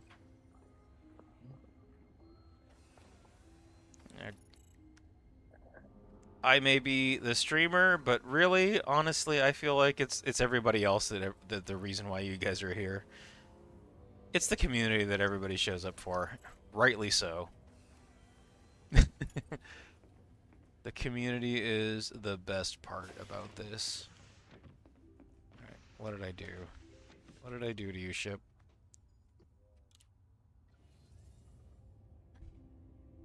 Broke enough where you only eat bread and syrup for a week? Well, hello carbs. Hello carbs. My goodness, you're beautiful. Let's see, we are in Drogea? How do you pronounce that? GES. B10 Tech 2. Looks like we're moving over to Drogea at ZZ. Okay.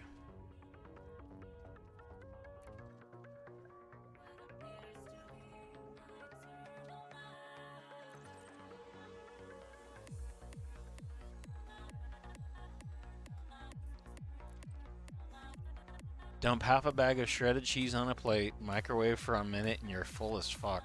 That is also a really good way to stop up your entire digestive system.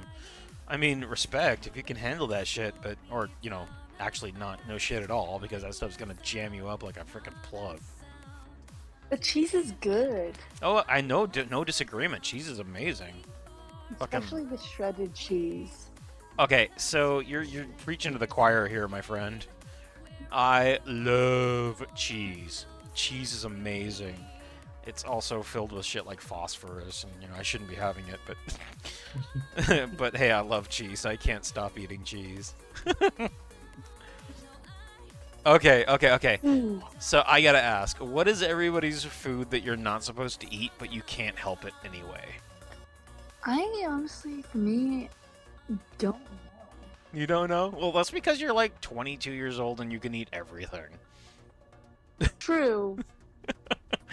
Scoots. So, okay, funny story. So when I was younger, my doctor used to say I was allergic to peaches until one time one of my family members made peach yogurt for me. Ooh.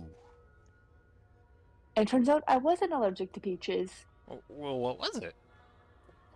They don't know, but I am actually allergic to some type of metal. Like if I were to wear certain earrings, my ears will, blade. So like nickel, right? Yeah.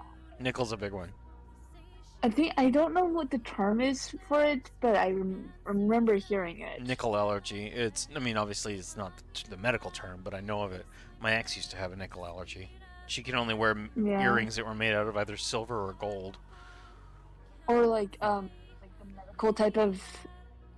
Yeah. Steel? Medical steel. Yeah.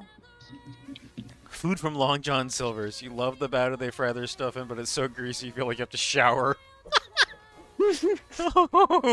All right, Laura, what's yours? Fried zucchini. Ooh. Breading, right? Yeah. Yeah. Okay, your turn, Danny. Oh, sorry, I couldn't follow the third.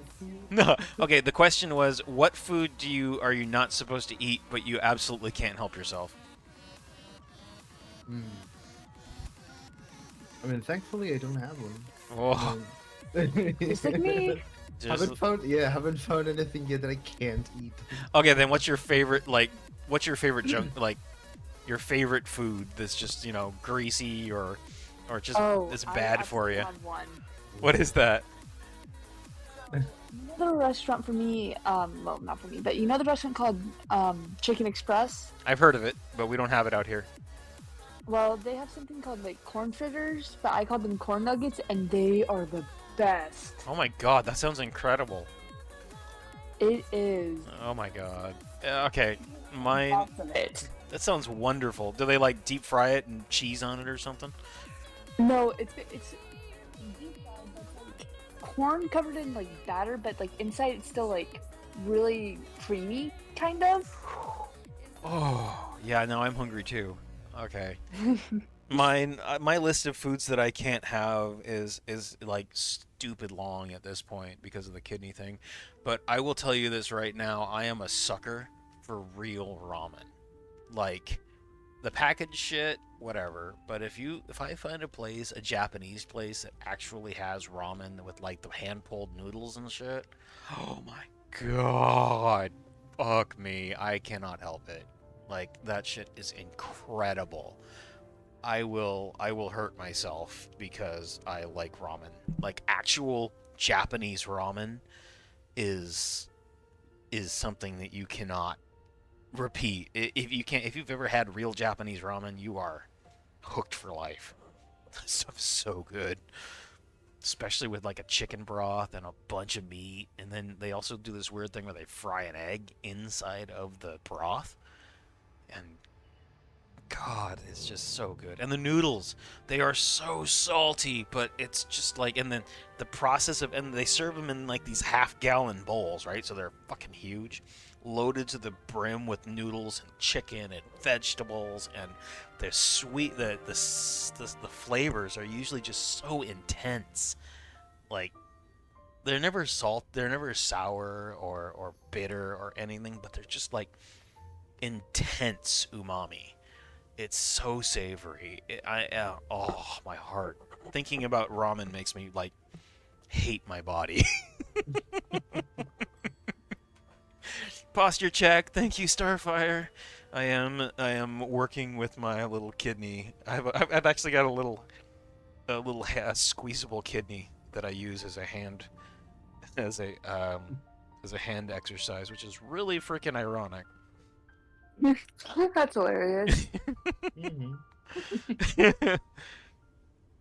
It's from the National Puget Sound Kidney Centers, so there we go. Thank you for that. I'm stretching out my back and making sure I get my arm exercises in. Man.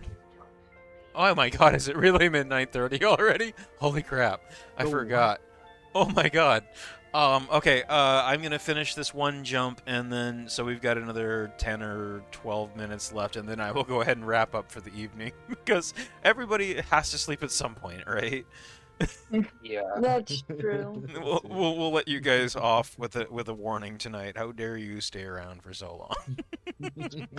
I mean, I joined around like roughly closer to the end of the stream, so I'm good. I'm glad you made it, all of you. But I gotta. I'm sure. I'm still awake.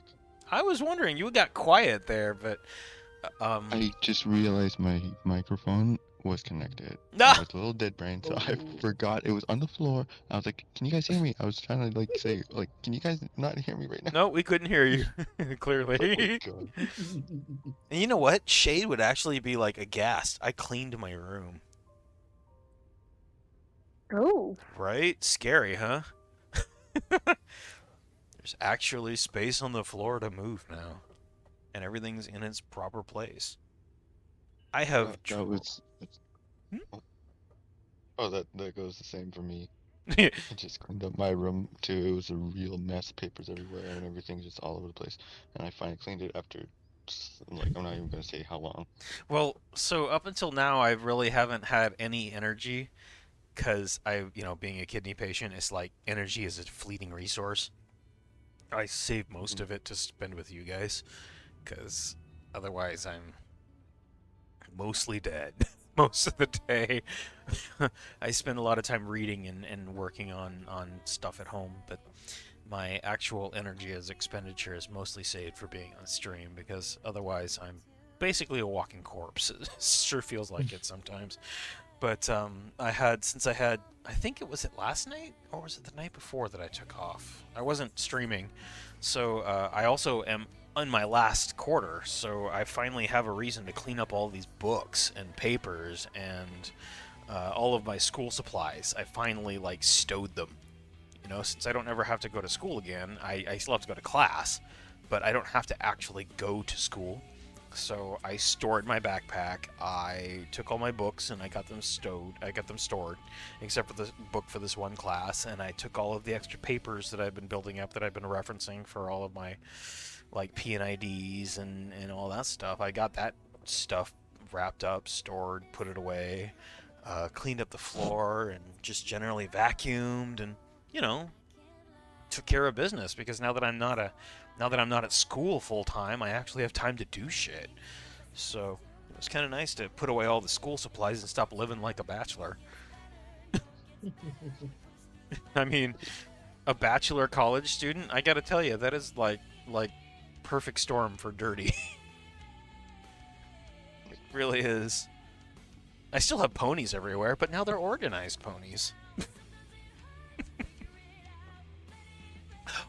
That reminds me. So I did some investigations into stickers.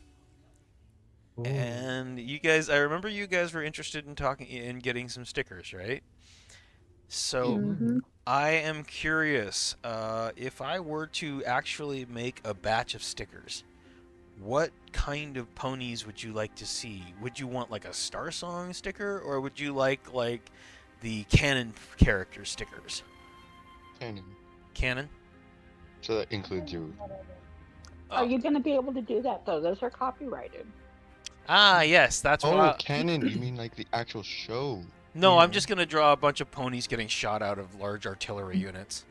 Fucking cannons. Yes. Well, I'd lean towards Star Song then. Okay. And yes, Lorelei, I can. It's just I just have to draw them legally distinct, and there are ways to do that. Oh, okay. And Danny, you were about to say something. No. I was agree on the Star Song. Star Song stickers? Okay. I can do that. Okay, so you guys want some Star Song stickers? And you like the Princess Luna, right? Yeah. Okay. So the Princess Luna one would work, for example, and the reason is because while she looks like Princess Luna, she's missing a lot of the Princess Luna features. She doesn't have the cutie mark, she doesn't have the trademark mane, because of the fact that I drew her with the Aurora mane. I mean, as far as Hasbro is concerned, it would be just a dark blue Pegasus with a horn and an Aurora mane. We all know that she's Princess Luna, but I would probably market her as something like Moon Horse or there's no cutie mark. There's no identification of her, so she would be quote unquote legally distinct. So my version of a character, the similarities, but it's like me selling you guys a picture of Mickey Rat instead of Mickey Mouse. So you know, parodies are allowed. It is a legal thing. And if you guys know anything about My Little Pony fan works, there's a ton of stuff out there that is, you know, not official, shall we say. And it's not like I'm going to be out here mass producing it and trying to start an empire. It's just making a copy available that you guys would be able to go pick up somewhere. I would probably end up doing it through something like Stream Elements, for example, has a nice store where I can basically make the designs, and then they'll make the actual materials for me, so that I don't have to go and buy a whole bunch of them or buy a sticker maker or any of that stuff. Another option is I could go through Sticker Mule, which I could buy batches of the stickers, and then I would like hoard it and save it, and probably do something like take it to cons and sell it there. Have a booth at Everfree or something. So you guys got my brain working. I mean, if I'm not gonna be able to work for the next 5 years, maybe I can actually do some, you know, some artistic stuff, like do some Sapphies type stuff. Keep the streams free, keep doing stuff like the way we're doing it, just add on some stuff. If you guys want it, you can get it.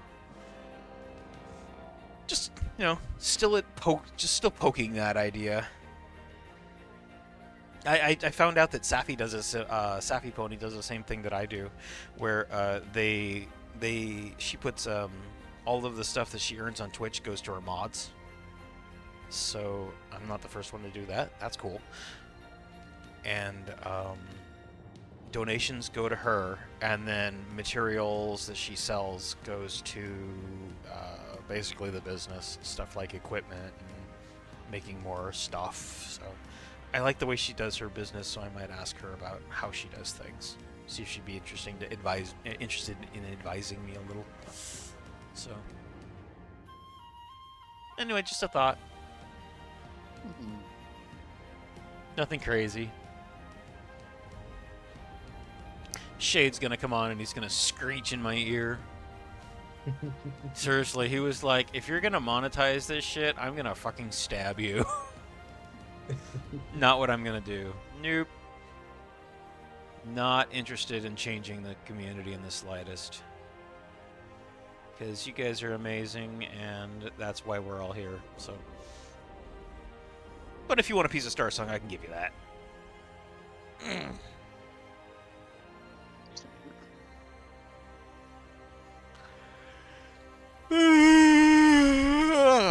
You know what's interesting is I'm probably going to be on for a while yet.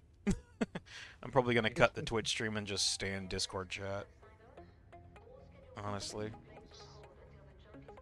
I'm not tired. I mean, I sound tired, but not at all. Nova, you need to go get some, like... You know what I had the other night, as far as weird food goes? I got to try deep-fried okra. Oh, that's actually good. I did not like it. Okra is fucking weird. I don't know if I can imagine. I know some people who like it. I mean, I know, as always, no shade on people who do enjoy food that I don't like. That's fine. I found it was like... I don't remember what was really weird about it, because I only had one piece and I was like, nope, not having this again. Was like crunchy and tasted like Brussels sprouts, only deep fried Brussels sprouts. On pizza. No, that's a good way of putting it. On pizza. Shut up, Silver. Oh, Go, Silver. Hi, Whiplash. Hi. Yeah, okra is not my friend. I'm sorry for all you okra lovers. Some of the southern foods I do not get, like collard greens. I've had collard greens. It's gross. Collard greens are gross, and fucking like crawdads. Who eats crawdads? They're disgusting. They're fish bait. I'm sorry. I know. I just, like, pissed off an entire region of the United States. The entire state of Louisiana just fucking rose up in anger against me. How dare you, how dare I disparage crawdads? Or crayfish, or, you know, whatever you want to call them. Freshwater lobsters, that's all they are.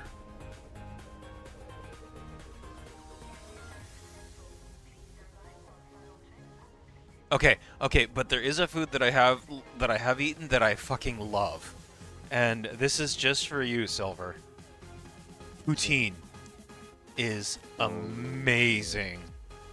Yes. Fucking poutine is like, holy shit. I could eat poutine every day for the rest of my life. That stuff is so good and so bad for you. That is exactly what I would love to eat too. Right? So for all of, do you know what, for anybody who's like not familiar with Canadian cuisine, poutine is like fries, like, you know, French fries, covered in gravy and cheese. And we're talking like the same kind of gravy that you put on biscuits, biscuits and gravy. It's like a meat gravy. Ooh. And it's just, there's something about it that's just super savory. It's really good. Okay, well, it is now midnight 40. I promised you guys I would wrap up at the end of the stream, or at the end of that jump. We are done with that jump. So, and the only person on is Pure Blue Heart. Let's go raid Pure Blue Heart. I like Pure Blue Heart. Blue is a total sweetie. So, oh wait. Blue is asleep. Do not expect a response as it was way too hot and the Pegasus is running on less than 3 hours of sleep. Good night. Okay, so Blue is sleeping and playing a game at the same time. That makes absolutely no sense, but okay. Carry on, Blue. I get you. Let's go raid Skylar. Skylar is a sweetie. We all know Skylar's awesome. They're playing Final Fantasy. Alright. Let me do the thing over here with OBS.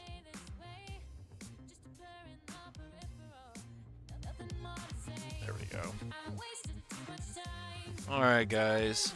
Turn off the music here. And then I'm actually, do I sound tired? I feel tired.